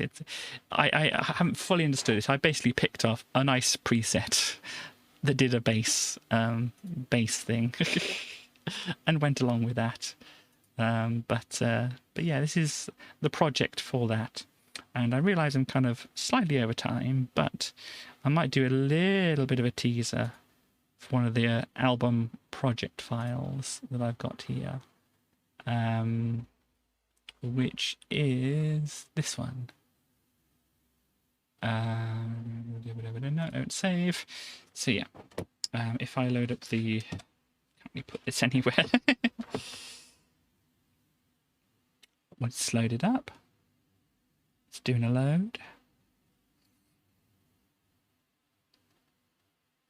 So you'll see this is one of the more kind of ambitious songs that I'm doing. Thank you very much. But yeah, I mean, you haven't heard all the bits and pieces of it. Gosh, do I give a little teaser? This is going to be right at the end of the album that I got the teaser for. I mean, it's not that like it spoils the story. Well, it's a princess who finds out she's trans, or that she is a princess in the first place, and she just discovers herself over the album and what she can do to help herself be her and such like that. So obviously this, I've tried to end it for kind of a bit of a happy story, but also just kind of throw a bit of realism in there, I suppose. But let me see if there's anything on the screen that I don't really want to show at the moment. I think this is not even when it's completely finished as well, because I don't have any of the automation if it needs it and all that kind of thing in here as well. But yeah, I'll show it, why not? Let's go over here. These are the tracks. Let me actually pop chat away at the moment so you can actually see. So you saw the roast potatoes one, how many tracks and things this had. This has this many tracks. This is actually this is the last song on the album. It kind of roughly ends about here, is it? Yeah, it kind of goes on a little bit here, but so it's about 6 minutes for the final song of the album. They're not all that long, but you know, it's the final song of the album. It needed to have slightly long, possibly epic, but yeah. So here we go. Here's the drums going throughout the album thing. Here we go. This is the bass guitar that I've got playing here as well. This is some guitars. These are various guitars that I've got going on here. You can see they come in and go from different places here. to do different things. If you go down here, we got this is like a piano melody thing that plays in the background here. This is another piano doing some other things here. These are the vocal tracks. Mostly it's just this one track throughout the whole thing, but at the end it gets a little bit more involved and complicated and things like that. These are the unused things. These are just things I'm keeping around just in case I want to refer to them later and such like that. But yeah, I mean, what have we got? This is one of the riffs, I suppose. We can play this.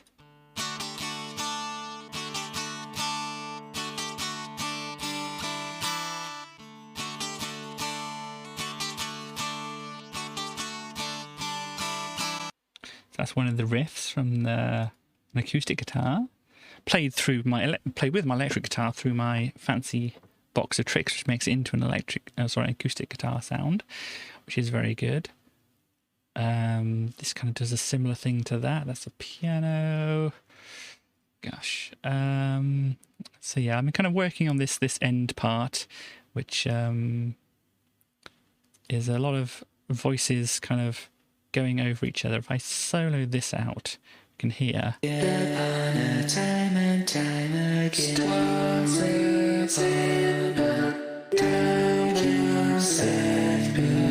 Once upon a time again.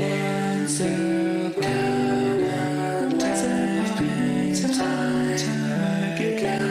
So a lot of things happening right there, but obviously it's the end, and see, it needs to be like a lot of stuff happening. But anyway, there's that. That's a bit that nobody else but me has heard at the moment. But yeah, the song is called Once Upon a Time and Time Again. It's like, as part of the lyrics, which you may not have been able to hear on that, it's stories end, but we keep singing happy new beginning. It's part of the lyrics there. So yeah, I know the other songs aren't quite as involved as this, but they are as they are. Anyhow, it's down here at the moment, so I don't have to kind of prop it up. I hope you liked your preview of the album and such like that. But yeah, let me close it down over here. I don't save it, it's okay. Actually, you can kind of see. If I go back here, no, that's not it. I personalised the Edge browser here, obviously to be purple, because of course I did.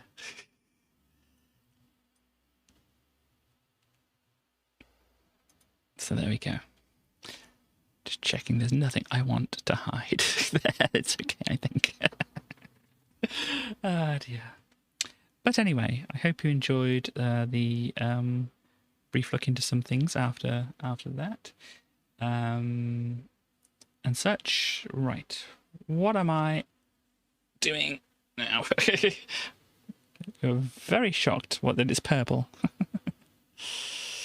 Yeah. Suppose I'm going to put this up here so it actually looks like I'm mostly looking in the right direction.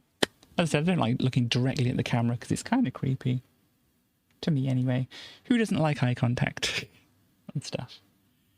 Yeah, sometimes when I'm watching videos where obviously the host or presenter of the video is looking at the camera, I'm like, look away, hide their face if they're staring too long and such like that. But anyway, enough about my strangeness. So yeah, I mean, technically I could have a go at the My Amiga thing now, but yeah, I mean, possibly a little bit of practice before going into it would be a good thing. I'm going to be like, obviously, as stars call it, a bit streamer brain when it's going, a bit distracted with other things going on, and the fact that, other people can see me do what I'm doing and stuff like that. So, but yeah, so let's do some shouts out. Yeah. Shout out 2. So we have all these people here, which we can do a shout out for. We have a Stars Transmission, who usually does a stream tomorrow about Forza. About Forza. Does Forza. Plays Forza. Does the car racing thing. And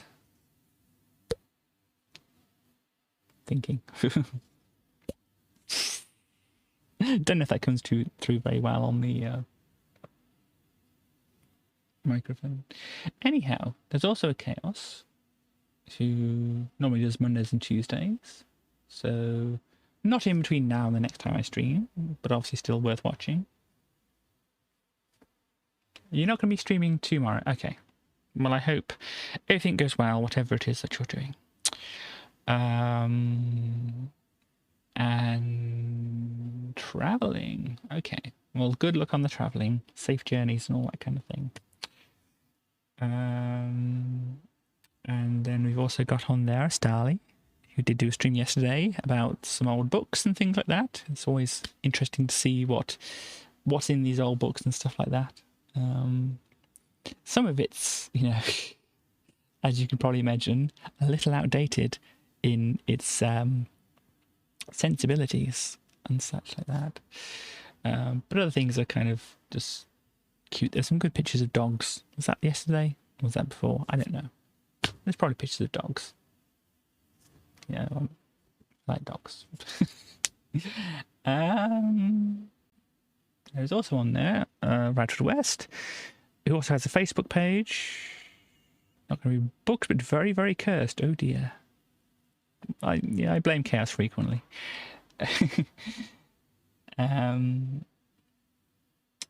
So we have that. Oh yes, West. Please go look at the art on the website.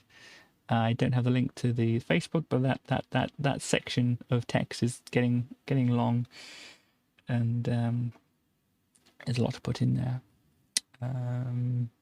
Would you rather I have that web page, or would you rather have the Facebook page, West? You can answer in your own time. But yeah, stuff. I want to get very distracted by the synths and show everybody all the cool software and stuff I've got, but that can wait to another day. So I shall be back, hopefully, to do some streaming on Friday. We shall hopefully finish off Half-Life 2, because I would like to get that finished. What I'm going to do after that, I don't know. We can see.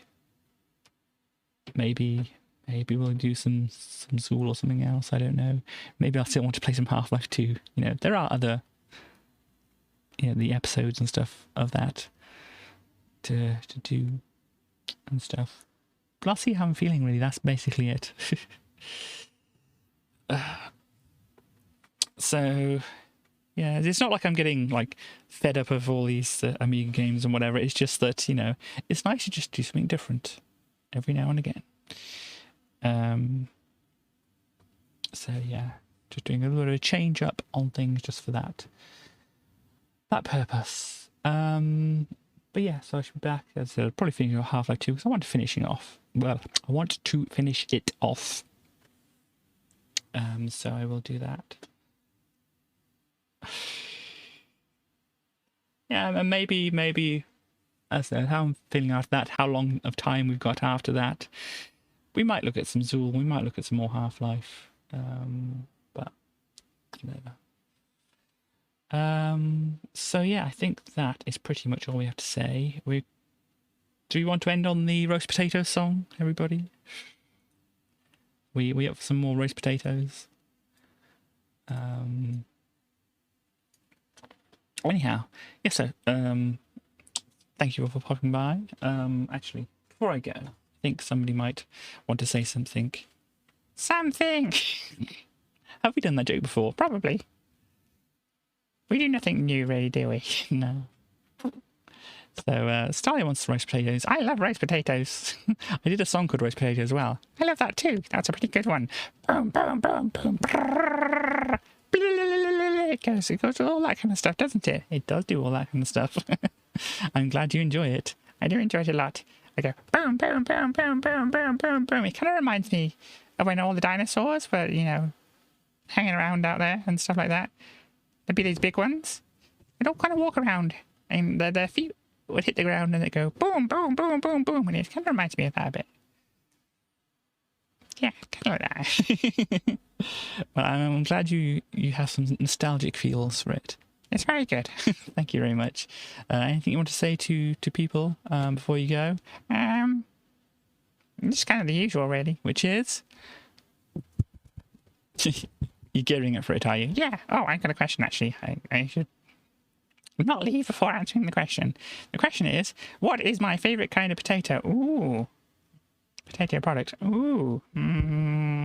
Gosh, that's difficult. Potato! Indeed. Potato is a fun word to say. Potato! You enjoy saying potato, do you? Yeah, potato! So what's your favourite kind of potato? I do enjoy a good baked potato.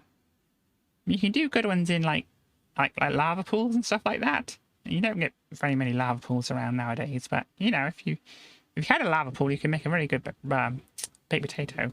Very good. What would you have with a lava baked potato? Normally you eat the potato itself. You know, they don't really come with like fillings and stuff like that. I mean, you invented like things like cheese and stuff, which would have been pretty good back in the day. But if you lava bake one, you can't really get really cheese. I wasn't going to think about milking one of those woolly mammoths, really. It doesn't seem like a very good idea to me. It might have been a bit difficult, especially, you know, considering that they probably would have been a lot bigger than you, and so it would have been a bit difficult. Yeah, I know, it'd be pretty difficult. I mean, I can't milk a woolly mammoth. It's like, gosh, they're so tall. They would be so tall, wouldn't they? Yeah, so tall. But yeah, so you like baked potatoes. So, I mean, obviously you liked the lava baked potatoes.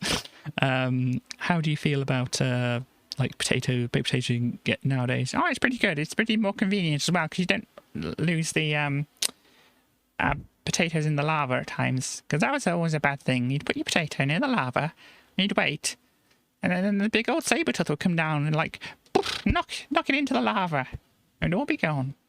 That does sound bad. I mean, if you're like making something as nice as that, it would be a shame for it to be just lost like that. Yeah, it was a very bad thing. But usually I put like a few potatoes out at different places, so then, you know, if any other animals came by and kind of knocked them, then I at least have like one or two left or whatever. And I suppose you could like eat them all if they didn't go in. Yeah, they're pretty good. So yeah, I mean, you like potatoes, baked potatoes nowadays with like, you know, throwing some cheese and stuff like that. Yeah, it's pretty good. Cheese is a pretty good invention. You humans did very well with cheese. Thank you. I mean, you didn't invent it, but you know, your species did, so I suppose you can kind of take credit for it. Yeah, I mean, I don't want to take credit for everything my species does. Yeah, I kind of get the idea. Yeah, yeah. Yeah. Yeah. Yeah. Anyhow, Chaos has a question for you as well. Oh, Chaos has a question. Hello, Chaos. It's nice to see you. I hope everything is going well with you. I heard you had an accident with a bus. I hope it's all going okay. I think it is going okay. I mean, I think it turned out as good as it could and whatever.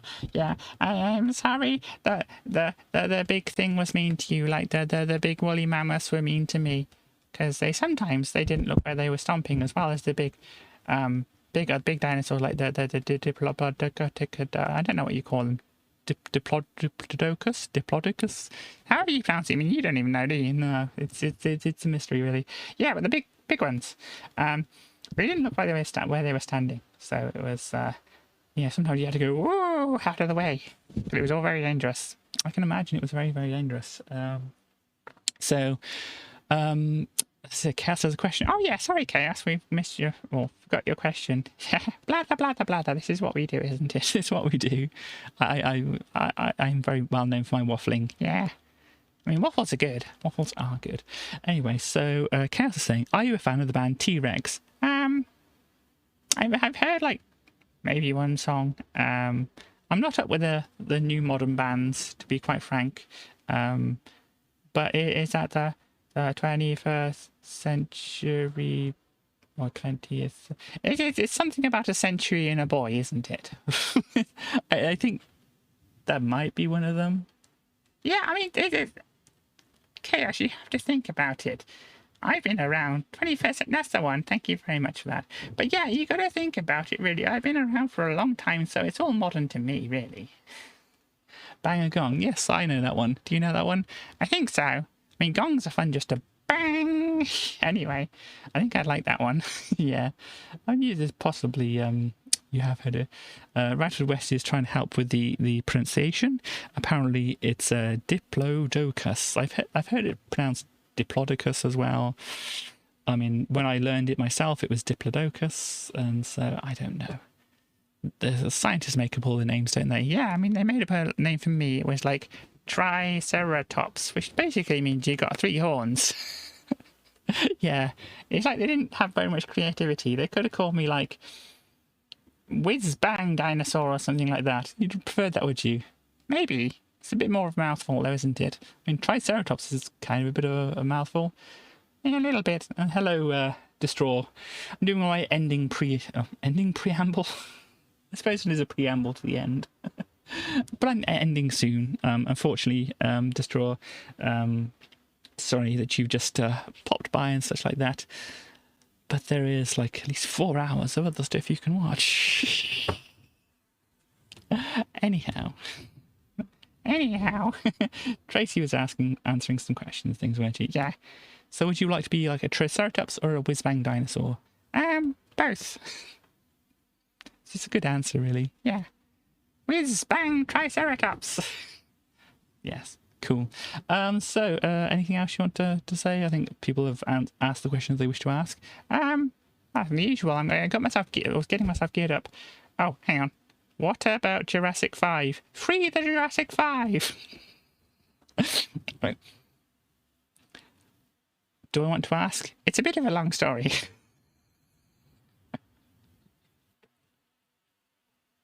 I think that was referring to a maybe a movie. Oh, a movie. Yeah, those newfangled things.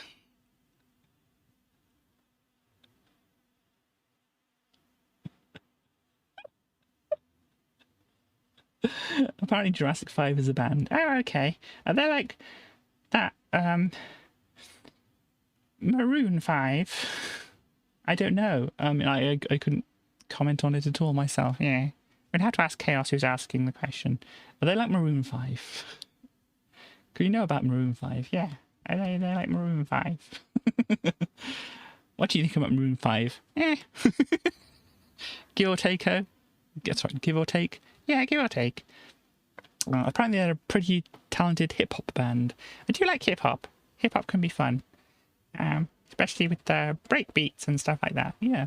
That's what they have, break beats. And the people who do the break dancing. Yeah, that's pretty fun. Lots of breaking. Lots of breaking.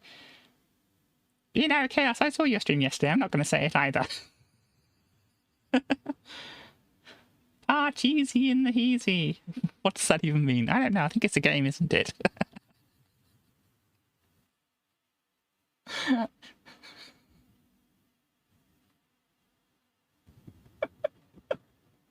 Oh gosh, do you think we should end now? Probably. Word to your mother. What word is it? Bird, I think. I think so.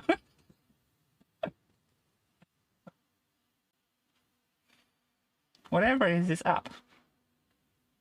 The word's up, yeah. Word up. Up indeed. Well, birds are up, aren't they? So that makes sense in some way. Bird is the word, and the word is up. Yeah, that makes sense. Indeed it does, Tracy. Indeed it does. So, I believe you're gearing up to say goodbye. Such advancing against your nature. Well, I'm sorry you can't think that hard, but Tracy is a thinker. Yeah, Tracy is a thinker. A very good thinker. I think a lot. Yeah. What kind of things do you think about? Birds. And then being up in the sky. Yeah. Kaz hasn't asked this in the proper way, but do you have any mindless repetitive tasks that her woman brain can handle? No self-deprecation. It's a reference to a thing she was watching. Yeah, but still, it's pretty rough, isn't it? Yeah. Not the greatest. Anyhow, you were gearing yourself up to say goodbye. I was. I got myself all ready to say goodbye, and then people asked me questions. No, I like the questions. Don't get me wrong, I like the questions and stuff like that. So please do ask me questions when you feel you have questions to ask me and stuff like that. But it's like, you're all ready to sneeze, and then it stops and whatever. So it's kind of like that. But, you know, anyhow, Tracy, I will get ready to say goodbye.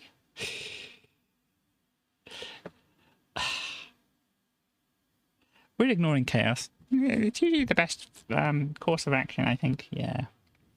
Anyhow, you're going to say goodbye. Yes. Hang on, let me get ready.